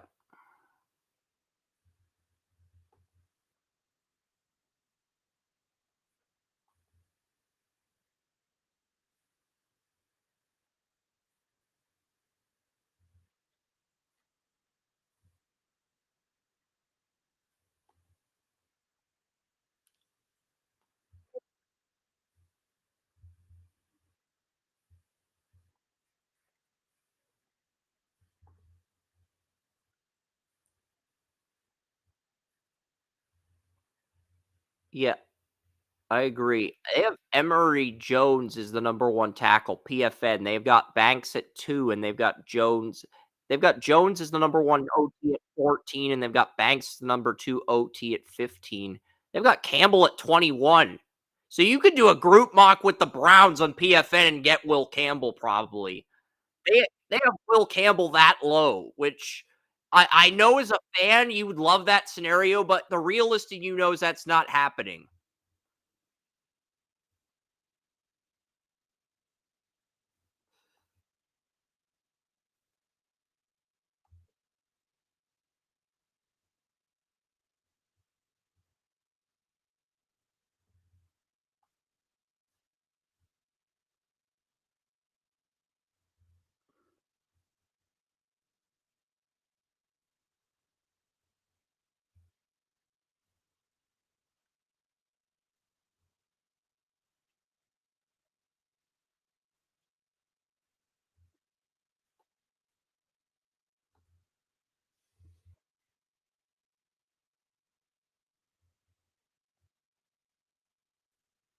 Top 21. They've got Burden and McMillan at 1 and 3. They've got Burden and McMillan at 1 and 3 PFN. They've got Burden at 1, McMillan at 3. I have Burden at 4 and McMillan at like 6 or 7. I think that's a more realistic reflection if we're being honest, Joey. And I love Burden and McMillan, but at the same time, I think their ceilings are lower than Harrison and Neighbors. But I think their floors could be just as high, maybe higher.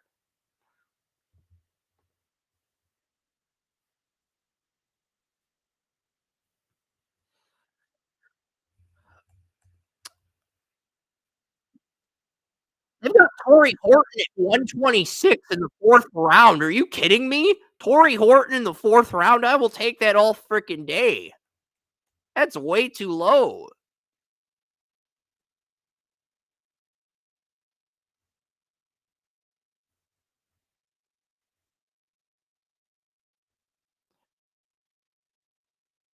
Ricky White at 204? I think Ricky White might be a 3rd round talent. Andrew Armstrong at 194? I think those guys are both ranked lower than where they should be. Restrepo had some nice plays against Florida last week. He's 209. Come on.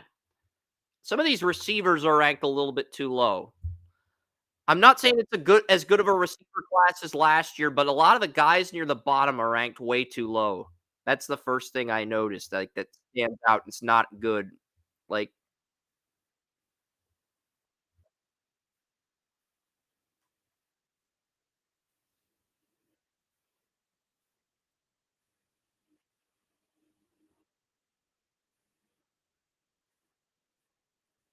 yeah.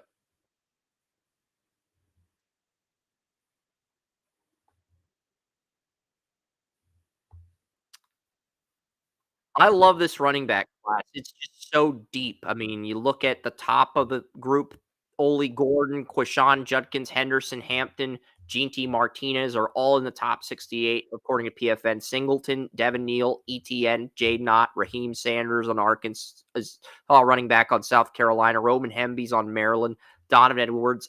There is a really good running back draft. Um,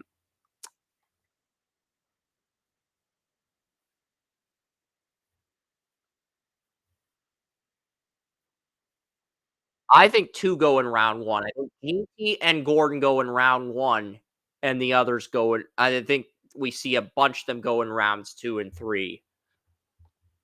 That's kinda where I'm at there. I really like I've got the Ohio State running backs. I've got Judkins in to Denver at 34. I don't have Henderson in the 2nd round. He could be there in round 3. But I think Henderson and Martinez could be there in round 3. It's a really deep running back group. Tyler Booker, Donovan Jackson, Jaden Roberts, Tate Ratledge, Luke Kandra, Joshua Gray, Xavier Truss. You look at some of the guards in this draft. They don't even have the guard I told you about, Clay Webb. He's not even on the PFN simulator. You can't draft him. Clay Webb's amazing.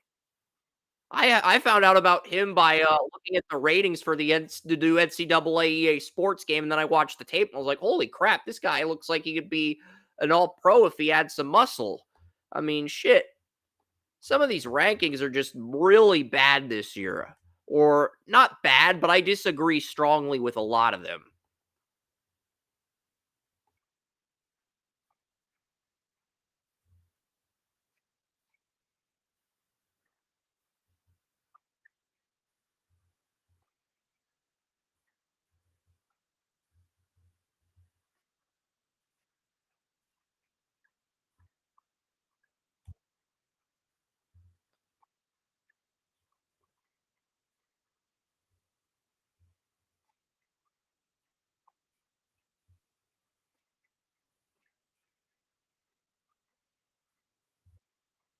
Yeah, they've got Abdul Carter at 6. I like Carter in round 3, but that's too early at 6. Carter missed some tackles against Ohio State. Pierce at 8. Joey can get behind that. I'm a little bit lower on Pierce, but he is a round 1 talent. Scorton, he improved his coverage. My big thing, the coverage and the swim moves, because Miles Garrett didn't have the swim moves coming out of Texas A&M. Now, Scorton's not as dominant as Garrett was, but probably Texas A&M's best edge rusher since Garrett. I'm not without Garrett's dominance, but he played at Purdue his first 2 years. I'm not s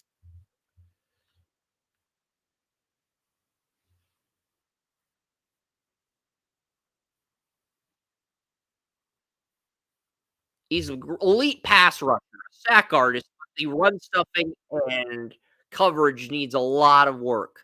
I love Mikael Williams, I think he's the most complete edge in terms of run stuffing, coverage, and pass rushing, but he's not a sack artist.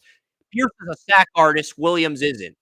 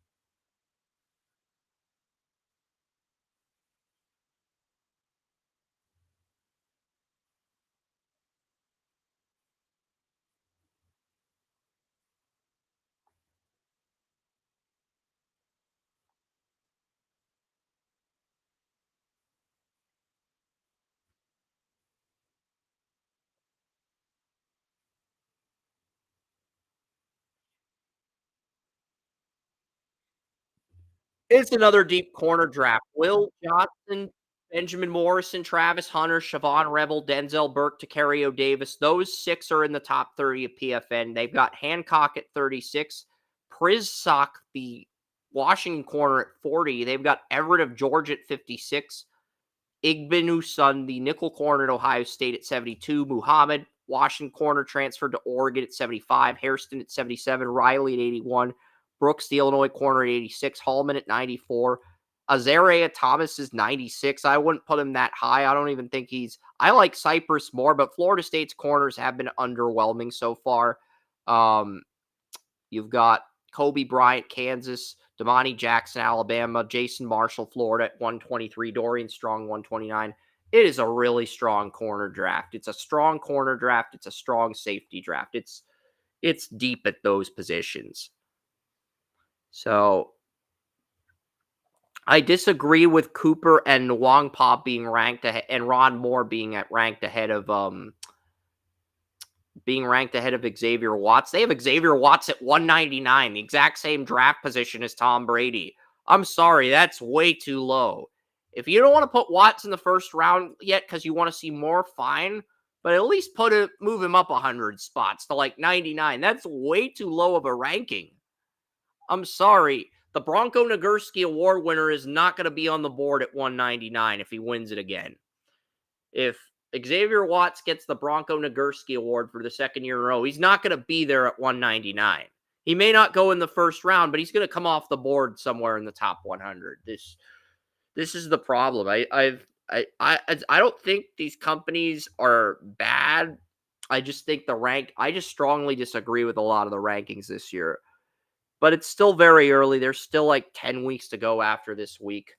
I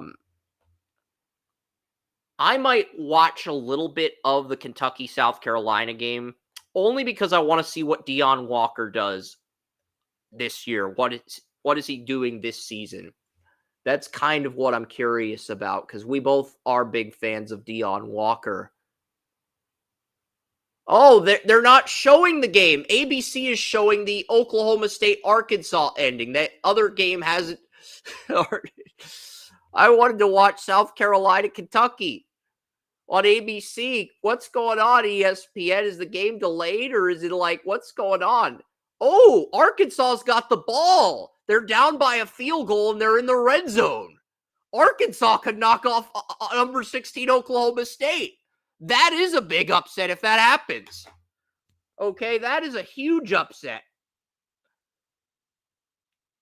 Oklahoma State leads by a field goal, but Arkansas is getting the ball back with no timeouts. So Arkansas is down by a field goal. They're probably going to lose, but they've got a chance to upset the Cowboys, one of the favorites in the Big 12, one of the two favorites. So that is actually a big story if they could pull this off. And I'll take a look at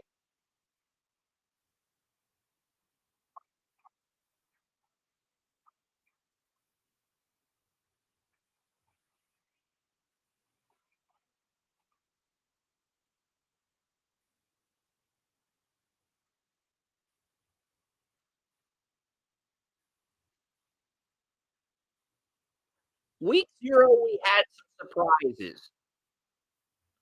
Week 0, we had surprises. Week 1, we really didn't have a lot of surprises. We had USC and Florida State winning, but there were no surprises on Saturday. We do have an upset. Syracuse has just beaten Georgia Tech. Syracuse, who's unranked, has just beaten Georgia Tech 31-28. Syracuse, they have just defeated Georgia Tech, who beat Florida State a few weeks ago in week 0. So Syracuse has knocked off number 23 Georgia Tech.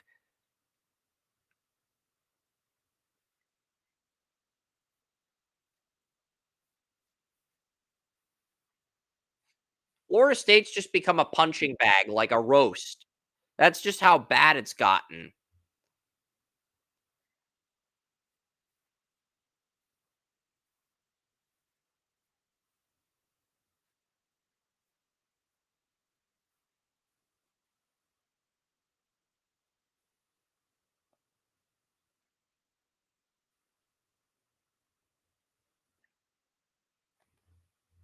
This was what happened with Clemson last year. Clemson had a ton of good defensive linemen in the 23 draft, and then they just fell off a cliff. Same thing's happening with Florida State this year.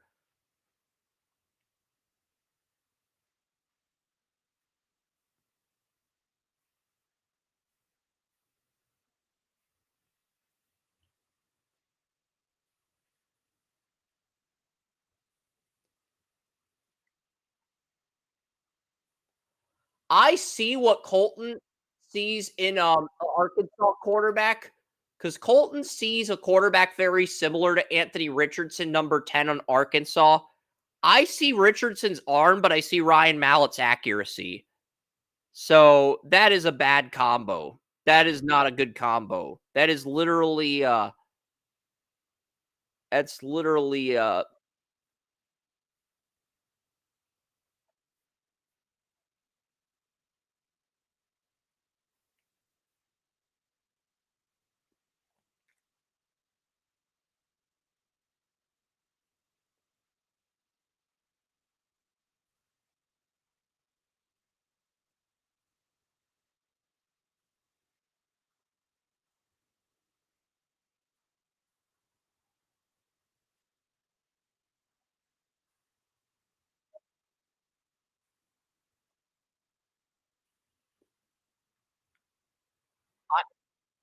yeah, I forgot to go on a rant about some of the other drafts besides the NFL draft, but I'm gonna let Joey finish this rant first before I.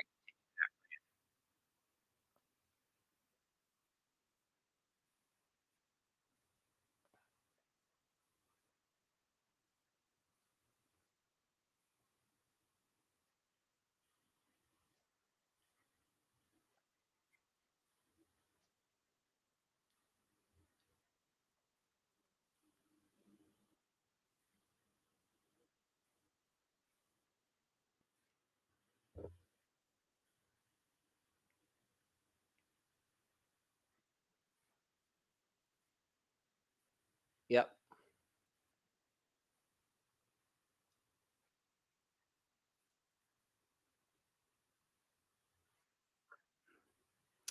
yep, and I'll quickly mention some of the other.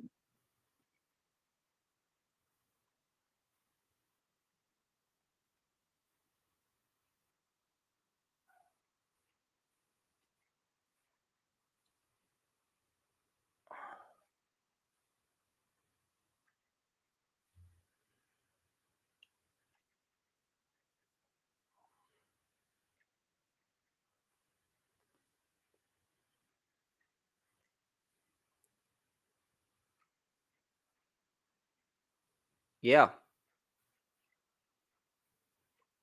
Arkansas is gonna attempt a field goal here. If Kyle Ramsey makes this kick, Oklahoma State, Arkansas is going into overtime. So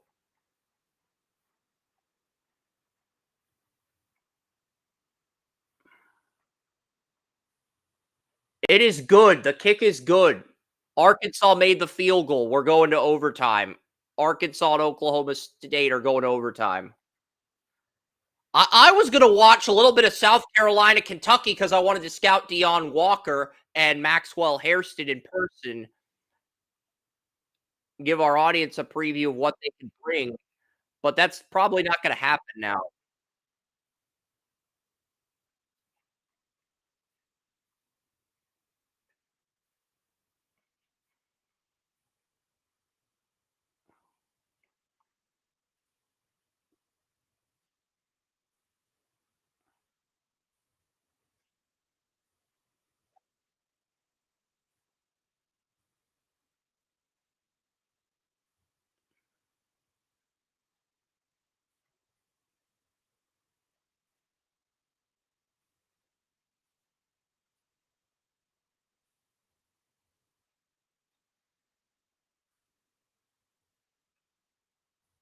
Yep.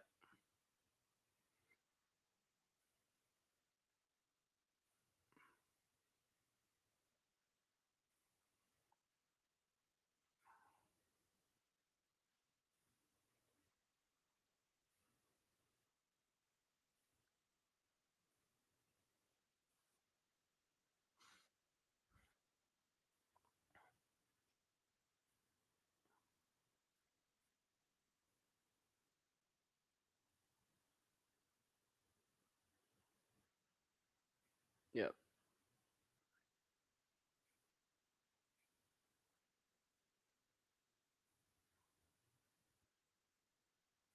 Yep.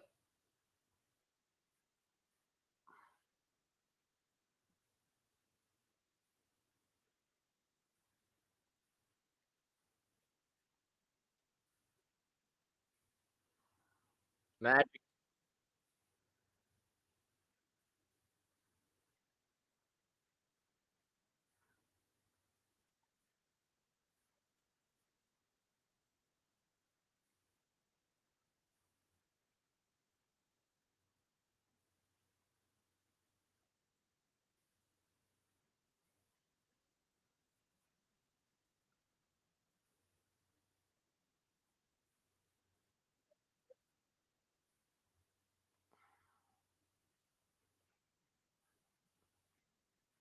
Yep. That that is the key. And look, I think 2025, it may be a bear market in terms of certain positions, but I don't think it's a horrible draft class. But I think it's a bull market at corner, safety, defensive tackle, running back, maybe. It's top heavy at edge rusher and receiver, but I also think it's a bear market at quarterback. It feels like it's a bear market at linebacker. That's kind of my thoughts on the 25 NFL draft. Now, NHL, I think it's worse than 23 or 24, but it's not a horrible draft either.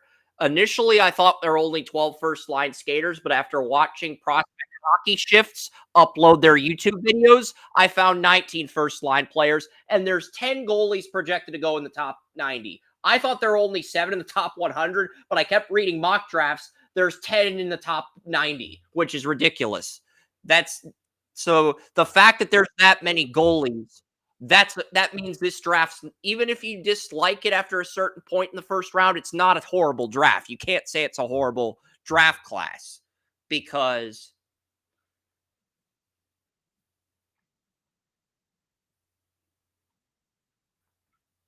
Arch Manning, I like him in next year's draft. I mean, next year's draft could be better. It really could, because next year you're going to have Nico Imaleva. You're going to have Landon Sellers, South Carolina quarterback, entering his draft year. You're going to have Jackson Arnold out of Oklahoma.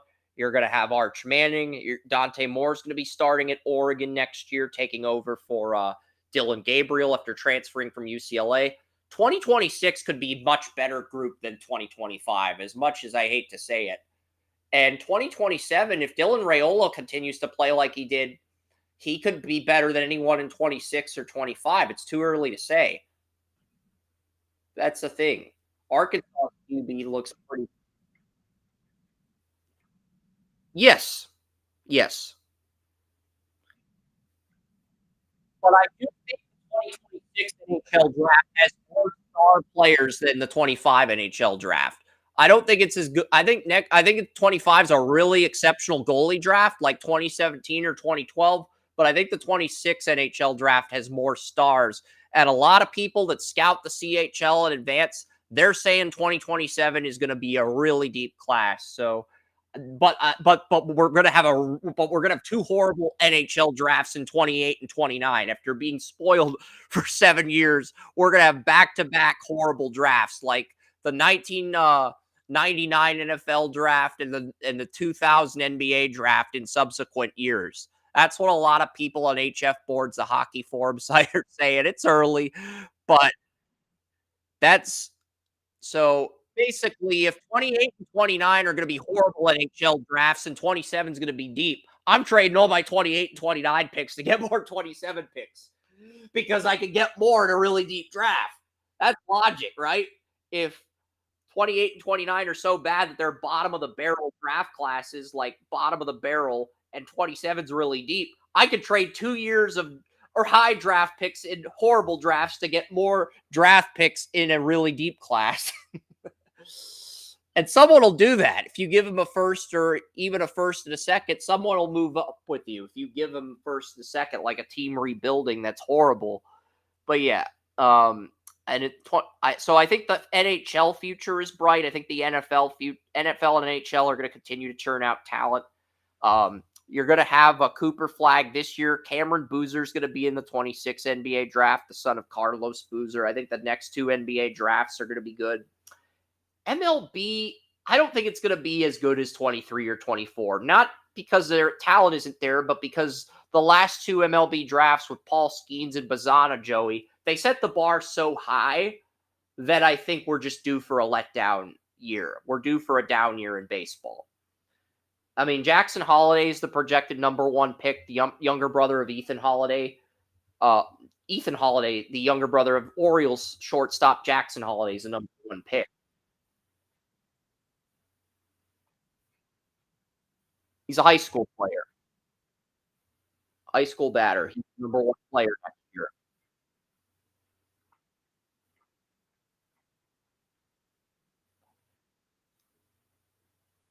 20. We've just been spoiled with so many good drafts, Joey.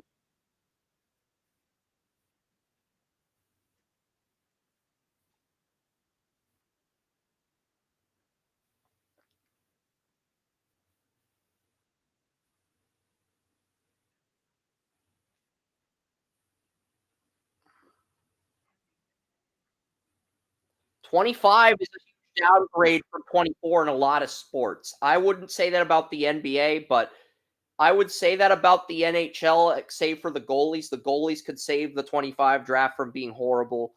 I don't think any of these draft classes are horribles, but in terms of the quality of talent, it's a downgrade from 24. Absolutely. That's basically what I'm getting at. Because even though Ethan Holiday could be a really good shortstop, you know,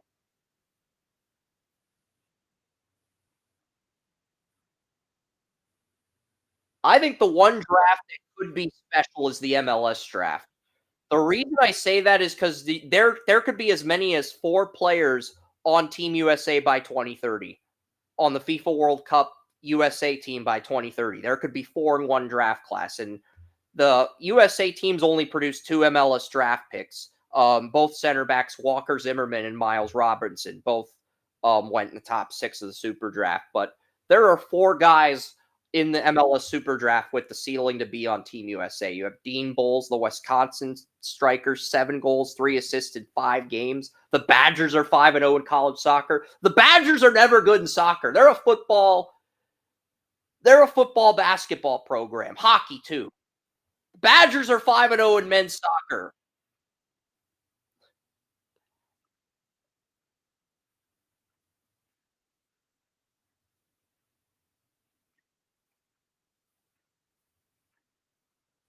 Yeah.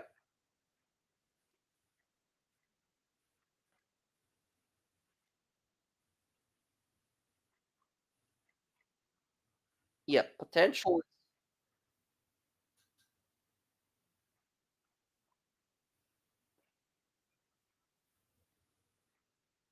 Arkansas misses a game-winning field goal, but I think the ceilings of the top 4 picks in the MLS draft stand out because Alex Harris, he had 12 goals as a freshman at Cornell. Probably the best interview I've heard from a striker since we had Theo Colum on the podcast because he was talking about engineering and a lot of but this guy went to Cornell. He had 12 goals as a freshman. Theo did have a better freshman season. He had 15 goals. I'm not trying to compare him to Theo, but this guy at Cornell, Harris, he had a really good interview. I listened to the entire interview on the Kick a Ball pod. I thought his interview really stood out. He's talking about engineering and stuff. And then Reed Fisher, the center back on San Diego State, he reminds me of Zimmerman, Miles Robinson, the guys that made Team USA. And then you've got Ransford Guyan. He's a attacking midfielder that was Gatorade High School Player of the Year, not player in the state, Player of the Year, National Player of the Year 2 years in a row as a junior and senior. He's on Clemson. People are comparing him to Lionel Messi. It's like, guys, settle the fuck down. I love college soccer as much as the next guy, but you should not compare a high school senior to Lionel Messi. There is something wrong with you. That's like me comparing a striker to Pele. That's not a lot. That's not okay, guys. Lower your expectations and chill out.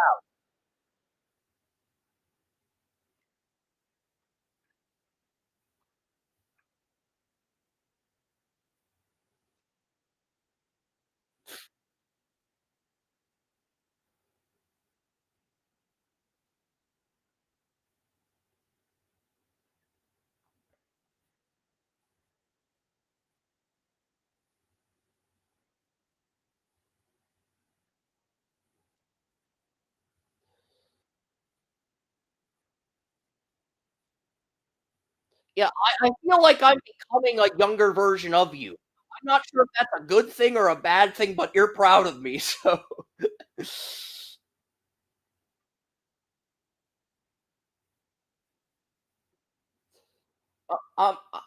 it's great that you won Gatorade High School Player of the Year 2 years in a row, but to call the best high school soccer player the Ghanaian version of Lionel Messi, I think that's you're going a little bit too far because Messi's the best soccer player in the world. He led Argentina to the FIFA World Cup. I think comparing anybody in high school soccer to Lionel Messi, if he wants to become the modern day Messi, that's great. But I think to compare any athlete to Messi in this era of soccer, I don't think that's right. Because he's not just the best player in the MLS, he's the best player in the world right now. So to set the bar that high for a high school athlete, I don't entering college, I don't think that's right. That's not a realistic bar to set.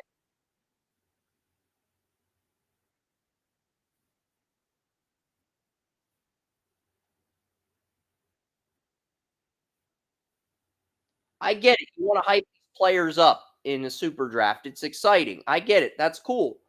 But that's not a realistic bar to set. And I do like this super draft. I think Florian picked Pittsburgh to win the College Cup. Pittsburgh, they don't even have a lot of MLS prospects this year, but they have a freshman center back from Switzerland. They have a junior, Jackson Gilman, the left back on the Pitt team that made the Final Four when Noel was a senior. He was a freshman when Noel was a senior, Jackson Gilman. I mean, I remember watching him. He's an academy player with the Union, but like he's good. I remember watching him in person. I'm not arguing that. But Pitt had two shutouts. Their backline's been fantastic. They had a first year goalie last year, which is why they kind of regressed. But, you know, they shut out their first two opponents. They shut out Georgetown, they shut out Mercyhurst. They beat Penn State in Happy Valley. They lost to Penn, the Penn Quakers. ACC is supposed to be the best in soccer. I'm not saying Penn's a bad program. There are some really good Ivy League teams, Cornell, Penn, Yale. But getting shut out by Penn after beating Penn State on the road, which is a soccer powerhouse, that's a letdown, in my opinion. That's a letdown for because if you want to be a championship team, you got to beat teams like Penn. You got to beat a team like the Penn Quakers. ACC is the SEC of men's soccer. You got to beat a team like Penn if you want to win the championship. I'm not saying Pitt can't win it. They've only given up 2 goals all year. Their back line's been fantastic. I just don't know if they've got the scoring to make a deep run, but we'll see.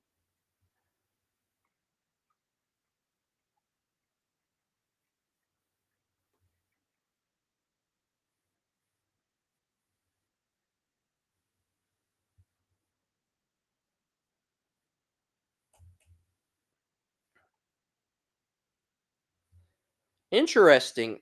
Albert Thornton leads.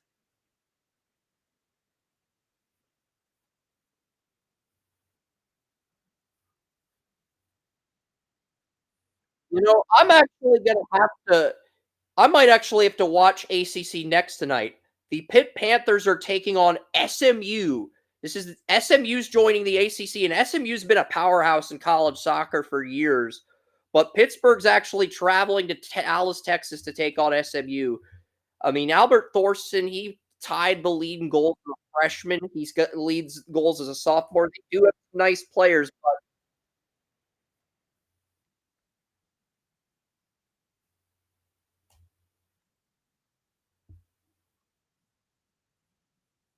Yeah,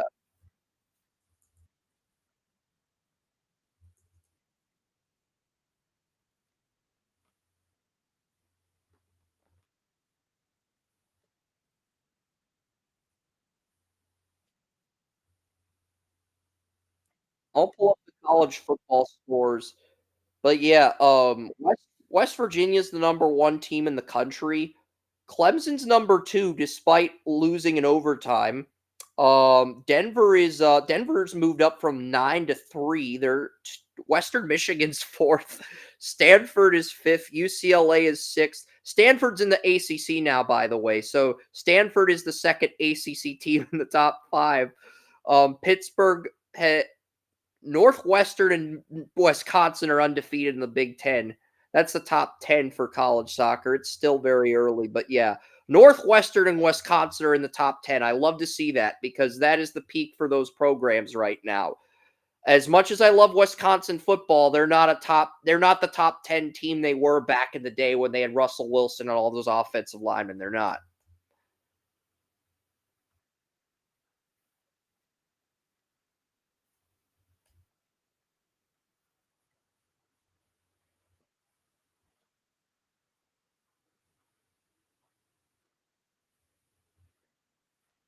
Well, Marshall entered the preseason as the number 2 team and they lost to Xavier. Xavier Musketeers, they beat Marshall in soccer, but Louisville's undefeated. They're 15th. This is why non-conference play really doesn't matter because you look at all the non-conference teams that have won.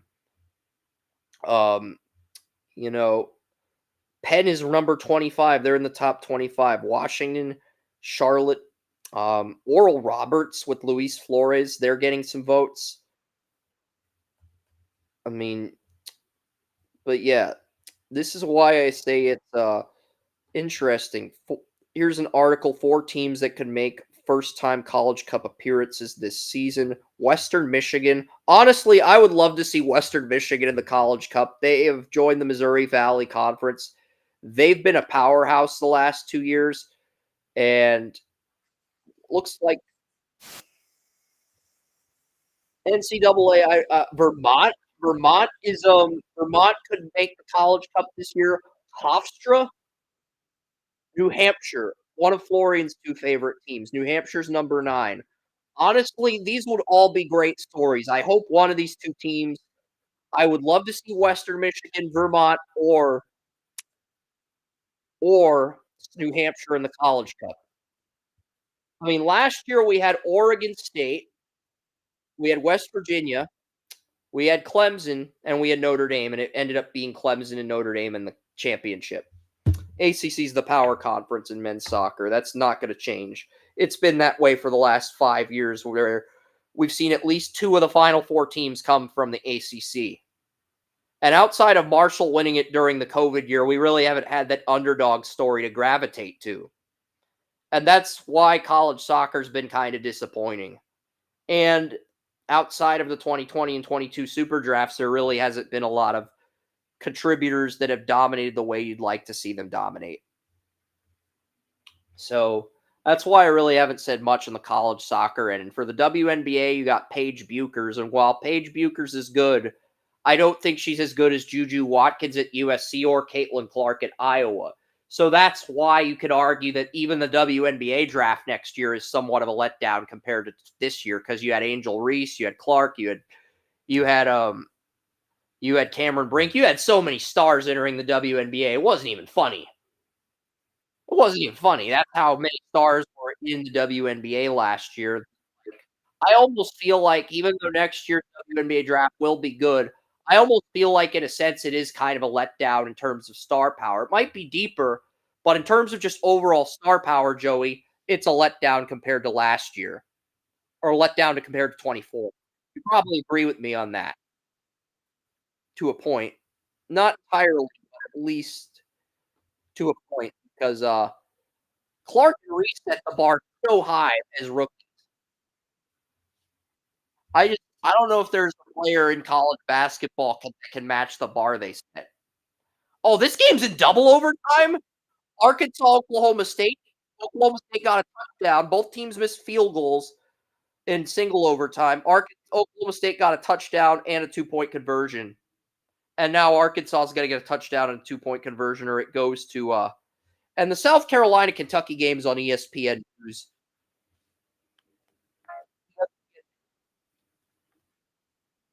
ESPN News. Yeah, I've got those voice.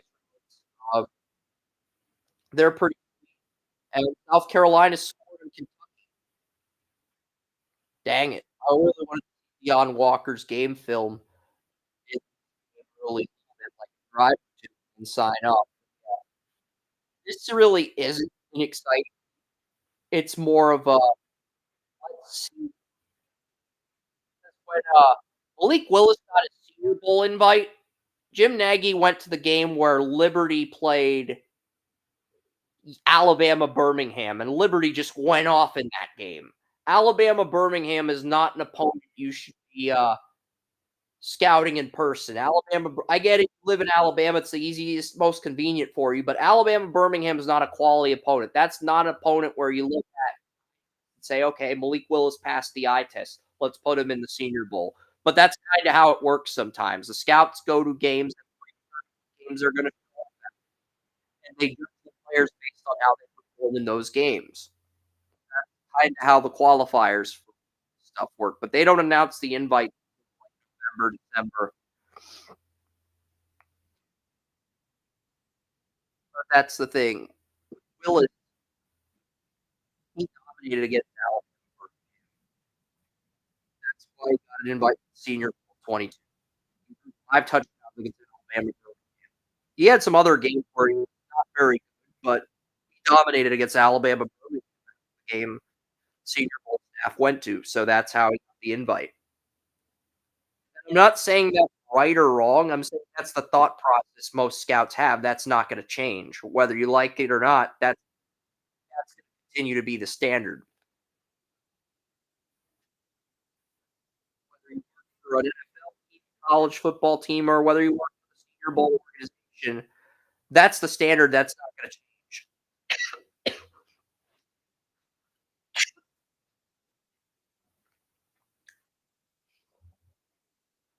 I really did want to. I also want to see the end of this game. I am going to sign off by 30th.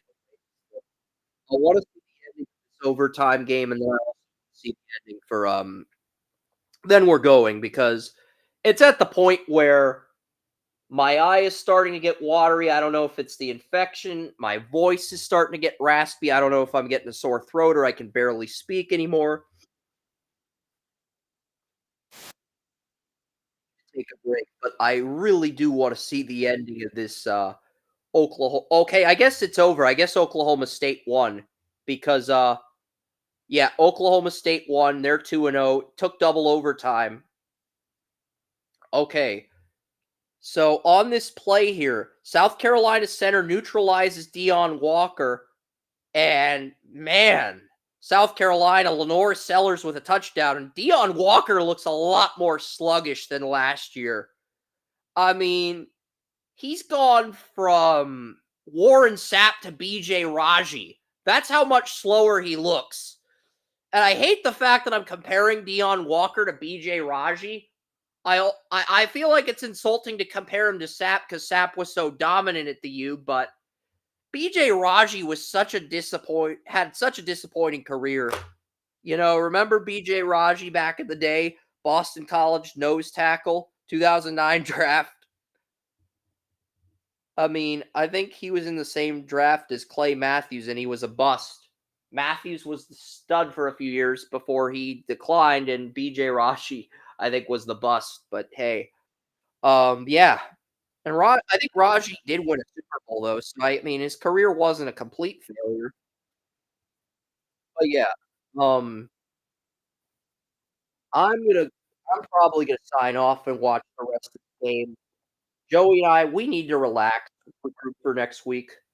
But yeah, there's a lot going on in different sports, and I've got week 2 set up. I've got week 1 set up. I've got the news ticker for week 3 set up. I have not done any coding for week 3. I think that's actually kind of a good thing though, because I'm not looking too far ahead. I'm taking things with a grain of salt, but I'm not like looking too far ahead, which is kind of a good thing. But yeah.